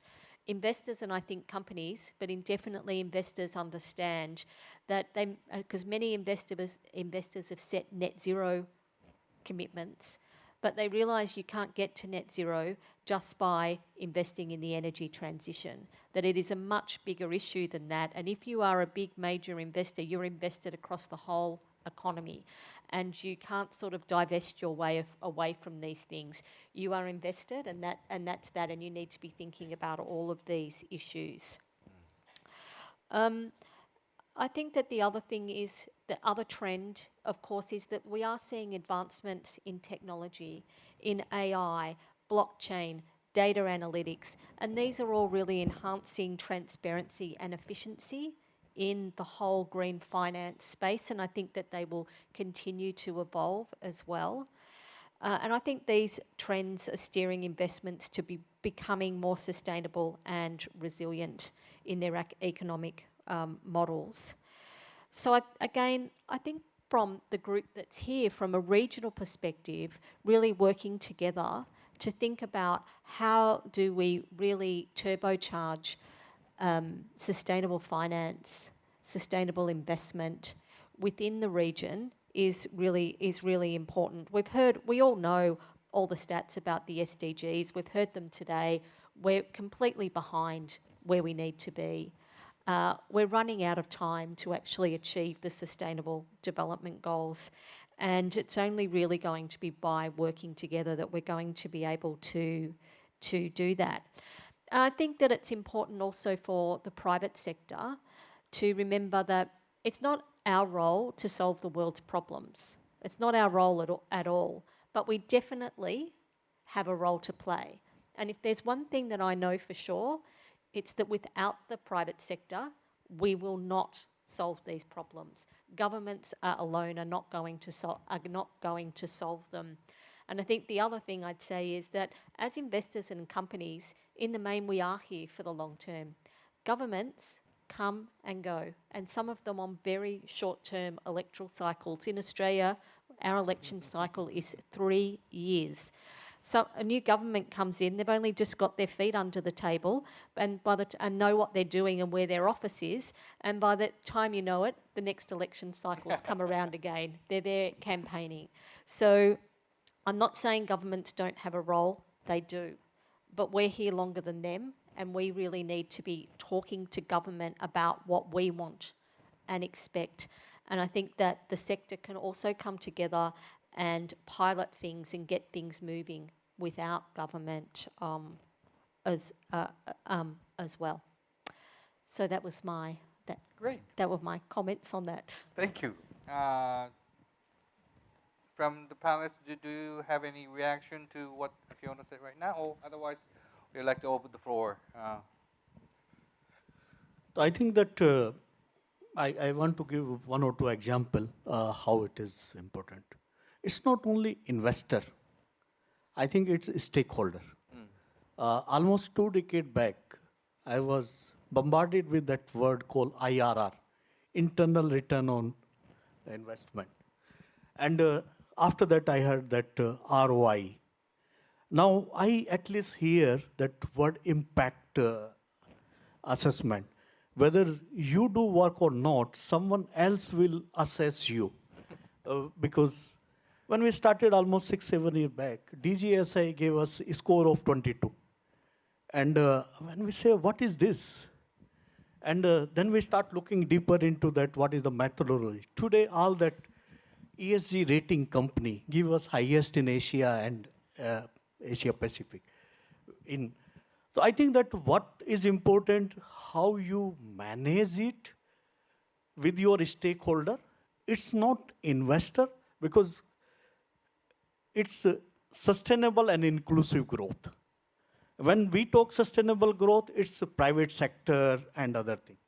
When we talk about inclusive, we leave it to that government and regulatory. I think that all stakeholders, whether it is civil society, individual, or company, or NGO, or regulatory or shareholder, investor. It's something everyone has to look into that. It's not fragmented and sporadic. It needs to be holistic for that impact assessment. I may ask one question to everyone. How many of you buy your cloth which is sustainable or circular? Just raise your hand.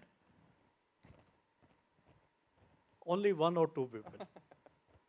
And we attend this conference and we talk big on that conference. So I think that you mentioned that a small step matter a lot. A small step with collective action matter a lot. Next time I will urge you when you go and buy your product and service, look sustainability as a key imperative you to buy. Otherwise, this is the only common thing because we all are customer and buyer. We buy something and we are customer to everyone. Otherwise, it remains from it's one chain to other chain to the relay race. So if we have to make that change, it needs to be collective. And one more example I will ask. Normally, a single shirt, man's shirt, is approximate 300 gram of the weight. And when it is packed, there is 180 gram additional weight onto that. You have that almost 20 plus item to pack a shirt. When we set one of the mission was packaging and zero waste to landfill.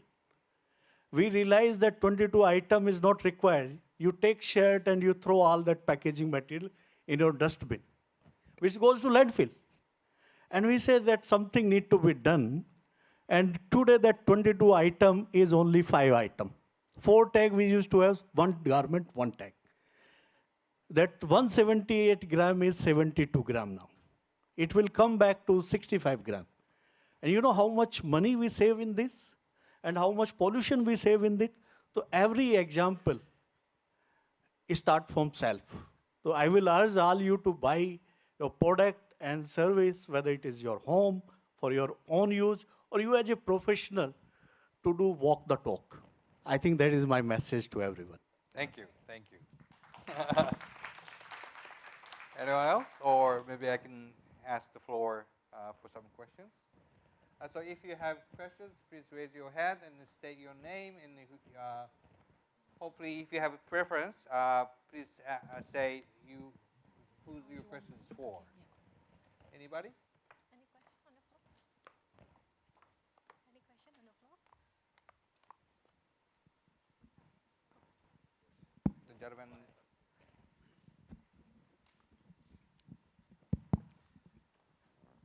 Hello, my name is Harsha Purasinghe. I'm from Microimage. My question is to Aditya Birla and also Asyata. How do you keep monitoring your ESG internal performance? How do you keep real track of your data? Because your data is what matters for an impact investor to anyone. That is everybody's challenge. This is what everybody's challenged with. So, like to know how you are progressing on those data collection and monitoring and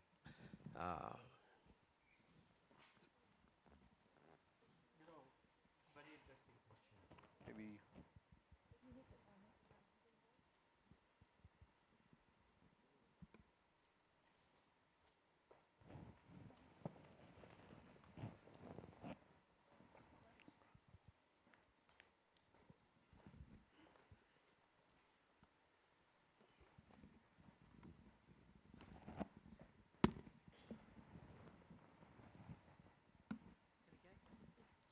Very interesting question.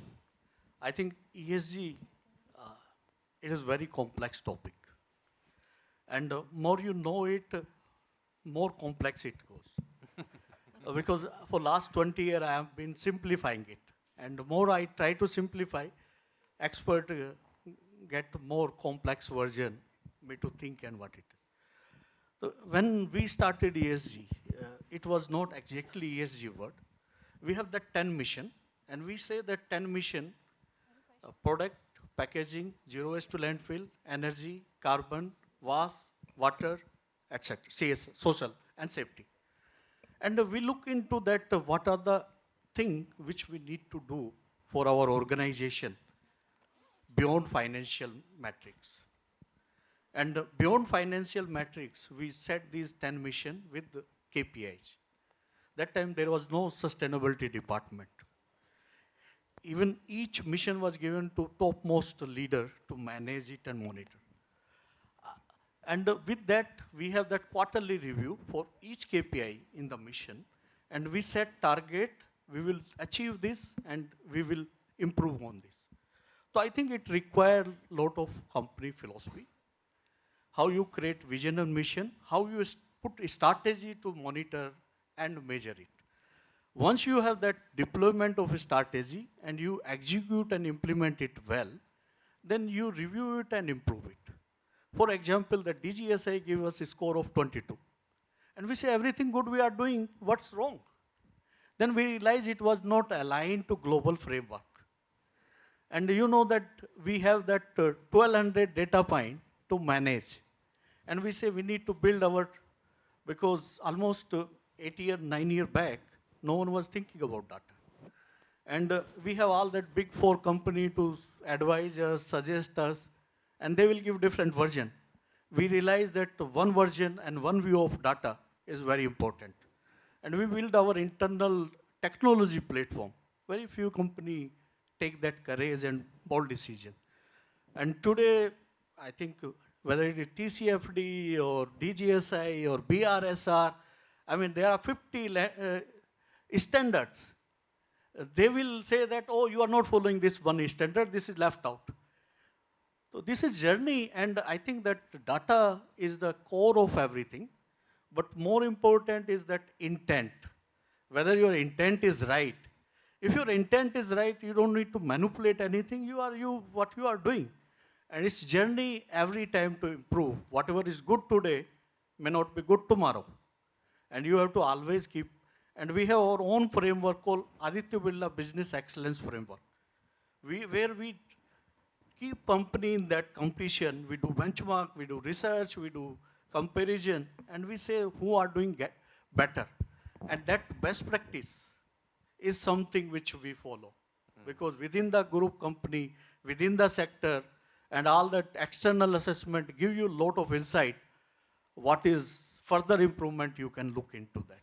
And DGSI, MSCI, Sustainalytics, I can name it. Even that one of the global benchmark alliance, they did our study and assessment on human right. We say human right is not material issue for us in India because we have that social compliance very high. And, but we are not following that framework. Later on, we got someone and we say that do thorough due diligence and third-party audit with a lot of rhythm. And we encourage them to find fault.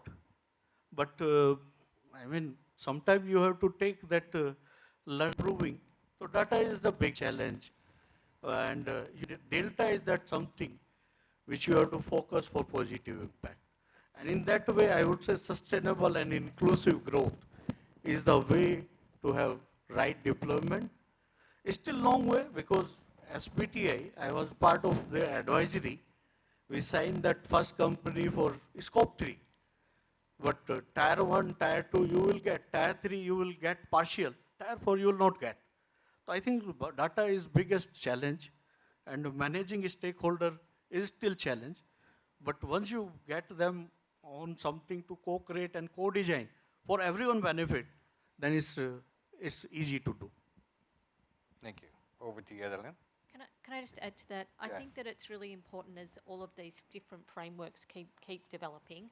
One of the things is that, you know, the ISSBs come along to try and make sure that they're globalized. But having worked in the sustainable finance space for a long, long time, I do worry where we're getting to the point where we're not thinking about the intent. I really liked how you said that, you know, are we just doing this for it's for compliance and everybody has to tick these boxes rather than what are we doing? Why are we doing it? What is the outcome of what we're trying to achieve? And maybe some of those things can't be measured in a little tick box somewhere along the way. And I do worry that we're losing sight of that. a lot of people that work in responsible investment space say to me, I used to do responsible investment. I used to go out and talk to companies.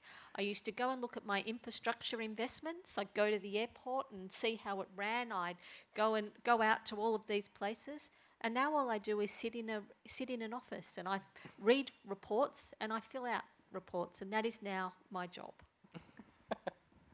All right, over to you. Totally aligned. So I've just summarized this to 4 or 5 points. I think when it comes to data, number one is you know your operations best. As far as you can do it internally, you should do it internally. Review is key. You cannot wait till end of the year. Quarterly reviews, definitely a good start. Of course, if you have all these online monitoring systems, real-time data, it's good. But it also comes with its challenges. I've been in organizations who's able to do that. Not in Axiata though, but how effective the system is as effective as the user, if or not you know how to manage the system. Okay, so that's really having sufficient amount of review, the data assurance. Cannot agree more with that word intent. When you want to collate a data, you cannot collect it just for the sake of collecting it. It has to be collected with intent. So sometimes if you need a particular data, and if you only start to have it in Q4, then just scope it as a Q4 number. Then to try to dig your Q1, 2, 3 numbers to make up for that Q4 numbers by using data points, which was not intended for you to collate that particular information. So I think that's on intent. And I think last but not least is the data that you get, you need to do something with it. There need to be some level of analysis, and then data collection becomes meaningful. If it's always just focusing on collating and then putting together your what do you call it, like a traffic light, green, blue, red, whatever, you have it, you don't have it, that doesn't help. You do need to have a lot of analysis.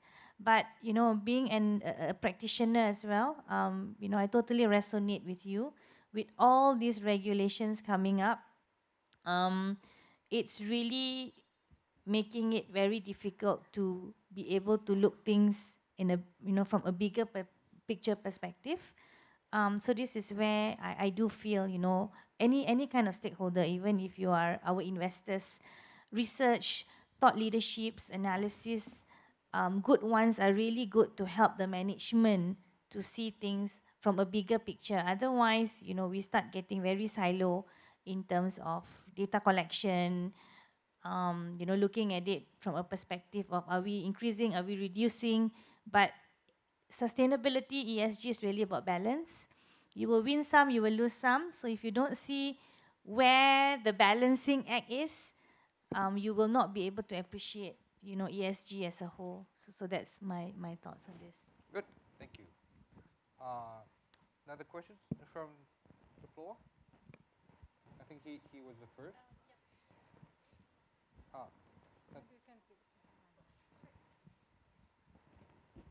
It's a pretty simple one for all the panelists, and I think to some extent it connects to what Naresh said.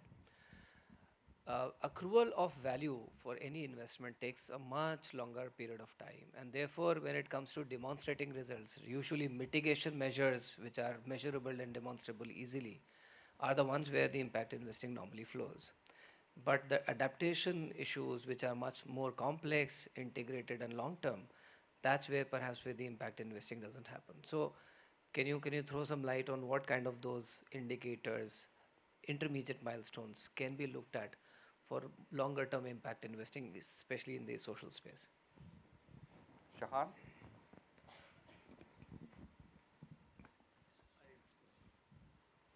I kind of can connect that questions to a couple of other statements. So, financial institutions, we have a fiduciary responsibility to the investors. And as you say, most of the time it's pensioners' money, depositors' money. There is a duty to preserve value and grow that value. So that's something that you have to keep in mind.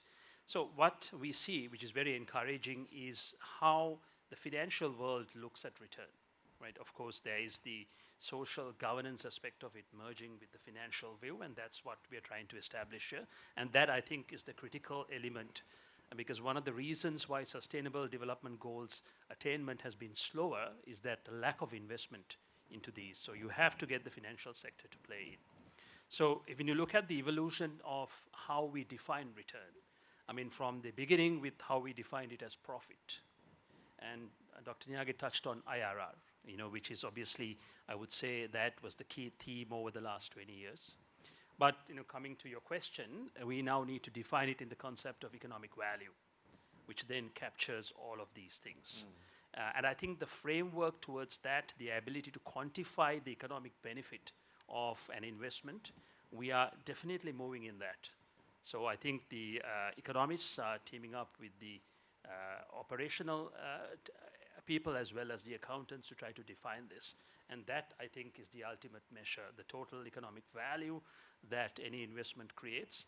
And once those metrics start coming into the investment thesis, now what we have is a combination of IRR plus certain milestones in terms of specific parameters. Those parameters have to be put into a number, and that number is a total economic value. And I see that evolution is the journey that we need to finish to be able to bring a holistic discussion on returns from sustainable investment. Thank you. Great. Probably the last question. Yes. So, hi, I'm Shia Vikramasinghe from Sri Lanka. Fiona, you said that capital needs to be moved where it's needed. And coming from Sri Lanka, small country, huge economic crisis, we don't see a lot of funds being deployed. And there's a crying need to change systems and ecosystems to really make these impacts happen, especially poverty alleviation, better nutrition. How do we get access? How do small countries, we see a lot of funds, for example, going into India because there's a lot of economic activity there, but countries like Sri Lanka get left behind. How do we access this? Yes, well, I wish I had a simple and easy answer for you, because it's a great frustration that I have that this is not happening, that we aren't moving that money to where it's needed to go.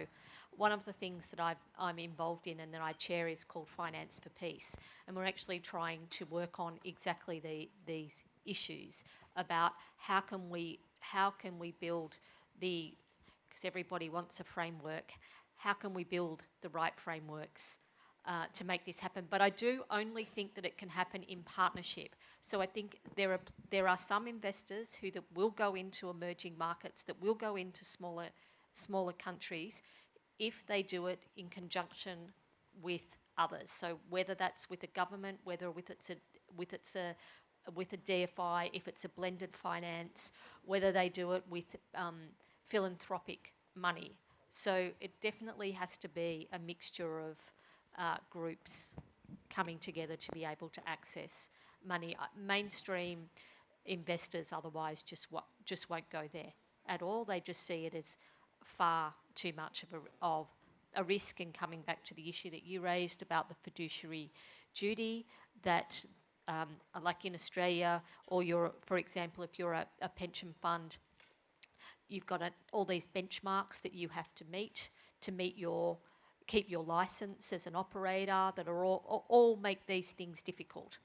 So as I said, someone else has to work alongside you and remove some of the risk, and that's a much smaller market, which is why I hope the impact investing market really does grow to be able to expand into more emerging markets and to smaller countries as well. You're from Hong Kong. I don't know if you've got an answer. So I think it's also a question of scale, the ability to deploy large dollars in a trackable format. So unfortunately, some of the big funds are quite large now. We're talking billions of dollars, and the ability to absorb that, process that, and return that, some of the smaller economies struggle a little bit with that in terms of the ticket size.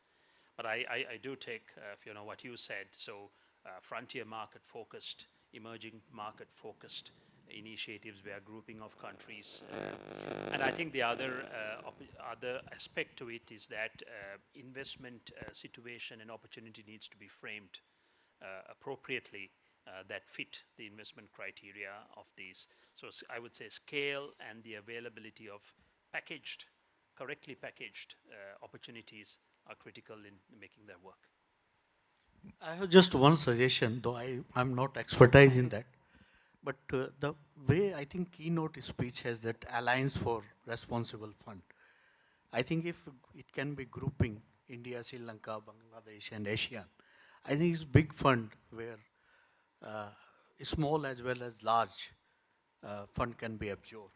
So I think grouping and making some alliance of countries may be a good idea. Thank you. I think we need to wrap up the session. Thank you very much. I think we've learned a lot of experiences and challenges across the region. I hope that the Japanese case will inspire other countries' initiative as well. But I guess we have no choice but to move forward faster, and we have no time for excuse. And I think that the collective action towards common goal will be the very, very important key to do that. Okay, so to thank you all the panelists, and please give a big round of applause to the panelists. Thank you very much. Thank you. Can I invite all our panelists to come to the front of the stage for a quick photo? Just a quick recap.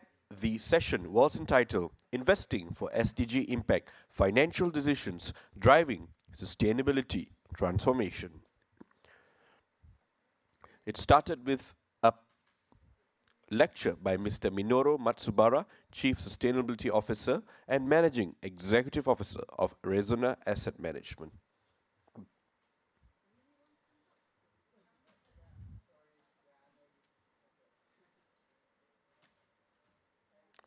Let's give them a round of applause as they return to their seats. Our next session of the Forward Fast and Now is entitled Celebrating Innovation and Ambition, Young Executives Defining the Future of Sustainability. In this dynamic panel discussion, young executives and future business leaders envision the future of ESG and corporate sustainability. Participants will get a chance to hear of select innovative SDG solutions emerging from young executives that have participated in the SDG Innovation Accelerator program and how their ideas are charting new paths within their companies.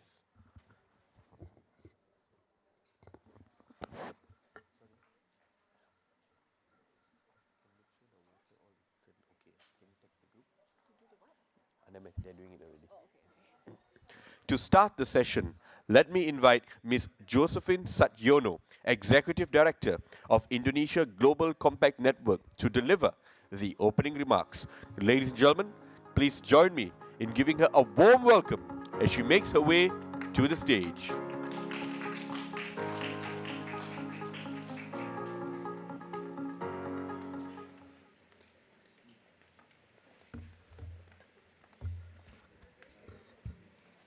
Thank you.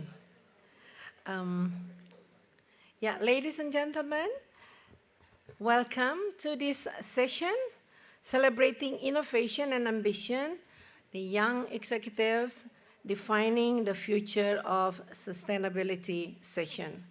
I'm Josephine. I'm the Executive Director of the Global Compact Network Indonesia. It's a privilege to be here. Today, as it is mentioned in the panel title, we will be discussing the intersections of young executives, SDGs, and innovation. Innovation is the key towards a sustainable business. Leaders around the world will benefit from novel ideas and breakthroughs that could solve the world's most pressing challenges of the future. It is crucial for all business players, managers, makers to acknowledge that the SDG catalysts of tomorrow are indeed the young generation of today. From identifying foremost issues to discovering lasting solutions, young executives are capable beyond what they would usually accomplish in their usual role. Yet, given the right guidance and support, business leaders could unlock layers of potential and discover hidden abilities and talents that are required to accelerate progress in sustainable development goals. We will have two segments of the sessions. The first session, we will bring forward companies that have showcased success through innovation and capacity building of young executives, allowing them to exceed their peers and promote their most prominent asset, the young executive. We'll start the session with our first segment.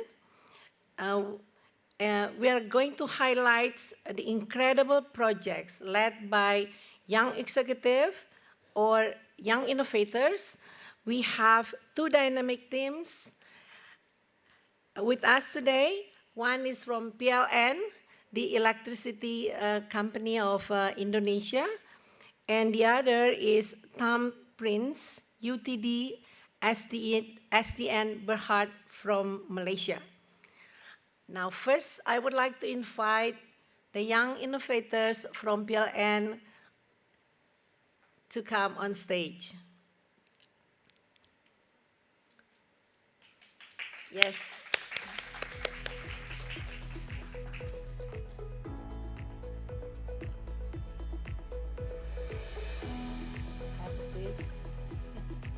Thank you.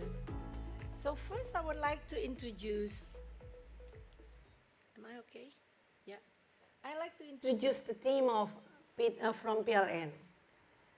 PLN. It is an Indonesian state-owned enterprise. Yeah. Our four young innovators here have developed a project as part of the SDG Innovation Accelerator for young professionals. Young professionals here, they are under the age of 35. So all of them, they are still young. We are also millennials. They have developed a project as part of the SDGs accelerator introduced by the UN Global Compact, and they earned the second place, what we call People's Choice Award at the UN Global Compact Leaders Summit last year. Please give them a round of applause. So these young innovators developed a low-cost power unit to be utilized in the remote areas using compact energy storage technology for individual solar panel. This power unit produces 12 to 24 hours lights in the house, electricity in the house, enough to run water pumps, enough to have children to have lights to study during the nights, help fishermen to produce ice blocks to store fishes. And because it is simple, it is portable, it is movable, this unit is easily replicable to the other areas, and especially the areas that are remote and known as 3Ts areas in Indonesia. It is the outermost, frontier, and left behind areas. So again, please welcome them. They are Deskiniel, he's technical engineer, and Faris Zainur Roshirin, he's innovation management and development. Siti Aisa, Research and Development, and Devi Octavianingtyas from Business Development. Now you want to share something, the floor is yours. Okay, thank you. Miss. Mau berdiri, mau di situ, mau. All right. Thank you. Go ahead. Okay, good afternoon everyone and welcome to our presentation. We are from PTPLN Persero Indonesia. We'll be tell about one of our innovation Super Sun, providing electricity to remote area using compact energy storage technology for individual solar power plant. Firstly, allow me to greet all participants watching this. My presentation. Okay, firstly, allow me to greet all participants who join this. The Honorable Ms. Josephine Satyono, as Executive Director Indonesia Global Compact Network. The Honorable Mr. Nitin Kumar Dumasya, as CEO and President of Growlity Incorporation. The Honorable Ms. Guzelia Marisova, as lead of Global Partnership PT Paragon Innovation and Technology. The Honorable Ms. Siti Nurwala, as Senior Executive Sustainability Data Reporting and Governance Prasarana. The Honorable all participant and delegate of UN Global Compact Forward Faster Now. Next, let me to introduce my team. My name Muhammad Faris Yain Rosidin, as Assistant Manager Product Development, and then Miss Siti Aisyah as a Senior Officer Innovation Management, and then Miss Devi Octavianingtyas as Officer Product Management, and the last Mr. Deskinil as a Manager of Planning and Operating. We start our SDG journey with Super Sun at 13 May 2023. We joined SDG Innovation Accelerator for Young Professional official launch and bootcamp hosted by Indonesia Global Compact Network. After that, we send our presentation and material, did presentation and show our innovation, and we got first place in SDG Innovation Accelerator for Young Professional in Indonesia. With this achievement, PLN became the representative from Indonesia as a speaker at the UN Global Compact Leader Summit 2023 in New York. And now, let us to tell about PLN innovation journey. And let's continue to how we grow the culture and maintain the innovation for our company. PLN as Indonesia company that manage the large-scale electricity system, covering the power plant, transmission line, and distribution system. We actively perform toward the service excellence. First, we put much effort into understanding the daily issues of operation. And then we bring the most efficient approach to solve the problem and gather all the resources to maximize the result. And this is where the innovation begins. This certainly cannot be achieved without the support of management, because as we know, the innovation requires sufficient amount of energy, time, and resources. To get the suitable human resources, we also collaborate with various departments and units in our company, because our goal is to deliver innovation that have big impact, not only for our company, but for nation and possibility reaching worldwide attention. To ensure the sustainability of this effort, we decided to participate in SDGs Innovation Accelerator for Young Professionals. The challenge of this program is how we can develop innovation based on solution relevance, impact in SDGs and community, innovation, process leadership, program sustainability, replicability, and scalability. Seeing this challenge, my team and I devised innovative program that have been executed at PLN in accordance with SDGs goal. Based on our innovation product mapping, we decided to develop SuperSun as an SDG innovation product. SuperSun can represent PLN at the SDG Innovation Accelerator for young professionals in Indonesia. At this event, together with 69 young professionals forming 20 innovator teams from 16 companies, showcase their best innovation. And successfully, we managed to win first place and got the opportunity to participate in the next stage, the SDG Innovation Leader Summit 2023. And then in September 2023, we got opportunity to be the representative from Indonesia, of course, and our company as a speaker for the 2023 UN Global Compact Leader Summit in New York. The Leader Summit offers unparalleled opportunities for networking, knowledge sharing, and forging meaningful connection. Leader Summit had a lot of agenda, started from 16 till 21 September 2023. And during the summit, the session that we joined is SDGs Innovation Accelerator for Young Professionals, which is dedicated to showcasing innovative projects that have emerged. SDGs Innovation Accelerator for Young Professionals is a program from the United Nations Global Compact to develop young talents and organization in accelerating business innovation in implementing in sustainable development goals. This agenda was attended by 11 companies from 11 different countries, which is PT PLN get the second place as the best innovator. Through the SDGs Innovation Accelerator for Young Professionals, we can introduce our innovative product, in this case SuperSun, to the whole world. We also learn how to develop innovative products for a company that is sustainable and can provide their benefits to the wider of community.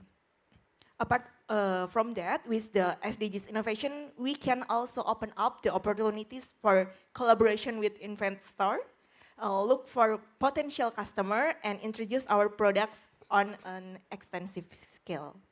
After participating in this accelerator program, my company is now known as an electricity company that focuses on green energy and has technology that can be used in rural area.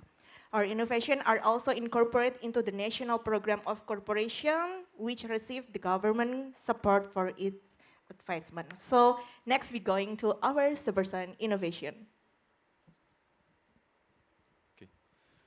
As Southeast Asia's leading utility company, PLN has electrified thousands of villages, but reaching the most remote communities remain challenging due to the high cost of traditional methods.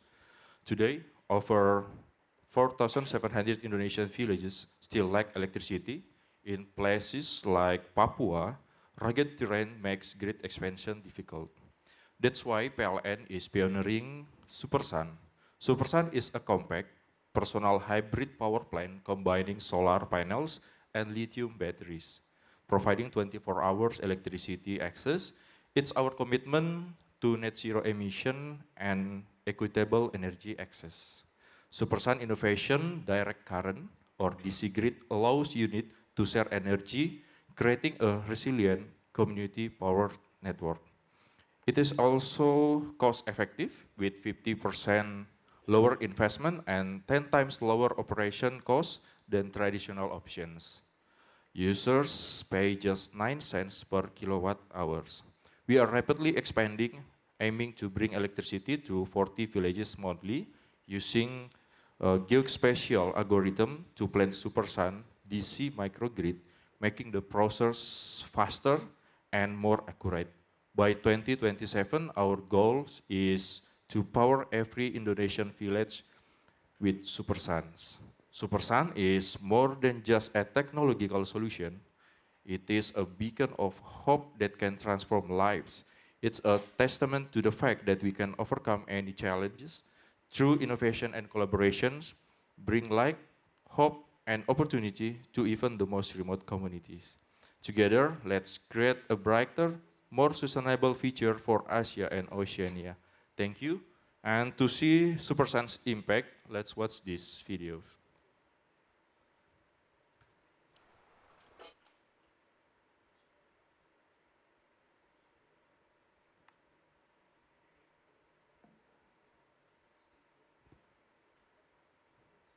A video.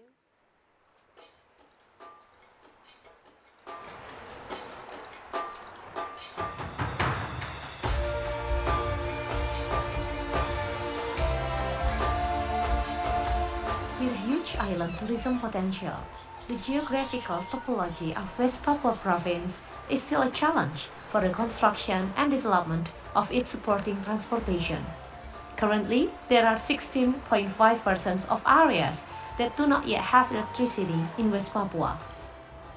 Yarwezer is one of the villages in Raja Ampat Regency, with majority livelihood as fishermen. The community lives among a group of islands.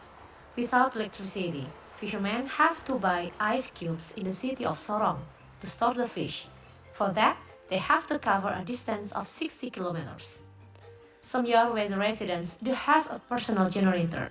However, they have to pay 50,000 to 100,000 rupiah for lighting for 6 to 12 hours each day.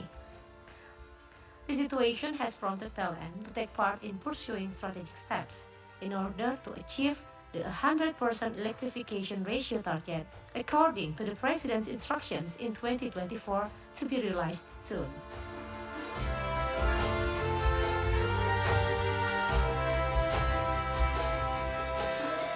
Supersun is a personal power plant that uses green energy of solar power plant to support the energy transition towards net zero carbon emissions to electrify remote areas.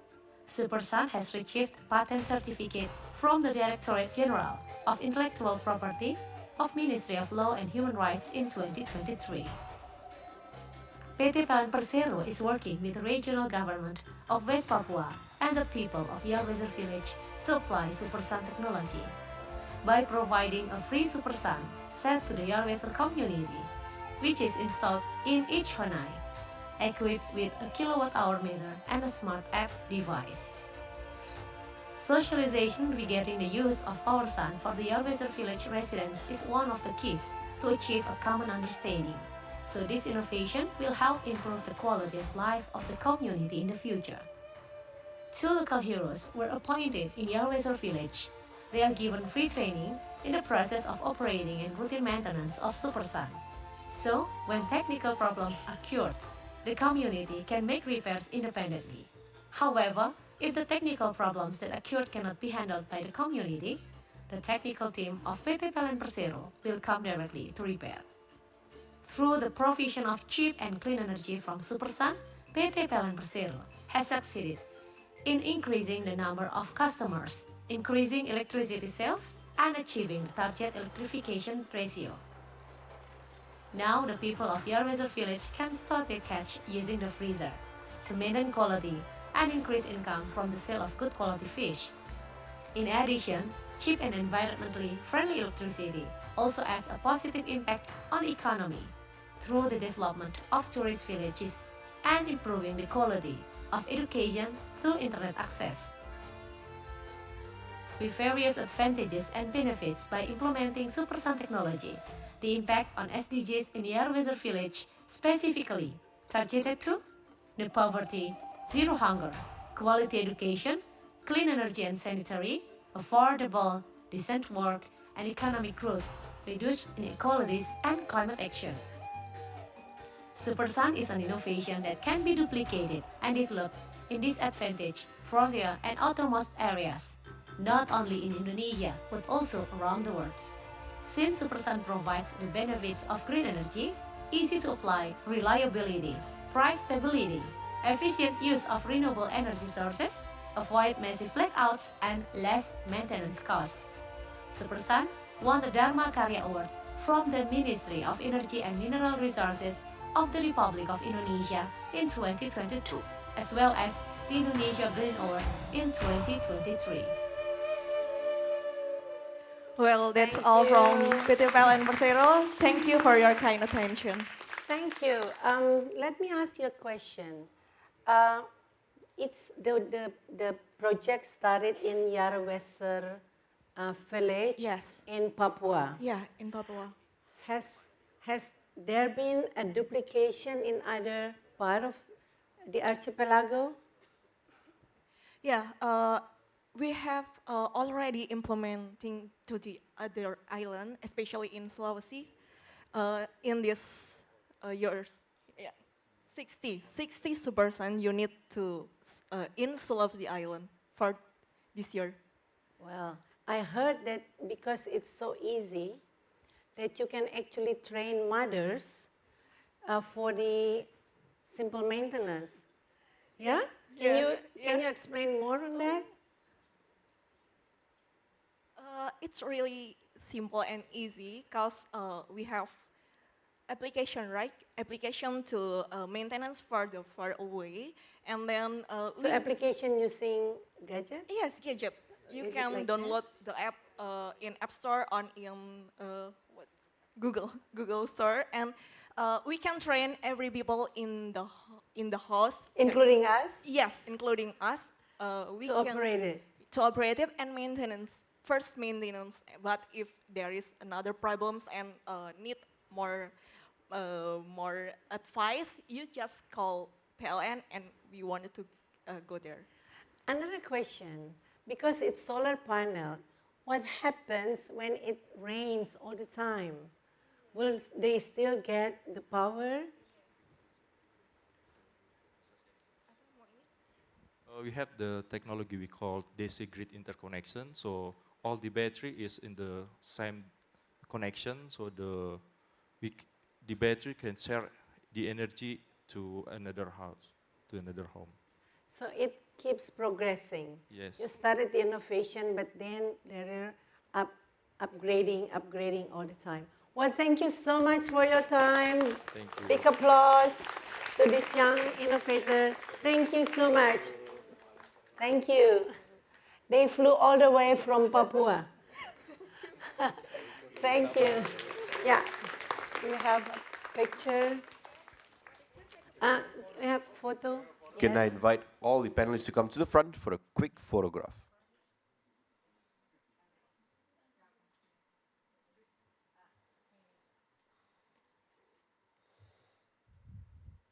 Isn't it lovely to see young people thriving in the sustainability field, ladies and gentlemen?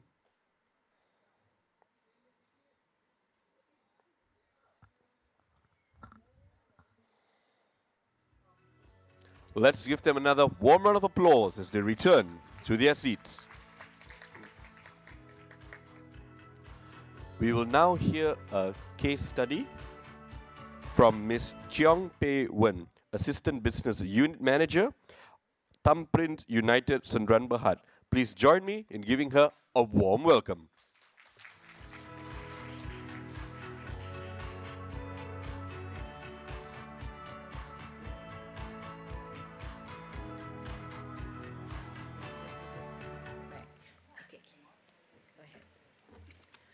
Thank you for UN Global Compact to inviting me to speak and share our outcomes through the SDG Innovations Young Professional Accelerator programs.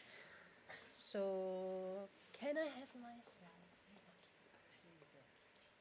This is the next. This one. Oh, disrespect. Okay. So, greetings to my friends, ladies and gentlemen. Good afternoon. Thank you. Yeah, so our topic is regarding the waste management. So today I would like to talk just a little bit on our company backgrounds, then followed by our problems identifications, what is our solution for the problem itself, and our desired impact. So for our company Thumbprints, actually we are doing the offset printing company since year 1990, which has 34 years history based in Rawang, Selangor. So when you think about the paper printing company, you can just directly link about the main raw material that we use is paper, and another one is the ink itself. So ink also classified as two categories, which is the CMYK inks and also the Pantone inks. So for the CMYK inks, actually they are the color mode that used by the commercial printing equipment in order to create the color graphic and images. It stands for the cyan, magenta, yellow, black. So like for example, you wanted to get the red color. So it's just a combination in the magenta and also the yellow. And another one is about the Pantone ink. So this is the standard set of standard for the color selection for you to matching color and also to reach for the color accuracy. For example, your company, the brand is in the red color. So you say, every of my thing, I want to achieve this kind of red color. So this Pantone is suitable for you to choose. Okay. So what we found, the problem throughout our programs, we found that there are the incremental wastage throughout this industry. So printings, it can generate a significant waste, including paper scraps, containers, and also the packaging materials. If, let's say, they are improper disposal of the waste, it can lead to the landfill overcrowding, and also it will contribute to the environmental pollutions. So then let's talk about our waste management program that happened in Tampines right now. So for the paper itself, we have the recycling program. So we will collect and segregate the waste paper according to their different materials. Then we will send to our in-house machine to squeeze it into cube shape, and we ask our contractor to come to collect and to become recycled.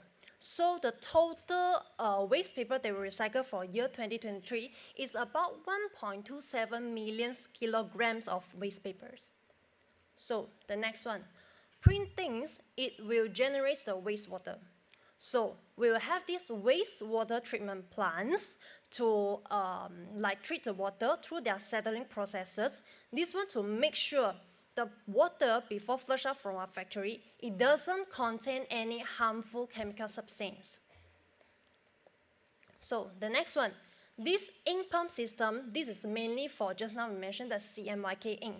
So this is a custom tailored system, so enable the ink can directly send to the printing machines without any additional handling processes. So this ink comes from the 200 kg, the ink tank. So this ink tank, right, it can minimize the leftover waste in the tank. Then the tank also can be stackable, and also we can ask our supplier come to collect the ink tank for the recycle, the purposes, which is like you can refill it and reuse it. So, but how about the Pantone ink we mentioned just now? Then that's why we're focusing more on this Pantone ink. So, for the Pantone ink waste since year 2001 until 2023, so it shows the increments in the total of the Pantone ink wastage from year 2021. So you can see for the first 2 years, it's about 200 kg plus, but until years 2023, the contribution goes strike high until almost 600. But there's other reasons, so I will explain in the next slide. Then for this Pantone ink waste, so we have the minimum orders of 2 kg from our supplier per Pantone color. Regardless, we just need to use like even 1 kg or even 300 grams. So after the first time use of the Pantone ink, the ink will be oxidized after 3 to 6 months, depending on the storage situations. So this oxidized ink, it will become hardened, and the color is totally running off. So that's why this is expired, and this leftover ink, right, we will need to dispose it as the ink wastage. So we will ask our contractor to come to collect those ink waste, and then they will do some treatments. So after the treatment, still there, we will have some end up at the landfill. So just now I mentioned why in 2023 they are so high quality, right? So there are reasons. Like for example, they are rising in the total jobs in the second half year of the 2022. It will contribute to the higher ink wastage the records in the year 2023. And also, there's a period of the conversion for the mineral oil-free ink. So this mineral oil-free ink, the color shades actually have slightly different between the previous color, which is the low mineral ink. So when this happens, customers say, I need to follow the latest one.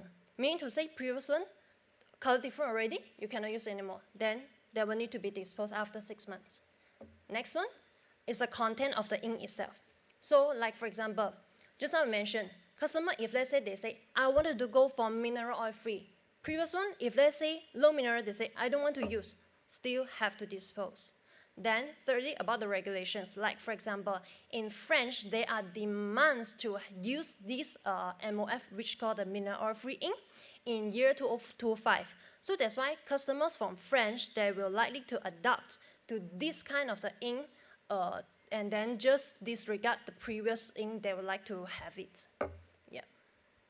So we talk about a problem. So what is the solution for all this high volume of the ink wastage? So we have our solution is ink kitchens. So ink kitchen actually is one kind of the ink mixing system. It's having the formula to allow you to reuse back the leftover ink with adding some pigments in order to create another color that they would like to use for the next jobs. And next one, we also can remix the color to the correct color shade. For example, sometimes the supplier may send the color is running off a little bit.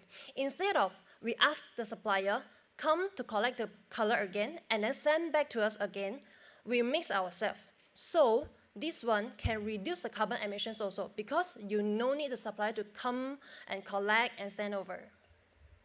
Thirdly, when there's a small amount of the Pantone ink required, then we can have the in-house mixed ink, so we no need to like have the minimum order for 2 kg. If let's say I need 1 kg only, then I just do for 1 kg. So we don't have such like leftover inks anymore. So this ink kitchen could help us in reducing our ink waste and also create the ink consistency, so that will reduce our ink supply lead time and achieve for our long-term cost savings. So what is our desired impact for these solutions? We are target to reduce 50% of the ink waste produced by 2030 from the year's 2023 levels. And we aim to significantly contribute to the SDG responsible consumption and productions by our sustainable practices that can optimize the waste and that can minimize the waste, minimize the waste and optimize the resources that we can use. Yeah, thank you.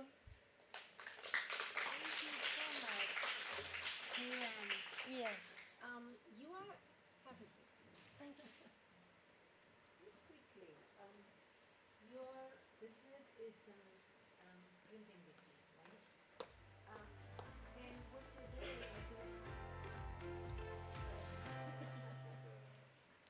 Just a small glitch. Apologies, gentlemen.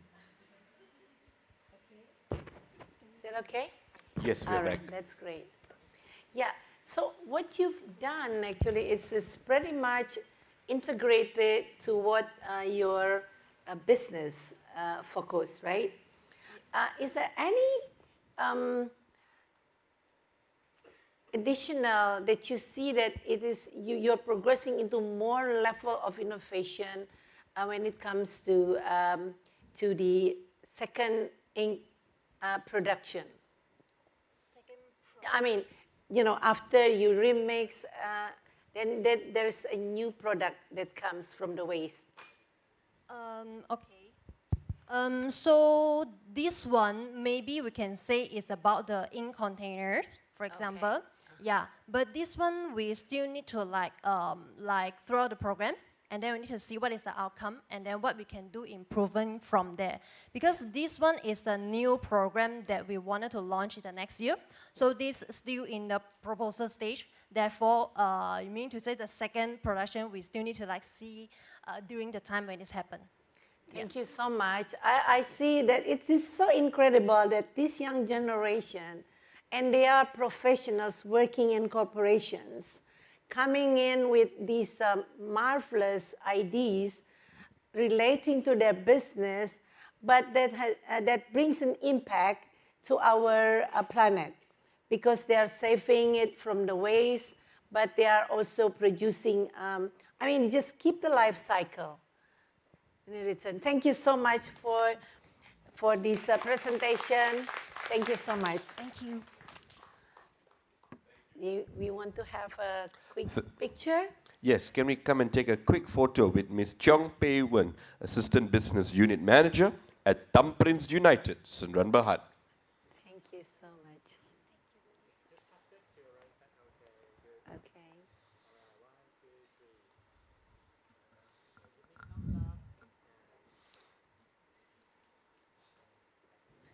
Thank you again. Good Thank you. luck for the next level. Thank you.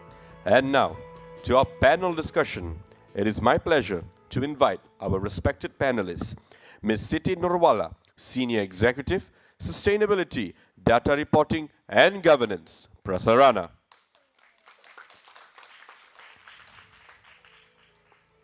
Ms. Guzilia Marisova, Lead of Global Partnership, PT Paragon Innovation and Technology.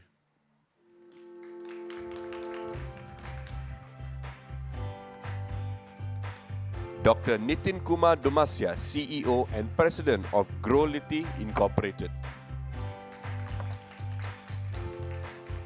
Last but not least, this session will be moderated by Ms. Josephine Satyono, Executive Director of GCN Indonesia. Ms. Josephine, you have the floor once again.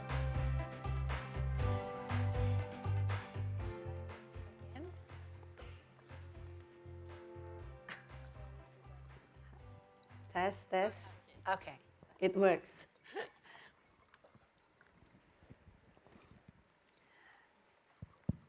Yeah, thank you so much. It's a privilege to be here with you. We just witnessed these two teams of young innovators presenting their innovation, their projects, which they do actually in between their desk job.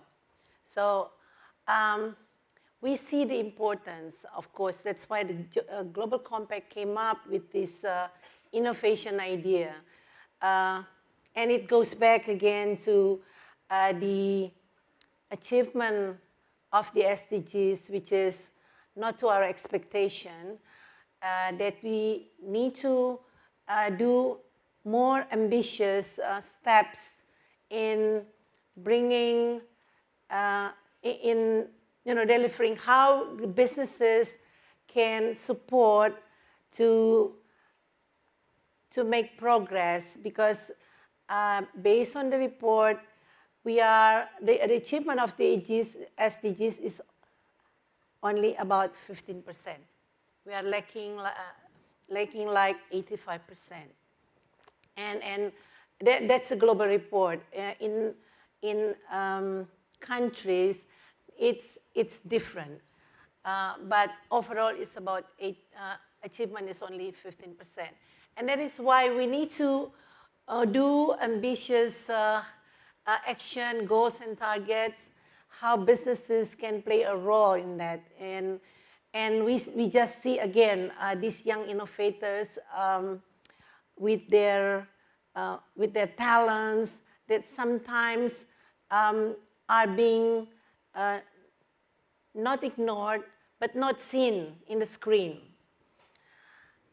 So I would like to ask a question, first of all, to Ms. Siti Nurwala.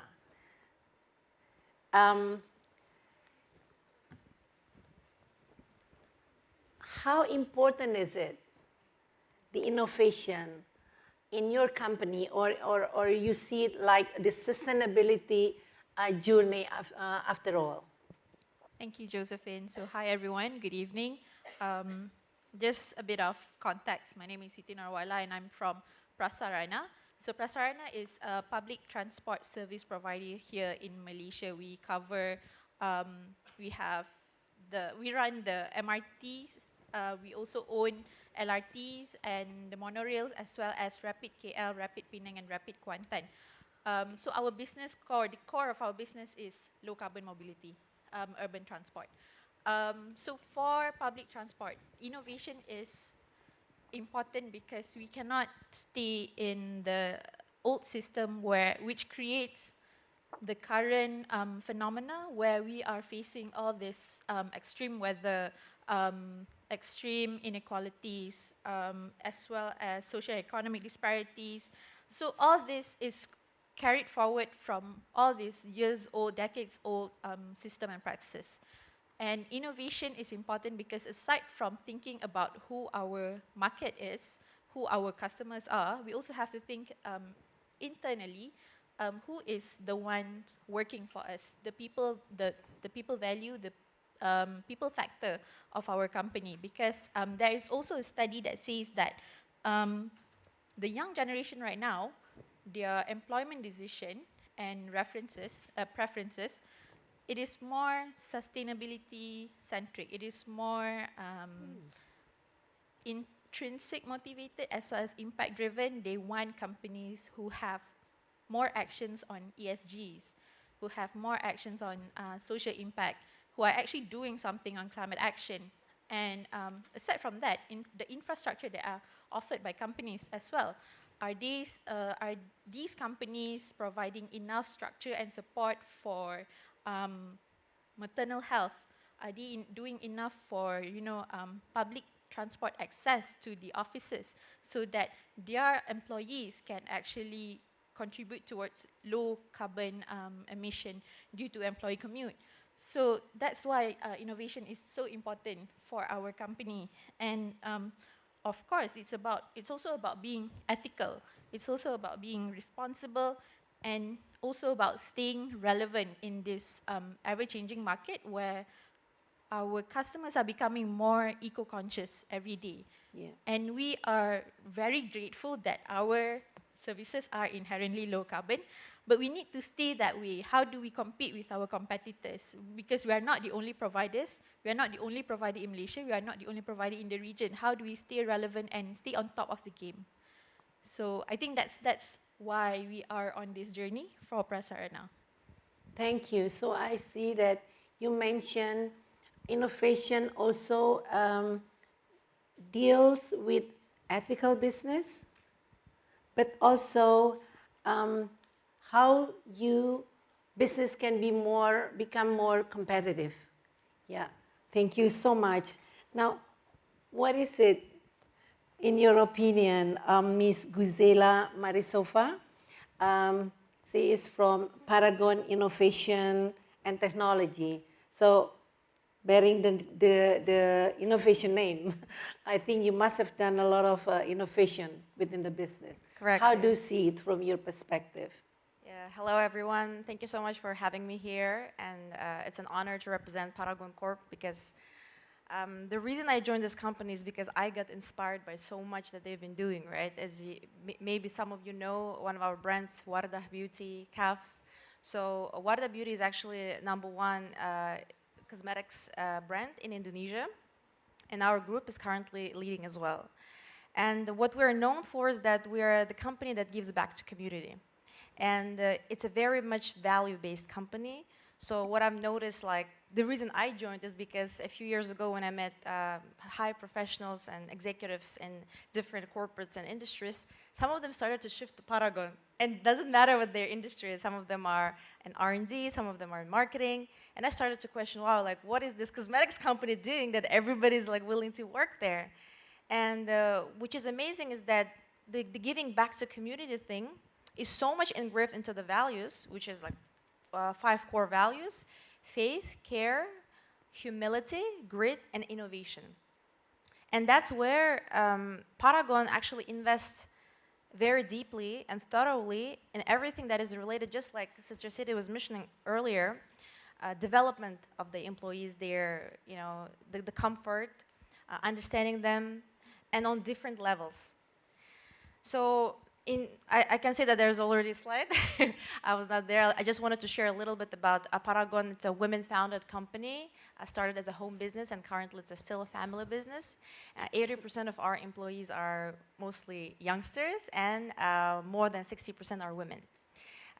Currently, we have over 12,000 employees around Indonesia and Malaysia, and we're happy to be going global. And as I was mentioning, innovation is at every stage of our development of the company. For instance, when we faced COVID, within COVID, we developed 5 new brands. which within 3 years, one of them became a majority market share, specifically Cuff, which is male's grooming brand. And what we can see, the innovation is so crucial that when it comes to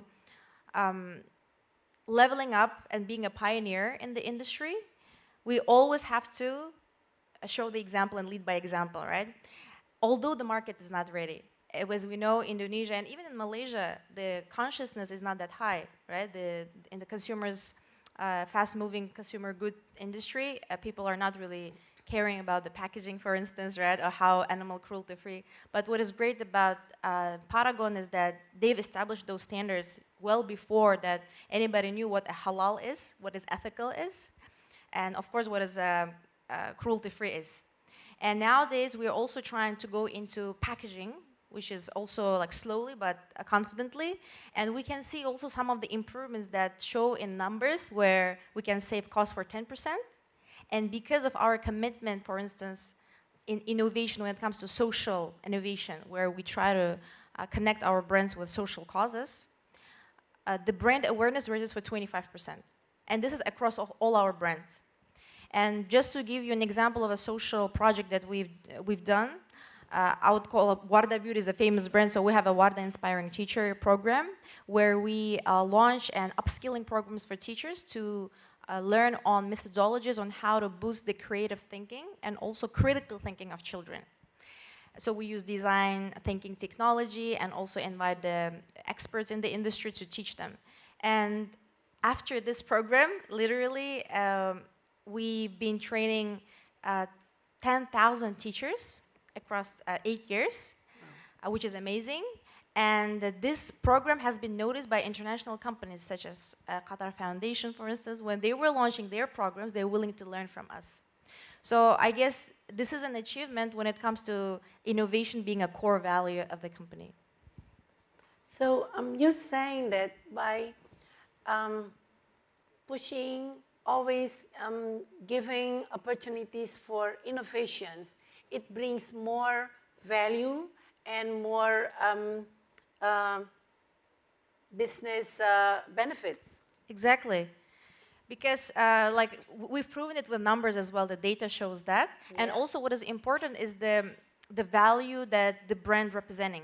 As it was already established as that brand that was owned by a woman who is conscious, who is willing to give back to community, and we're still continuing this legacy, I think this creates a loyalty within our consumers, right? So nowadays people actually want to continue buying the products of Wardah or Kaf or others because they know where their money, where the profit later will go on, which is supporting the communities. Thank you. Now I go to Dr. Nitin. As a CEO, what do you see the importance of giving opportunities for these young professionals? Because some may see that giving opportunities may present more cost, increased budget, etc. How do you see it from a CEO perspective? Namaste and good afternoon. Good afternoon. Good afternoon. Namaste. So glad to be here with all of you, and fortunate enough to speak on this very important topic called innovation and sustainability, and very beautiful question as a CEO what we can do. Since morning we are all hearing that we are all behind than our 2030 SDG goals. We are listening about 1.5 degree temperature. We are listening about the climate change events happening around us. We are all talking about how innovation can change this entire landscape of ESG, sustainability, and contribute to these SDGs. Now let me tell you, innovation, when I see from the top as a CEO and the president of a company, our company is registered in US, our headquarters is in New York, and we are also in India. But we are a global company today serving in more than 30 countries, and we have 150 plus clients. We are into ESG advisory and consulting business. Now when I see it from the top as a CEO, I see innovation is in everywhere. Innovation is in small things. Innovation, we were hearing Dr. Tyagi, he was saying innovation should be there in the intent. In the morning, Mr. Ralph said that in a storytelling platform, which he launched today morning, is an innovation example. Innovation is everywhere. The way these organizers have, planned these panel discussion, you can see how creatively they have, innovatively they have, kept me here to balance the gender equality of this panel, right? Yeah. So that is there. It's always there, and it has to be there. For the young people, my message is very, very clear. We have to see innovation in everything. Don't just be, burdened about these things. 1.5 degree. Don't just think about so many things are going wrong. Think about what is going good. Okay, let us see the person who is planting more than 10, 15, 20 million trees in his lifetime. Let us see the companies who have already achieved net zero. Let us see the company who have more than 15% spending going on corporate social responsibility. There are companies who has 100% people who are disabled. There are companies who have women brigade. We from our company are also doing the innovation in everyday basis. If I tell you our company is carbon neutral from day one, we never use paper. We are a paper-free, paperless company. I never even keep my visiting card. I never even accept visiting card from anyone. We are a company from day one who is always endorsing the gender equality. Today we have around more than 30 people globally, but out of those people we have 12, 13, 14 women and men. So we try to keep innovation in everything what we do. This year we are also launching this platform called ESGtech.ai. This is an exclusive platform helping our client globally to actually calculate their emissions, scope 1, 2, 3. And this is happening with the help of artificial intelligence. This is innovation for me. This is innovation for my client. We all know that data collection, calculation, reporting, everything has a huge problem. What to do? We cannot simply think about problems. We have to think about solutions. Solution lies in innovation. Solution lies in technologies. Today our platform helps our clients to calculate their scope 3 complex problems. People are just able to calculate their employee commute, carbon emissions coming from downstream transportation, upstream transportation, purchase of goods. Those all 15 categories of scope 3 just by their fingers in few seconds. This is innovation for industry. This is very, very badly required if we really want to be on track of 2030 global agenda. So we keep it very simple. We have to innovate, otherwise we are not going to achieve it. Thank you. Thank you. And I got one important piece of what you said is that you also think about your client. So you think about innovation, you think about your client, which is very important because in order for a company to grow, the client, your customers needs to prosper, right? Otherwise, who's going to consume the products? Otherwise, who's going to, buy the product if they are not prosper? Yeah, I'll just add one thing here. Can we take the previous slide, please? Or this is the first one? Okay. So this is about Growlity, my company. Our intent, the reason to start this company, we started the company in pandemic in 2020. We started the company with a very, very small thought. And the thought was growth with sustainability. So if you see our name, GROW comes from growth and LITY comes from sustainability. This is how we fused these two words and made it Growlity. So when we go into the market, we think about our clients' growth, and that growth has to come with sustainability. Without that sustainable growth, client also is going to struggle. So this is our intent. This is the way we actually want to serve our clients, and that's the reason we are growing so fast. In just 4 years' time, We have grown like anything, more than 150 clients across 30 plus countries. That small thought of growth with sustainability has become a mission now. Give him, all the panel, a big applause.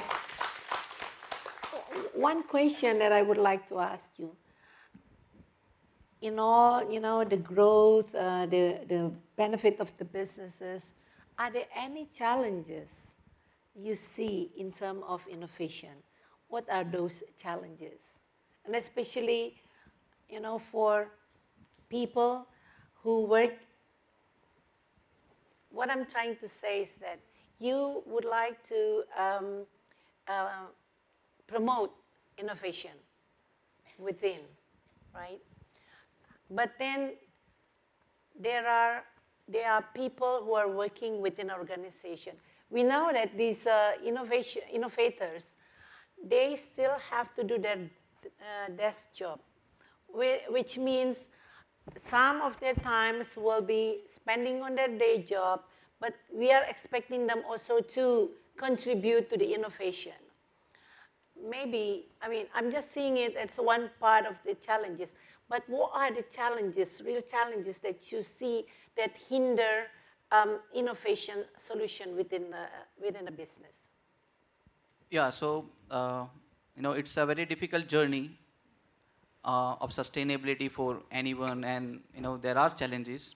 I have categorized these challenges into 5 different areas. There are challenges with respect to awareness. We still have very low awareness about the overall philosophy of sustainability when it is seen from the top. So each company, whether in manufacturing or in service, they have to be very, very diligent enough about spreading the right awareness in their company. My next thing is partnerships. See how we are all able to enjoy or actually take advantage of an event like this. So there is a challenge. People are not coming forward. People are not enough faster, actually, to take up those partnerships which are very much required in this whole world. The third thing for the challenge is the review mechanism. If I see from the company perspective, from a management point of view, we also lack, to review the progress of sustainability initiatives on a regular interval. And this makes my pace of sustainability a little bit, difficult. So the review mechanism, the review of progress, and the actions which our team is taking has to be always on top of things. And then only we will be able to actually achieve our targets. My next 2 things, one is reporting or communication or the storytelling. If we are doing a lot of stuff, but we are unable to convey our story, that also is our own problem. The platforms, in the morning, what we have seen, there are exclusive platforms which can help us tell our story to this whole world in the best possible way. We have to come forward. We have to become faster. And the last one, the biggest challenge of data, coordination, communication, training can also be taken care by the technology. So people are not coming forward. People are not faster enough to actually adopt the right technology at the right time. That's the reason the pace is also, going a little bit down. Thank you. Yeah, exactly. Thank you. Do you agree with what Dr. Nitin's statement? Yeah, definitely. I think it's a general situation in the industry nowadays, right? In whatever companies are.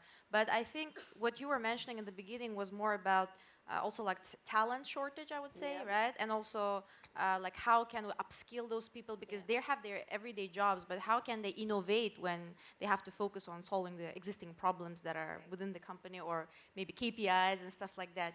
Dr. Nitin mentioned that you need to do it at the right time. Exactly. So the right time, but also for a company like Paragon, which has been running for 40 years, it has to become very consistent, right? And we have a specific time that we do it. So there are several periods, like it's monthly or annually, etc. So we have different programs that we run within the company.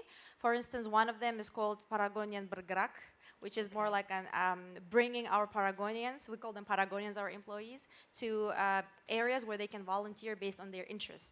because we do support a lot of initiatives related to sustainability, building a mosque, for instance, in a remote area or a well, etc. So our employees have an opportunity to go there and physically be part of it, to communicate with the people there, understand their challenges in life, and that helps them to see things in a different perspective. Right. Another thing is more on developmental programs inside of the company, where we do something like an incubator, but in-house, and we try to boost the entrepreneurial spirit of our employees, because the company has started as a home industry by entrepreneur women, and we believe that everybody has a capacity to build something new, and that's where we provide them tools and also programs where they can learn and also start something new on their own. That's how our brands were born, by the way. Yes. What do you think, Ibu Siti? Yeah, definitely. I definitely resonate with what Dr. Nitin and as well as Yuzalia said just now. So I just would like to add that innovation doesn't just develop in a light bulb moment. It needs a conducive environment, as what Paragon has already made just now. So there's a whole system and process in place to actually nurture and nurture a culture of innovation. So we need that. And how, because we understand that business landscape is a complex interplay of profit, purpose, as well as the planet. So the businesses are trapped in a paradox. We want to move forward and ensure that we still have profit, we still reach scalability, but at the same time, with the current urgency of climate change, as we are, all of the SDG goals are off track. So there's an urgency for us to innovate, and how do we change and how do we transform our business, how do we rethink our business, and at the same time try to support our own people as well as the community around us. And the three challenges, it will be as well as internally, I would say, is short-term mindset, the fear of failure, and these two was made worse by climate inaction. For Prasarana, I think if we don't start now, because we only exist, we have our own sustainability, and we don't want sustainability and ESG and climate change and climate action to exist in a vacuum. We want to ensure that sustainability is actually, we made a ripple across of our business units, and make sure that everyone can actually understand what sustainability is, can include sustainability in their daily conversation, and actually understand how the sustainability impact their daily businesses. And then, of course, you just mentioned just now that these innovators actually have their own desk jobs, their daily desk jobs. So me and my colleague, both of us are from sustainability department, and we are able to participate because we are from Department of Sustainability. But in the future, we thought that this is the limit of our impact. To ensure that our impact can be extended beyond our own department, and of course to every business units, and eventually to our customers, to the communities around us, we have to make sure that everyone will be able to join such program, such as the SDG Innovators, Innovation Accelerator. And so of course there are hurdles around that, but we would like to make that start. We're going to go into the question and answer, but briefly, quickly, Dr. Nitin, just 1 minute. Can you tell us, share us, this fear of failure in innovation, which she just mentioned, that it could occur, how to overcome that fear, and especially when we challenge the young innovators, the young people, the young professionals, for coming up with some sort of innovation, but then this feeling of, will it work? How much cost that we have to spend on this? Just 1 minute. So I think the answer is simple. Actions kills fear. This is a louder message to everyone. Okay. We cannot only talk. We always have to be active. Right. And we always should be on top of actions. can I have the third slide, please? And I will also explain, normally in organizations and corporations, we have so many things to do. The third slide, please. So in those things, we always, get lost of how much I can do. I'll tell you one actions we have recently taken. When we see the complete spectrum of ESG, environmental social governance, it becomes so complex for an organization to actually manage and sustain that within the company. So what we did, this one action, it has taken a lot of pain of our developers. The software, the same platform can now also assess your complete ESG score. And there is a science behind how we are evaluating this score. I'm honored with a PhD. My doctorate is on ESG and sustainability management. I have converted the thesis which I used for my doctorate into this software, into this platform. This is now helping everybody, my client, to actually track their ESG journey. So I want to urge here, I want to say that message is very, very clear. We have to take actions. This action has actually helped so many of our clients globally to make their life easy, make their ESG journey easy.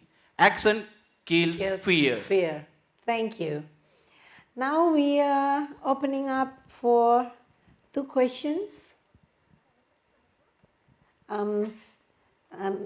State who you are and who do you want to ask the questions to. Be short and concise, please. Thank you. Me? All right. Hi. Hi, everyone. Thank you Thanks, so please. much for the sharing. My name is A.B. Latif from Manulife Insurance. I just want to kind of like ask, especially the 2 young ladies there. So as you are younger in the structure of the company, and you're championing innovative solutions on sustainable solutions, but then you are challenged by middle or senior management with budget cuts and budget controls. So how do you champion through this to make sure that your innovative solutions thrive? You can share that within your respective areas. Thank you. I think that's the first thing that we thought of is, do we need money for this? Because we need money make the world goes round, right? Yeah. And then when we start to like list down all the problems and identify what are the solutions that we can offer for this problem, I think we are also trained in a way that always go for projects that are high impact but low cost. And then being 100% owned by government, that's like, oh yeah, first, do we need money or not? And then we think about all the problems that we have. I'm not sure if the slide was on just now about our solution that we came up from SDGIA. Being in corporate, myself working at the corporate office, I thought that almost 70% of my work interaction was with the female staff of Prasarana. But the data says otherwise. And I think when we try to, whatever it is, whether or not the solution that we try to offer, that we try to propose to our management, always backs it up with data lah. Whatever it is, data speaks louder. And so from that problem, we found out that the data says otherwise. And this also relates to how Prasarana carries out its service. How does Prasarana services actually impacts the women community? And there are actually growing studies that says women takes more frequent trips using public transport as compared to men. This is due to their own, social responsibilities like childcare, economic barriers such as inaccessibility to disposable income, access to cars and whatnot. And so these are the storytelling that we do to our management. This is the problem. This is what's happening in our company. How does this affect our service and operation? And then, of course, the idea is how do we address the SDGs through our solution? And at the same time, is this within our control? Because we know that maybe we can serve, we can have this program in Prasarana, we can commit to this. But the impact later on, aside from doing marketings as well as promoting this to all the lady commuters, ensuring safe transport, there are more that needs to be done to actually achieve a a large impact of women in public transport. So we start with women at Prasarana. It's always about scalability. Money will be a problem, but once we actually be able to convince our management, this has value. And it may not be evident now, but again, and then we show them the data. Data speaks for itself. Yeah, I hope that answers your question. Well, I can definitely relate. I think this is so true. Like, I mean, I'm not going to repeat what you said, but I definitely agree. But what is really interesting in my case as well is that I'm not coming from a corporate world. I'm coming from actually impact investment into early stage startups.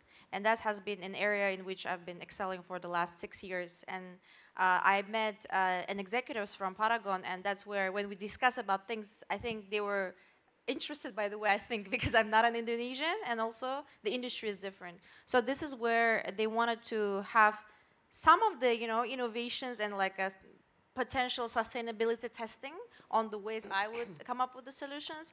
And it is very challenging for me because I'm like the one against the whole world in a way, So because obviously I'm not the Paragonian from the beginning. I have different experiences from other companies, but a standard employee of Paragon is somebody who is a recent graduate and have been working in the company at least 10 years. So this is like a mindset shift. So I have to have an ability to convince them and see through their lens, and also show why it makes sense to adopt this or that innovation that I'm coming up with. But so far, what I realized is that the main focus is the customer in Indonesia, because that's the country that we're a leader in, and how to maintain that position, whereas a lot of international companies are coming in with their new solutions and innovations and want to get this market. So when I keep this in my mind and I show from this perspective, the innovations that are being offered to the management team are being accepted easier. One more question, please. Hi, Josephine. Hi, respected panelists. Thank you for your sharing. And I'm Siqi from China office, and also implementing the SDG innovation program in China. And so, what my question is related to resilience and also failure. To be honest, what we see a lot of times and talked about a lot of times is success stories. But actually, what we all know is that innovation journey can be a long and messy journey, and where we will face a lot of failures and a lot of challenges, especially during challenging times, and with a lot of times limited budget. So what the questions and also challenges I get from a lot of companies are whether it's big companies or SMEs, and they're facing with a limited budget and during challenging times. How can, and also maybe possible failure of innovation, how can they keep being resilient, and how can they keep that momentum to continue innovate, especially when what they're fighting for is survival of their companies. So maybe can you share some practical experience from big company or policy level point of view, and also innovation project point of view? Thank you. I might address it to Dr. Nathan. Yeah? Yeah, so, I have a very strong belief that we should always focus more on success story and be optimistic, positive in our life. Rather we, see the failures. However, failures are important to learn from the mistakes. Let's talk about 2-3 failures. We have failed to secure this climate. We have failed to regain this 1.5 degree temperature. The Paris Agreement has failed, according to me. The Kyoto Protocol is failed, according to me. But what to do? We always have to be faster forward, looking forward now, in future, right?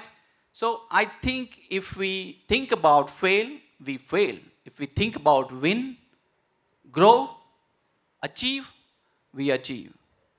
The message is clear, right? So we always have to be optimistic and then, look our innovation and the innovation in sustainability in a way where we don't aim too much. Okay? It's also a problem when we aim too much. So wherever we reach, we should start from there very next day. I hope I have answered your question. Thank you so much. Let's big applause to our distinctive panels.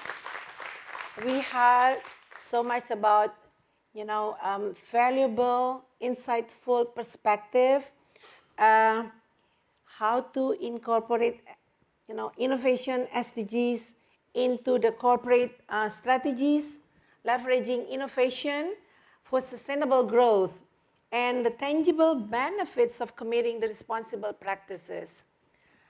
Now, as we conclude, let's take the learnings from what we learned today and continue to drive positive change within our organizations, our life, our communities. Together, we can make significant strides toward achieving the SDGs. Thank you so much for being here today. Thank you. Thank you, Ms. Josephine. Can I invite all our panelists to come to the front of the stage for a quick photograph? Just to recap, this session was on celebrating innovation and ambition, young executives defining the future of sustainability. But the conversations don't just stop here, ladies and gentlemen. They can carry on later. Feel free to approach any of the panelists or moderator in a diplomatic manner if you have any queries or questions.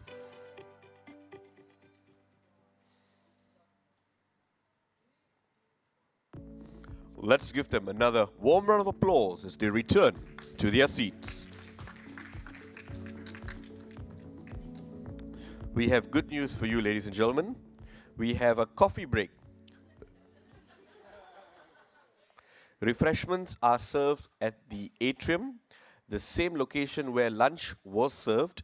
Please be back in the hall by 4:40 p.m. Thank you and enjoy your refreshments.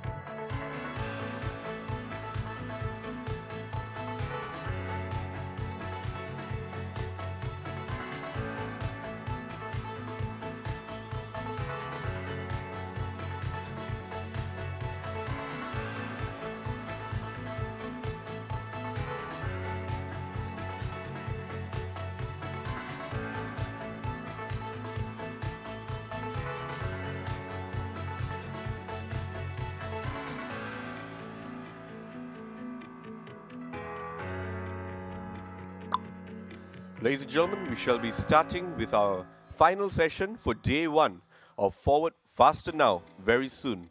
We seek your kind cooperation in kindly filling out the seats at the front. Thank you.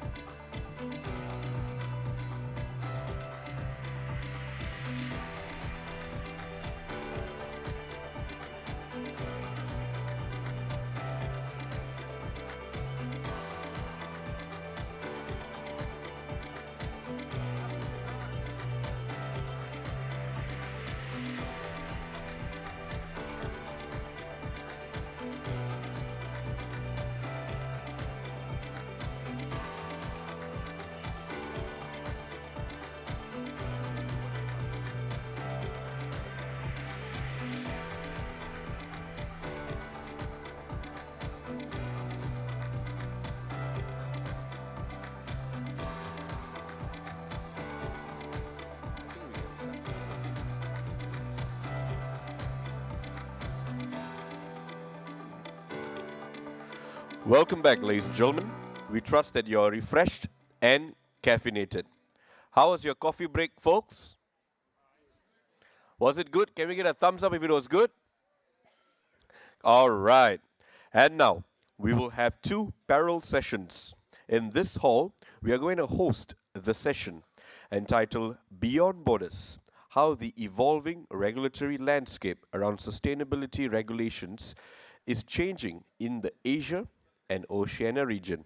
For those that have signed up for the Food System Sustainability Business Strategies to Future-Proof Food Security session, please head to level 2 in the East Wing. If you're not sure, not to worry. Our event staff are more than happy to guide you. The evolving regulatory landscape regarding sustainability regulation is catalyzing significant change in the Asia and Oceania region. As borders break and silos dissolve, changes in one part of the world are compelling others to align their policies and practices to remain competitive in global markets. We have an interesting lineup of panelists comprising of Ms. Belinda Shu, Global Head of Quality, Regulatory and ESG Vanity Group. A round of applause, please. And let's keep the applause going. Mr. Chen Yao, Global ESG Head, Jinko Solar. Ms. Esther An, Chief Sustainability Officer, City Developments Limited.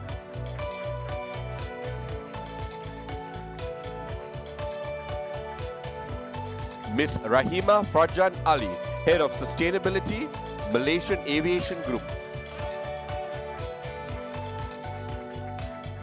Last but not least, our moderator, Mr. Ashwini Saxena, CEO of JSW Foundation. As usual, we will have a question and answer session after the panel session. If you have any questions, kindly raise your hand and we will send a microphone to you. Please introduce yourself and state which organization you're from.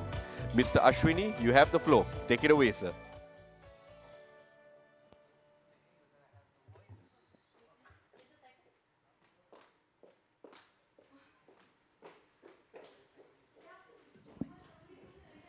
Am I audible? Am I audible? Yeah, I'll use this, don't worry. So, good evening, and I know that this is the last session. Energy levels must have been down. I'm sure you all had some coffee. We did.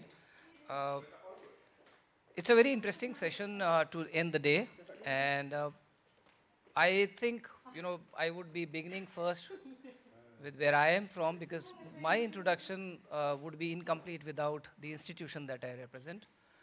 I represent the JSW Group, which is a $22 billion multi-business conglomerate from India. I am the head of the foundation there.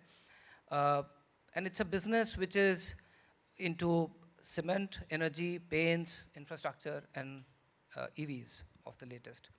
The foundation works as the CSR arm, the corporate social responsibility arm of the group. We work in 18 states of the country, touching about 1 million lives.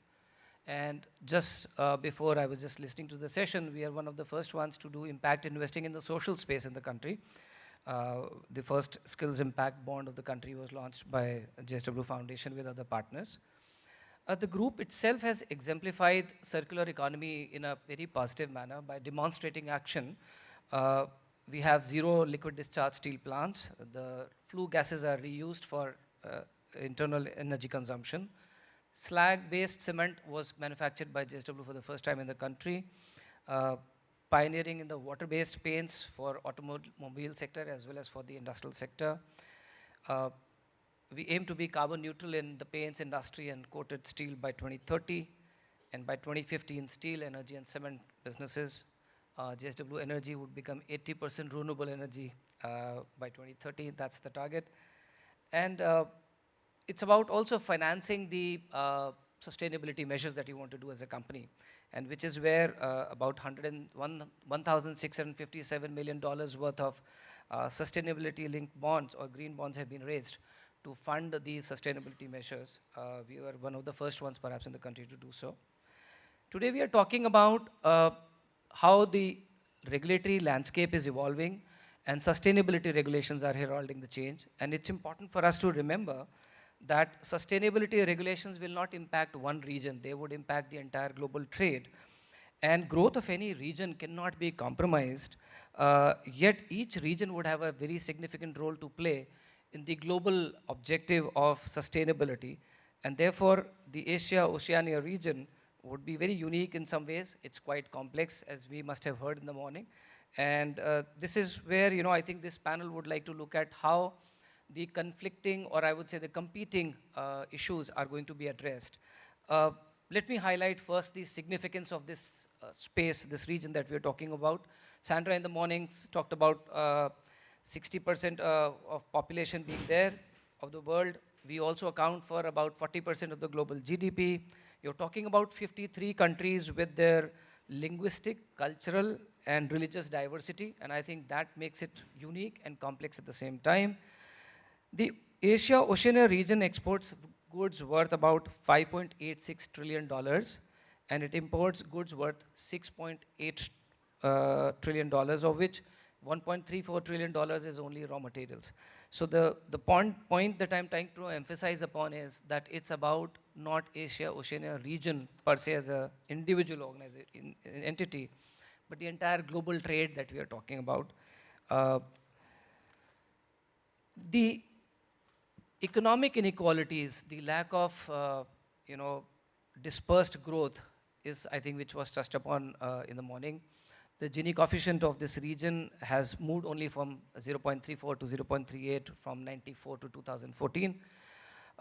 If you compare the demography here, energy supply per unit of GDP in this region, in 2021 stood at the same level where it was in the US in 2015. So from the energy consumption point of view, the space at which this region's people stand is still about 7 to 8 years behind. food security assessments of the region, as per the Food Security Index report, still keeps our food security of Asia-Oceania region in the weak to moderate category. We are going to add 1.1 billion urban residents in next 20 years, and by 2030, 55% population would be in these urban agglomerations. So I think urbanization of this big 50 million square kilometers worth of land mass that you're talking about is something, another important thing that we need to consider. Let me also give you the vulnerability aspect of Asia-Oceania region. I was checking, more than 42 million people and $675 billion worth of economic losses have happened by more than half of the natural disasters that are globally occurring in this region. If we look at the, we all talk about carbon emissions, we want to lower them down. If we do look at the global net zero scenario, it is going to bring down the land which is currently under cereal cultivation in this region by 22%, and which will lead to the food prices to go up by at least 34% if effective land use and agricultural policies are not in place. The decarbonization that we're talking about is going to take off 1.4 million jobs from the oil, gas, and mining sector, and it would create job opportunities for 2.9 million people, but the kind of skill sets that would be required, the kind of capacity building that it would require in the region is something which needs to be looked at and addressed. The GDP losses to some of the countries of this region due to climate change is very high. Under high emission scenario, it could range from 25% to 35%. And higher the population of the country, higher is going to be the impact of climate change on these specific spaces that I'm talking of. If you look at regulation, I just picked up, there are a lot of regulations and lots of reporting standards, compulsions that are coming up. I was just looking at data. 2019, 40 billion worth of CBAM related exports happened from Asia-Oceania region, of which India accounted for 80%, Malaysia accounted for 15% of it. And as per the latest data from UNCTAD, $44 per ton of CBAM tax will impact the export of all developing countries to the European Union by about 1.4%. So that is the broad scenario in which we are operating today, that it's about global trade, it's about global goals for climate change, which are to be looked at from the trade-offs and the challenges that we have specifically to this region because of its unique challenges. My first round is going to be around sector-specific or country-specific questions. I'm blessed as a panel to have 4 people. We have Esther, who looks after urbanization and construction and building. We have Rahima, who's from the aviation sector. Renewable energy, we have Chen, and from consumer products, we have Belinda Yu. So my first question to each one of you is to focus on what are some of those great steps that you think are being taken by the sector in sustainability, or what directions you think we need to be looking at. Let's begin this panel with some very positive messages as what is going on and how regulations are helping upon that. Over to you. Hi, everyone. Abakaba. Oh, good. I'm Belinda Xu from Vanity Group. I'm from Australia. So as you know, the Vanity Group is a hotel sector. We provide the product to the hotel sector. So if you guys stay in the hotel, probably can see our product there. Now, today I just would like to talk about one key sustainability policy related to the consumer product. As you all know, sustainability policy, sustainability reporting, there is a lot of reporting, like the taxonomy, the climate. Now, for us, the most important, probably packaging. Like in New Zealand, there is a Waste Minimization Act 2008. In Malaysia, there is a Solid Waste and the Public Cleaning Management Act. As well as in Singapore, they do have the Waste Management Act and reporting the packaging. governed by the NEA. Of course, in Australia, we do have a National Plastic Plan 2021. Now, I won't go to really detail into the regs, but if you guys want to know, you can text me because I'm really a regs person. Now, how we look at the regs and how these waste management impact us as a business. Now, first thing, we really need to understand what is the regulatory talk about. Now, when I starting as a regs, I take months to understand. It's not easy to understand, but we need to understand, and then we interpret to a human language to my staff. Now, there is a few challenges for the cosmetic product for our packaging. Now, one of them will be like, like in the past, the mandatory, the reporting for the packaging reporting is voluntary basis. Now, it make it mandatory, like for example, in Singapore and India, the packaging reporting is mandatory. Now, as an ESG and regulatory person, again, in the morning, we talk about data collection. It's really headache for us.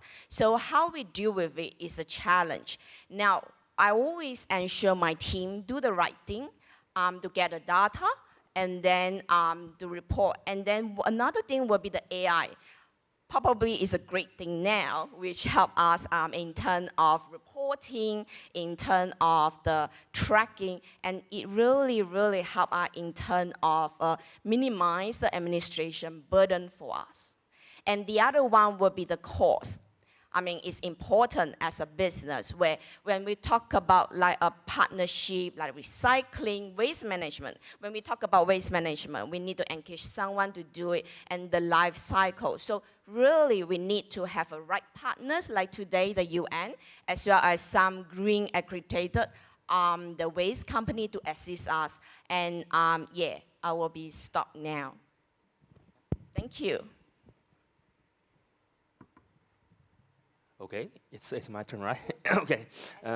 Okay, hello everyone, and this is Chen Chen. I'm the ESG head of Jinko Solar. So first of all, like my friends, I need to take some time to introduce about Jinko.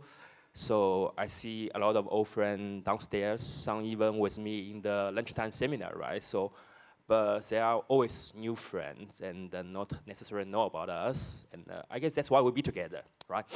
So Jinko is a public listed company in Shanghai Stock Exchange since January 2022. So we are a leading global PV manufacturer from solar ingot, wafer, solar cell, and down to the module. We basically vertically integrate the whole PV supply chain. And the recent year, we have also jumped into the energy storage system. So we provide a one-stop solution from renewable energy to storage. So some record years, including the year 2023, we have been the global PV module shipment champion for 5 times, as has broken the global PV efficiency record for 26 times. That is our little profile. So speaking of one sustainable policy, honestly, recently it grows so fast, I cannot even learn everything. So, but if you want me to name one, so I definitely will pick one policy named the carbon peak and carbon neutrality policy, which announced by President Xi Jinping at the year 2020, 75th UN General Assembly. The commitment, or the policy itself is committing China to peak its carbon emissions by 2030 and reach carbon neutrality by 2030. So it marks a great step towards sustainability. Honestly, in the last 4 years after the commitment on the ground, so we see, the commitment has, the ambitious target has driven, low carbon transition across industry and boosted the development of renewable energy sector, as well as spurs the technology development. Yes, and eventually also contribute to the net zero globally. Yes, thank you. Hello, everyone. Very soon we are going to have parties, so just bear with us.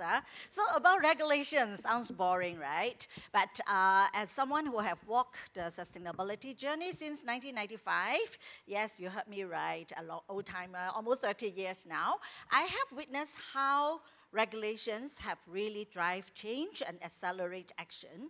And I have also see the other side, which is about responsibility. We talk about CSR, corporate responsibility, for the longest time, but look at our world today, okay? Do you know that less than 10 days ago, 22nd July, was recorded as the hottest day on human record? And then last year, 2023, was the hottest, but 2024 is set to break the record. And when I look at the SDG report, the Asia Pacific Progress Report, very sad that almost every goals are not really moving, behind schedule. And what is, most frightening is climate action, number 13, is in regression. So nothing, to celebrate about. And climate risk is really, survival, risk for everyone, humanity, biodiversity, not just business or investment. So, I mean, it is really, like what we call climate change is existential. And you have also, heard UN Secretary Antonio Guterres say that the era of global warming has ended. And now we have entered an era of global boiling. And if this, warming continue, I'm not surprised you can put an egg on the ground, you can boil it. So this is something that we all know, but as a sector, building sector is one that we know that we are in the position to drive change, having, almost 40% of, global greenhouse gas emission, okay? You may not be in the industry, but you also live in a property. You also work in one. You also use property when you're traveling. So how you use your property also make a difference, because people spend about 90% indoor. So use your resources like what you do at home. It's something very hard to get. And for City Developments Limited, or CDL for short, we just celebrated 60th anniversary last year, started in Singapore with 8 employees, and today we are operating in 29 countries and regions. We build home, we build commercial property, we also have a footprint of 150 hotels worldwide. So all the panelists here, we have interface, whether it is solar energy, airline, hospitality, everyone is connected in this world. So definitely, we all have the responsibility in every sector, big or small footprint, we all can do, something. But how to do it is purely based on your sense of responsibility. I think we are a little bit late. So we do need regulations, which became actually licensed to operate. Just now we mentioned a few policies, and of course we also know that we have the NDC, the National Decarbonization Commitment. So for Singapore, we have also pledged for net zero by 2050. So come with this pledge, there were a lot of policies, and Singapore Green Plan 2030, including energy reset, including Green Building Master Plan. 80% of all building in Singapore has to be green building certified by 2030, less than 6 years away. And 80% has to be, for new development, has to be super low energy, not just energy efficient. So there are a lot of rules and regulations, and now it's necessary in a way. I'm from a private sector, I'm not from the public sector, but I think it comes to a time that we really need some strong regulations to guide and to align everyone to know that this is the target and what you can do, every company, every sector. Because now we are really in a climate emergency. There's no time to slowly shape and change mindset in 6 or 7 years on 2030 and then by 2050. If we don't do anything, all of us will be, well, I don't want to scare everyone at the end of the day, but as a parent, I feel that we have responsibility to take care of our shared, planet. I really hope that, the future will not be so bleak for my children and or grandchildren. Thank you. Thank you, Esther. I'm Rahima. I'm basically leading the sustainability for Malaysia Aviations Group. So we are the national carrier for Malaysia. So we have a few airlines. Malaysia Airlines is our biggest airline. We have Firefly, Maswing, different airlines in the group. We also have aviation services that we provide, catering, ground handling, and other services relating to aviation. So we are in a aviation industry is in a very unique business, I would say, because we make money by generating carbon emission. Because every time we have to actually transport our passenger and cargo from one point to another point, and currently the biggest energy that we are getting from is actually from jet fuel, which is one of the biggest culprits, I will say, in the carbon emission. Despite aviation industry being only 2 to 3% total up on our worldwide emissions, but we have always been in a frontliner to actually do a lot when it comes to carbon emission. So that's from the industry level. Aviation, again, is also a very highly regulated industry, very highly regulated when it comes to safety, and also now when it comes to sustainability and the way we manage our emission. So I will say that we are regulated from a UN agency which is called ICAO. It's an International Civil Aviation Authority. So the first regulation, I would say, was from ICAO, where they want us to account for all international emission, start the recording, and also go into a mandatory phase. Regulation is always important, but as it's very also important to start creating the awareness and doing it by phases. So ICAO did, I would say, a very good job. They actually started, they call it COSIA, which is the carbon emission and a reduction scheme for aviation industry. We started in 2018 to account everything from 2019, and we actually go into a voluntary phase for anything above to start actually offsetting from 2024 onwards. So we have actually about a 15 years, 16 years journey. That's the first regulation, I will say, from the industry. For country in Malaysia, so one of the biggest one, I would say that we developed a national energy transition roadmap. It was announced in last August, where actually it gives a clarity of what is the source of energy for the country and how we would like to decarbonize the energy into how to actually decarbonize, what are the different levers that you require. What's important actually from this roadmap is there is a clarity provided to aviation industry. So our Ministry of Transport need to do a bit more work because it gives a guidance principle, but a detailed guidance should be coming out by Q3 or Q4 from our ministry level of a detailed blueprint specifically on the aviation industry. So again, like the rest of my colleague, regulation is important because it drives and provides clarity for everyone to aim what you want to look forward. With that, yes. Thank you, Ashwini. So maybe I'll again start from Rema, this time with you only. You mentioned that the aviation industry accounts for about 4%, 3% of the total human-induced emissions. It's likely to be about 12% by 2050 as per the UN estimates. Yes.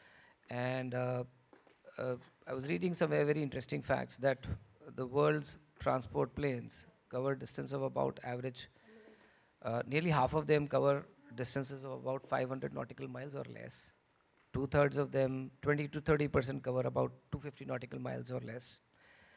And electric planes are now available in the range of about 400 nautical miles.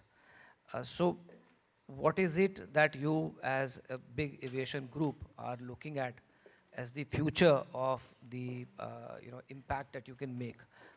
India, for example, I was finding somewhere that Indian government is trying to support by providing tax incentives for blending SAF, 1% of SAF with the turbine fuel, because it's reducing about emissions by 70%.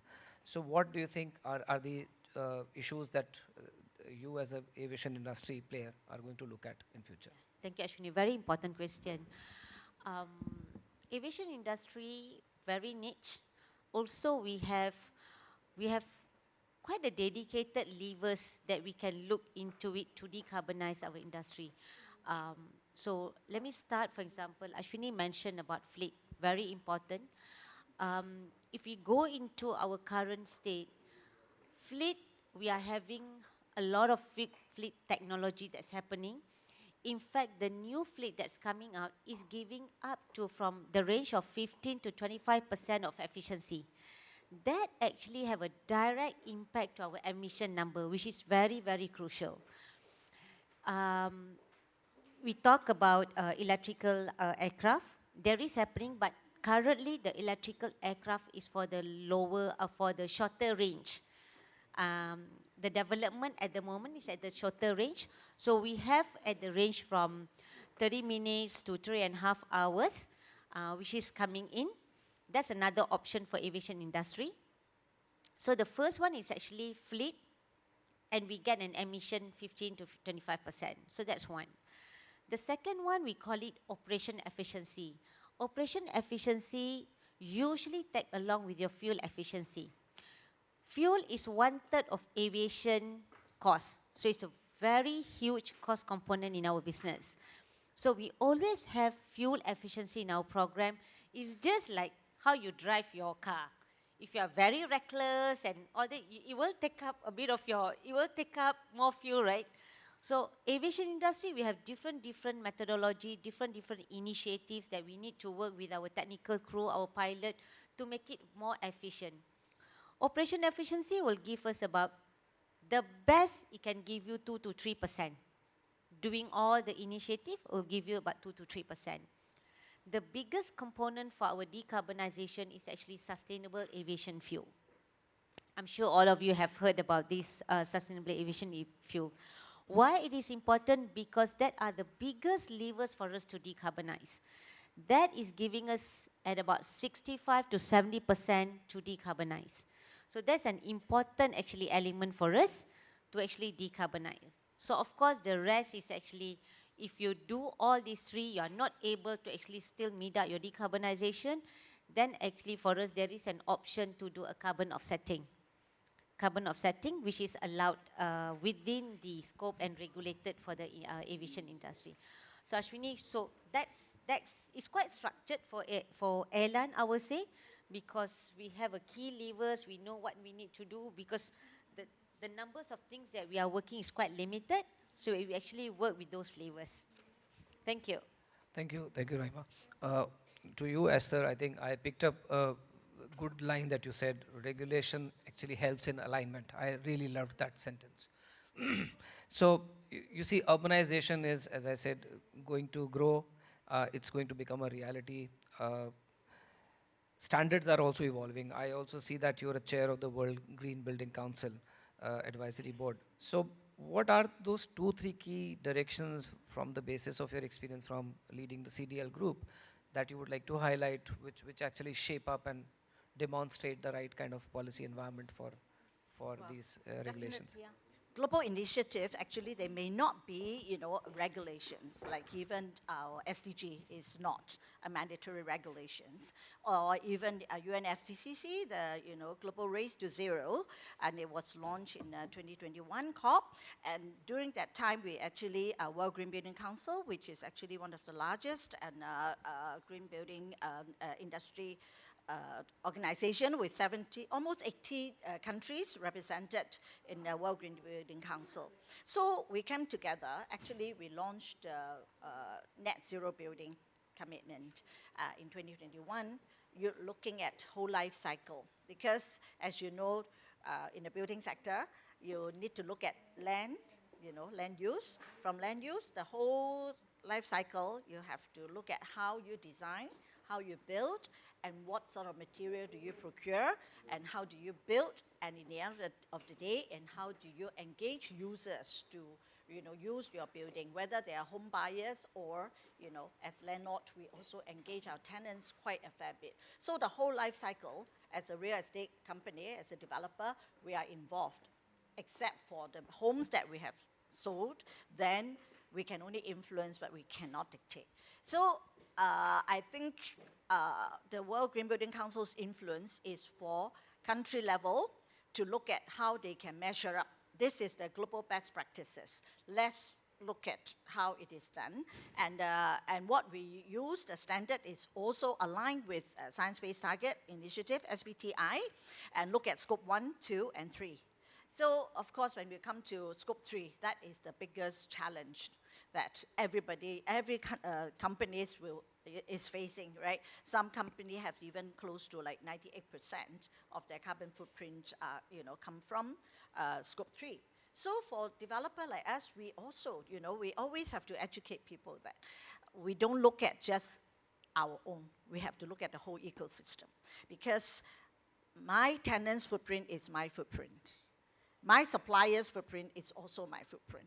So it's like I'm like, like the mother of like many, many children, grandchildren and all that. Everybody's footprint, we have to look at it. In a good old day, before we actually secure the SBTI validated target in 2018, life was easier. We didn't even know there's a scope 1, 2, 3, there are 15 category under the greenhouse gas protocol. So after 2018, everything changed. Oh my God, that is really scary. And of course, SBTI also raised the bar. When we secured it that time in 2018, it was aligned with, Paris Agreement's call for like, keeping global warming below 2 degrees. Then after that, we like, okay, 2021, raised the bar to align with 1.5 degree. So, and then towards net zero. So all these are changing, and countries' regulations are also designed to measure up to all these so-called NDC, and also, most countries in the leading economy has already pledged. Mostly 2050 in net zero, some are 2060, some are 2070, those bigger economy and countries. So, but whatever it is, the whole world is connected. We are not just operating in Singapore, which is very small footprint, but we have to look at, the whole, operation 29 countries. And just give you some good examples that really regulation can drive change, like, before 3 years ago, we did not need to pay carbon tax. And then 2014 started with $5 per ton. Last year, $25, 5 times more. After next year will be 9 times more, $45 per ton. By 2030, it will be 80 or even more. So that immediately hit your bottom line. So I think regulations, the beauty of it, or you like it or not, is to change overnight, right? If you are trying to encourage people, tell them that it's your responsibility to change, to save the world, it will take forever, right? But if you have to do, it's like, hey, it's your regulations, if you're a listed company, you don't listen to stock exchange, that next year onwards, ISSB is the standard you have to, report. Can you tell stock exchange that, sorry, I'm not going to do it? You can, you will be delisted, yeah? So I think the power of regulation is to drive change very fast, but nobody asks you to must, be a great, be a number one in class, right? You can do it progressively, and the good thing is we can also engage our supply chain. Without the carbon tax, I can't go and tell my tenants that, hello, your footprint is my footprint, I'm paid for your footprint, so you better support us, So I think there are a lot of things that regulators can help us to push the agenda, but every company has their own strategy, own way of driving change. And actually some of the regulations are not all about penalty, like EV, we have incentive, yeah. So I think there are also carrots and stick, and but how you make good use of it as a business, you can drive change, to future-proof your business. Belinda, I'll come to you because I'm taking the cue from the grandmotherly thing that you talked of. As a grandmother of so many companies, and I was listening to you, plastic industry is involved, waste management is involved. So you're talking about a whole range of ecosystem partners for you, not even just supply chain partners, but I would say ecosystem partners for you. So how is a company, as Vanity Group, do you see that these regulations for different sectors in different locations where you supply your products or you source your raw materials from is impacting you as a business, and how you're trying to innovate around that, how you're trying to address some of those issues? Thank you. Now, as we are a global company and there is a regulation, as I agree with Esther, the regulation is drive the change. And we do pay tax as well, carbon tax for whenever we export the packaging, the product to the UK, to the EU, we need to pay tax. Now, how we deal with it is the regulation is very clear to tell you that you need to have a 35% recycled plastic, then you can waive the tax. So this is how we deal with it. But now, again, we don't want to do a minimal. We want to do a better. We want to do for good. So the other thing we have to look at, you know, as a REX, we are regulatory, ESG, we are very micromanaged. These cannot be done, that cannot be done. If it's everything cannot be done, and then my CEO will say, hate it. So now what we're going to do is we need to step back to understand all the regulation. Like for example, in Australia, in New Zealand, Malaysia, Philippines, there is a common. So what they want, plastic reduce. Like for example, in EU, banning a single-use plastic. Later on, influence to Australia, we always follow the mate in the UK. They are our best friends. So we can see the trend and good and bad. So we love regulation. It will drive my company as well, but again, we need to understand because regulation is complex. We really need to understand. It's just like a single-use plastic. We get to know, first thing, we have to understand what mean by single-use plastic. Oh, the plastic thickness is less than 32 micron in Australia. Of course, different country, different definition. So after we really know the definition, then we come out an action plan. So this is probably what we can do. Thank you.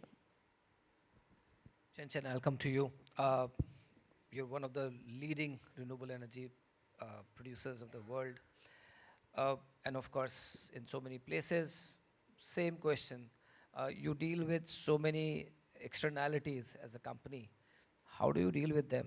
And in fact, I would be tempted to ask you, what is that kind of a regulatory regime which is going to help you buttress your focus on renewable energy? Because we are all talking about renewable energy as a key source of meeting the needs, energy needs of the world. But it also has a dichotomy that the kind of land use that is going to be required, the other kind of ancillary support services that are going to be required for solar energy to be successful. How do you deal with this kind of a complexity? And I know Zinco would have lots of good examples to share. Okay, so we are talking about the challenge about regulation, right? I would say the challenge of regulation and also the opportunities of innovation that you've kind of tapped. Thank you very much. So honestly, we are seeing the development of sustainable regulations and policies. And for Jinko, so if like the moderator had asked whether is there a big challenge for us, I guess first we need to introduce our boundaries for production and the sales network. So today for Jinko, like we globally operating like 14 sites. 11 of which are in mainland China. Upstream procedure like wafer and ingot are in the west part of China, which is Qinghai and Sichuan province, close to raw material, polysilicon. And downstream like cell and the module are close to the coastal area. We have also 2 sites. One is in Malaysia, very close here is Penang. The other one is in Vietnam, which is near Halong Bay. We also have a site in US, Florida. Just last month, we also announced a new operator will be setting up in Middle East, which in Saudi Arabia, 2025. So back to the question. So aside of the global production for Jinko, our products have been sold to over 190 countries and regions. So we have to do a statistic. Every 8 solar modules, there is 1 coming from Jinko. In other words, every 8 greenhouse gas emission reduction generated by PV, there is 1 contributed from our products. So the question, honestly, so all the information I share is that honestly for Jinko, we need to apply for global regulation sustainable. Whatever is required regarding on the due diligence, on disclosure guidance, on operation compliance, because we're always setting a very high bar to us. And in the meantime, honestly, because I guess most of our audience and friends know that currently, we saw something we call the new three of China, sustainable. The PV is photovoltaic products, EV is electric vehicle, and lithium battery have reached world class. For Jinko, like introduced in the early, that we have broke 26 efficiency world records on solar panels, which means honestly, it indicates honestly that for Jinko's technology represent the most advanced in the world. It also represents that we need to, there's no one ahead of us. So definitely we need to adapt various change internal externally, including ESG, including sustainability development policy. And that's why we are hoping that the practice we made in the field could serve as a role model for the industry, as well as more yardstick for other enterprise. And thank you. I think I'll continue with you with this question. We are sitting here at the UN Global Compact, and you mentioned about a whole range of countries, and where do you think there could be a facilitation by the UN Global Compact for regional businesses to come together for global sustainability regulatory environment? Yeah, thank you. Okay, so we are talking, when we're talking about ESG, because I'm the ESG head of Jinko Solar, so when we're talking about ESG, I guess UNGC is the organization to first put this idea together, right? Environment, social, and governance 20 years ago. And then Jinko has on board in UNGC, like I guess is April 2021. So we on board with the 10 universal accept principles into our daily business, and which enable us, our ESG competitive, especially that against most of the international sustainable regulations. So the first idea is that if simply just from our friend just on board the UNGC and accept and follow the 10 universal accept the principle will help you to meet a lot of global sustainable regulations. My second topic point will be that for Jinko, we have on board with UNGC for 3 years. I guess we are a beginner in a big family, but indeed we receive a lot of support from the system. I mean, take like Esther has shared their science-based target journey, so we as well. I mean, we on board, we commit to science-based target at the end of 2021. Honestly, at the very beginning, we don't know what to do. We don't know how to exactly the scope 3. We don't know how to mapping the supply chain emissions. We don't know how to say setting up greenhouse gas target, you know. But luckily, that time we on time on board the UNGC, that program called CAA, Climate Ambition Accelerators. So through the program that step by step, the expert told us how to get target set and how to get our target being approved. So today, Jinko's near-term, long-term, and net zero target has all been approved by science-based target. So we are looking forward for more high-quality project from UNGC like CAA. And yes, and the last one, probably last but not least. So, I mean, we are the renewable energy sector leader as well as the member of UNGC. So, we not just receive help, but we also actively contribute to ourselves. Just last month, we supported a UNGC event in our Jinko headquarters in China, in Shanghai. I guess 100 UNGC members, about 200 friends, and visit us HQ, and learning about our journey on the ESG as well as the experts on efforts on the renewable energy sector. So I guess we are looking forward for more networking, more collaborations. So in summary, my expectation, it is expected to UNGC that more high quality projects, more networking, more co-creation. And if, I mean, downstairs friend, if you haven't not on board UNGC yet, I would recommend you just simply on board with become a member. Thank you. Esther, I'll come to you because you did mention about, when you're talking about buildings or urbanization from that sense, you start right from program design, land use to all the way up to, where you've passed on the buildings for people to live in.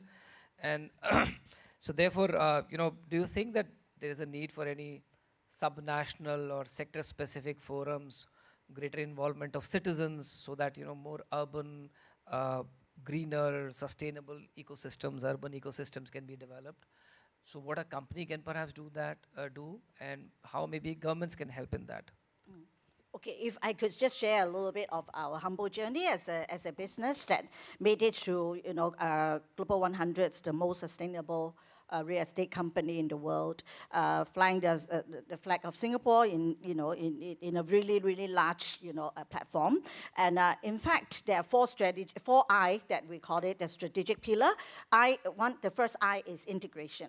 Okay, ESG will not work if it is working in silo. So you must integrate it into your corporate structure, from your board of director to your top management, mid-management to rank and file, horizontally cut across all business and operational units. And you need to build a bigger ecosystem, a big circle around it, including your supply chain, value chain, and customers, consumers, and also tenants and whatnot.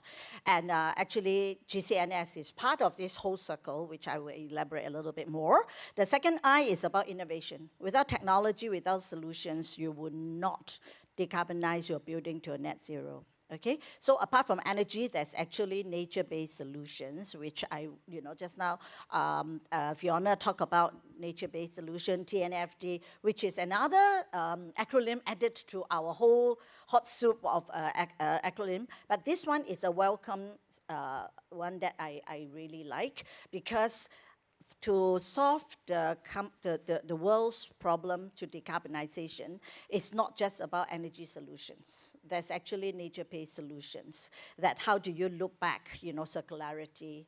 And we've been taking a lot of money from this account. Nature is like our bank account. You keep taking and taking and taking. Now it's time that you put back. If not, you're going to OD, right? So I think nature is definitely, there's a good saying that if you take care of nature, nature will take care of you.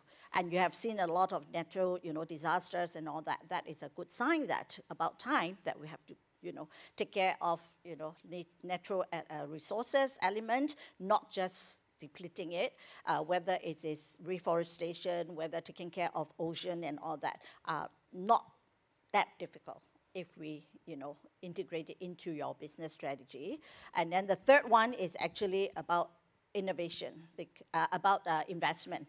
Innovations are there, to achieve net zero, but you need to look at financial viability as a business. So investment is important. How do you tap onto the growing ESG funds? How do you tap onto sustainable finance? So these are the things that we learned along the way. 2016, I started talking to 7 banks to talk about green building and green bond. So that was the time that 2017 April, we rolled out the first green bond based on using our flagship building. And last year, I rolled out a 1.5 degree net zero sustainability-linked loan, 250 million pounds, and link it to your net zero targets.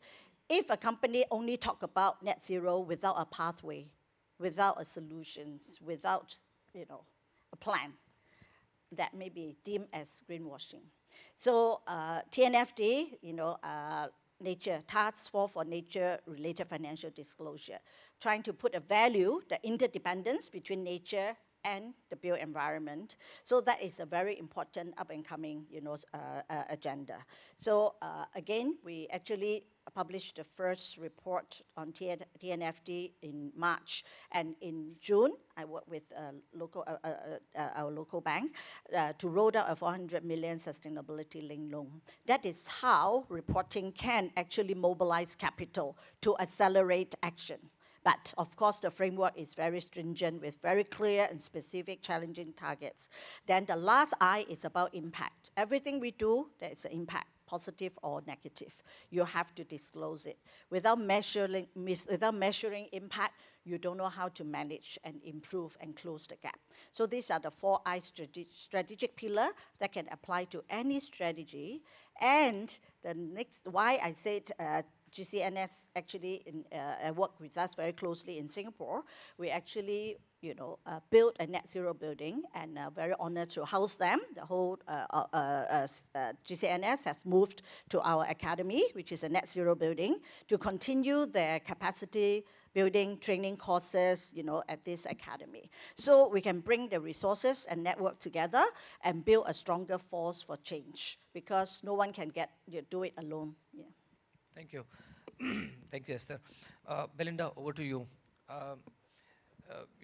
You're coming from a country which is very diverse and in terms of its natural resources. How do you think for such a complex and vast country, the government there, the Australian government, can help businesses comply with the sustainability regulations at the global level? Thank you. I would say in Australia, we quite lucky in the way, because our government really give us a very clear direction. Government launch a climate reporting, for example, or they want to ban a single-use plastic. There is an in-between association to help us as a business, like SME, to understand what is the regulation, what is the rule. And then the other one, the good thing is incentive, offset.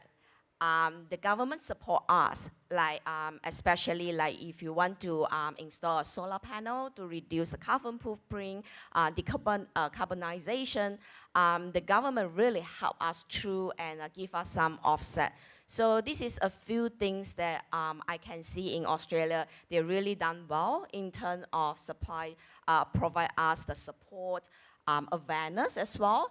They try to give the business to know that, as we all know, 2030 is coming up now. So what we need to do as a business, and also they try to influence the people, etc. So I think this one thing that Australia did quite well is to give us a lot of incentive support. Over to you, Rahima. You are from the aviation group, so you travel a lot. In the entire region, where do you think governments and the public sector and even the private sector together can work towards the readiness of businesses with the kind of challenges that they all face together at the regional level? What quick thing you would like to say for that? How can this be done together at a regional level? Yeah. We've understood at the company level, at the country level. What do you think? What are your thoughts on doing it at a regional level? Yeah, thank you. I think it's timely to discuss about how we can do things together as a region.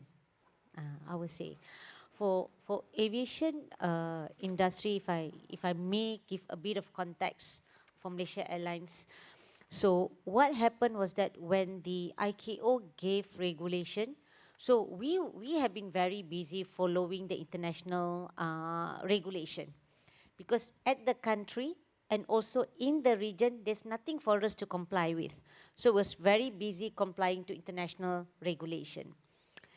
Then we start to realize that, even Esther speak about how important is working into a partnership and collaboration. And we start to realize that if we really want to go into decarbonization, even in a country, we cannot do it alone. Even as a region, we cannot do it alone. As we have to work together. So that's the context I would like to say before I go further. So if I can give a bit the next context beyond now by country, even in ASEAN and also Oceania, you mentioned how aviation industry in India have actually started giving some mandate. Just in February, if I can share, Singapore actually shared a SAF levy, we call it Sustainable Aviation Fuel Levy, for all passengers departing from Changi. So it's the first mandate that was given by a government in this region. Any other region have not, or country have not stated anything yet. So what I would say that we should do together as a region would be something that EU have done it, for example. EU work very well because they are all controlled by the EU regulation. So they actually, for aviation industry, give a very simple but very important mandate. For example, 2% of SAF by 2026, all airline departing from airports in EU. So that's by default are actually pushing the boundaries for the industry the refueler, the oil and gas industry, and the infrastructure of the airport to get ready to achieve. And it's also not one country, it's actually all the country under EU. So we can see that how mandate properly done by a region will actually drive not only it's a 2%, but actually the entire ecosystem for aviation, the airport, the fuel, everything will actually assist it a lot. So I would say that's really important for the region to work together. Yes, Thank you so much. I think you ended up very well on the note of collaboration. So let's listen to the audience. We would be happy to take questions, and we have sufficient time, so at least 3 questions we'll be happy to take. The first question is from the first row.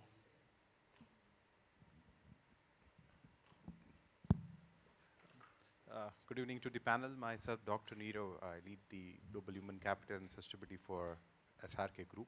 My question to the, especially whoever wants to answer, at the global level, we are facing the rot in the real estate sector, right? Like the prices are not being appraised and lots of slowdown in the real estate portfolios. By having the sustainability in place and having the regulations from across the globe, it's a paradox. When the companies are struggling to get their profit margins intact, and the further investments is required to match the sustainability targets, especially the 2050 agreement. So anyone can answer, being a company leader, what's the leader thought, what the CEOs are thinking, and why and how they should be able to match the mandate. Did I hear you clearly? You say real estate sector? Real estate. So I should be taking it, right? I was about to say that. Yes, okay. Real estate sector, actually, I think if the global economy is not doing well, it affects every sector. But you are very right. Real estate sector actually interfaces with almost, the whole ecosystem. If we don't sell well, and the banks will lose out also. If we slow down development, construction, the bank will also suffer. So when the bank don't do well, it's like, domino effect. Everybody suffer. So, but we also have to control certain, prices. I mean, I spoke like speaking like a government. We understand, Singapore government always have to control the pricing so that it won't go sky high, so that more people can afford a private home. And I think definitely I started the journey very early, almost 30 years now, since 1995. Last time was very lonely. Nobody talked about sustainability, of course, and even green building and all that. When I produced my first sustainability report 17 years ago, they called me crazy. So I'm like, okay, one day you will know. So, but I think for sustainability practitioner, we must learn to do more with less. Turn the table around. Don't make it feel like it's cost. Okay, so today it's much easier. In the past, it was very hard because regulations were not there, and it was not mandatory to do, use, sustainable building materials and everything. It is not quite clear. But with regulation, with green building, standards almost across the world, we have very clear guidance. And then, and in the good old day, we used to say that we invest 2 to 5% of development costs into green building features. But for the past 5, 6 years, we don't do it anymore because what we feel is green building features should be a marketing feature. So it should have the business, it should have the consumer benefits. Like when we build this 28-story high, green wall, it becomes the tallest, wall in 2014 for 18 months, and entered the Guinness Book of Records as well. And the buyers love it because high resale value. It actually cooled down the 48 units behind the wall by 3 degrees. Internal. So it's like you stand under the shade when it is hot. So if you can be innovative, certain green building feature can be a marketing feature and create value for your buyers, and the same logic apply to commercial properties as well. So it's a business case that you need to know how you can innovate. Yeah. Interesting. Any other question? This was about how to turn sustainability initiative into actually a value proposition for the end consumer. Any other question?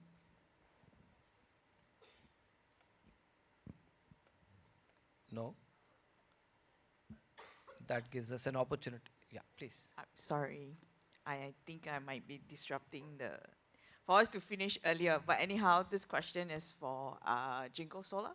So I am actually from a distributor background. Okay, so obviously manufacturing and our manufacturer is actually our key suppliers. So based on this topic on regulatory, product life cycle assessment is something is quite constantly brought up by a lot of regulatory. How can we make sure that all these products, after its usable period, what do we do with it? So it also depends not just on us, the distributor, also together with the manufacturer to address this issue. So in terms of Jinko, any practical things that your guys are doing or in plan for this? Okay, so this time is not just sector, it's Jinko Solar, so I have to answer the question. Yeah, Sorry, I'll just double up this question for you also, because you're also talking about responsible packaging when it comes to consumer goods. Yeah, please. Okay. So indeed, we are talking about the retirement of the solar panel, right? Because talking about LCA life cycle, but indeed, we are talking about the retirement. And normally for solar panel, we have a warrant. Our product Jinko about 30 years, so we have the warrant. But some products, honestly, they lifelong, Some projects we know is already 50, 40 years, so it still keep running. You cannot ask them to retire. That's too brutal, but indeed, because the largest scale of solar stuff was booming in 90s and beginning of 2000. So we see there is a tendency of retirement. Then for Jinko ourselves and a lot of leading companies in the solar sectors, we already have the study and we have the production line to have the product to recycle and retire, So what I can tell you is that currently we can recycle the PV modules, 99% of this metal is already. And there are two things very interesting. The first thing is that because when we recycle, we need to take this as a waste, But sometimes it's not, So it's very difficult for us to sourcing the recycle modules. Sometimes they think it's better to sell to other regions than treat as a recycle. So besides the technology, I already shared with you that we have mature technology can recycle in the retire modules, but we also need a mature system for the logistic and for the whole society that we can have the system to sourcing the recycled material and the retirement the module. That is a co-creation between us, between private sector, as well as the public sector, as well as the government. That is what we see in the next 5 to 10 years. But aside from this, the technology, I don't see any challenge because we already been there. Thank you. Thank you. Probably I base on the product itself, the life cycle. Now, as a retail product, it's easy. I buy the product, I throw it back to the store. I save the money, I can take a refill. Easy. For the hospitality, it's tough because, we have India, we have Australia, we have so many different hotels. So how we look at these is we come up a program. So what happened is whoever used the product in the hotel, after finish out the refillable bottles, we will collect back to the company and we will recycle it. So this is what the product life cycle for us. We are engaged this program and slowly we will roll out to other countries like in Malaysia, in China, etc. So that will be the product life cycle for us. Interesting. If there are any further questions, we'll take them or else we'll try closing this session today. I must thank each one of you for the contributions that you've made. The best thing that we heard today was that regulation is good for us. We also understood that yes, the companies are not just inclined but also investing in making the kind of changes, whether it's aviation fuel or whether it's responsible packaging. And we did talk about how technology is going to play an important role. So innovation is going to be driven by the private sector. And I pick up what Rahima said, that it's important for us to collaborate at a very large scale, at a regional scale, to see how we can drive some of those key issues that continue to plague us commonly. Thank you, each one of you, for your contributions today.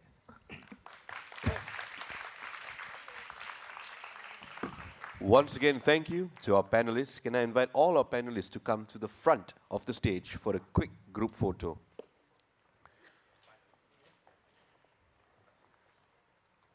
Just to recap, the session was entitled Beyond Borders, how the evolving regulatory landscape around sustainability regulations is causing change in the Asia and Oceania region.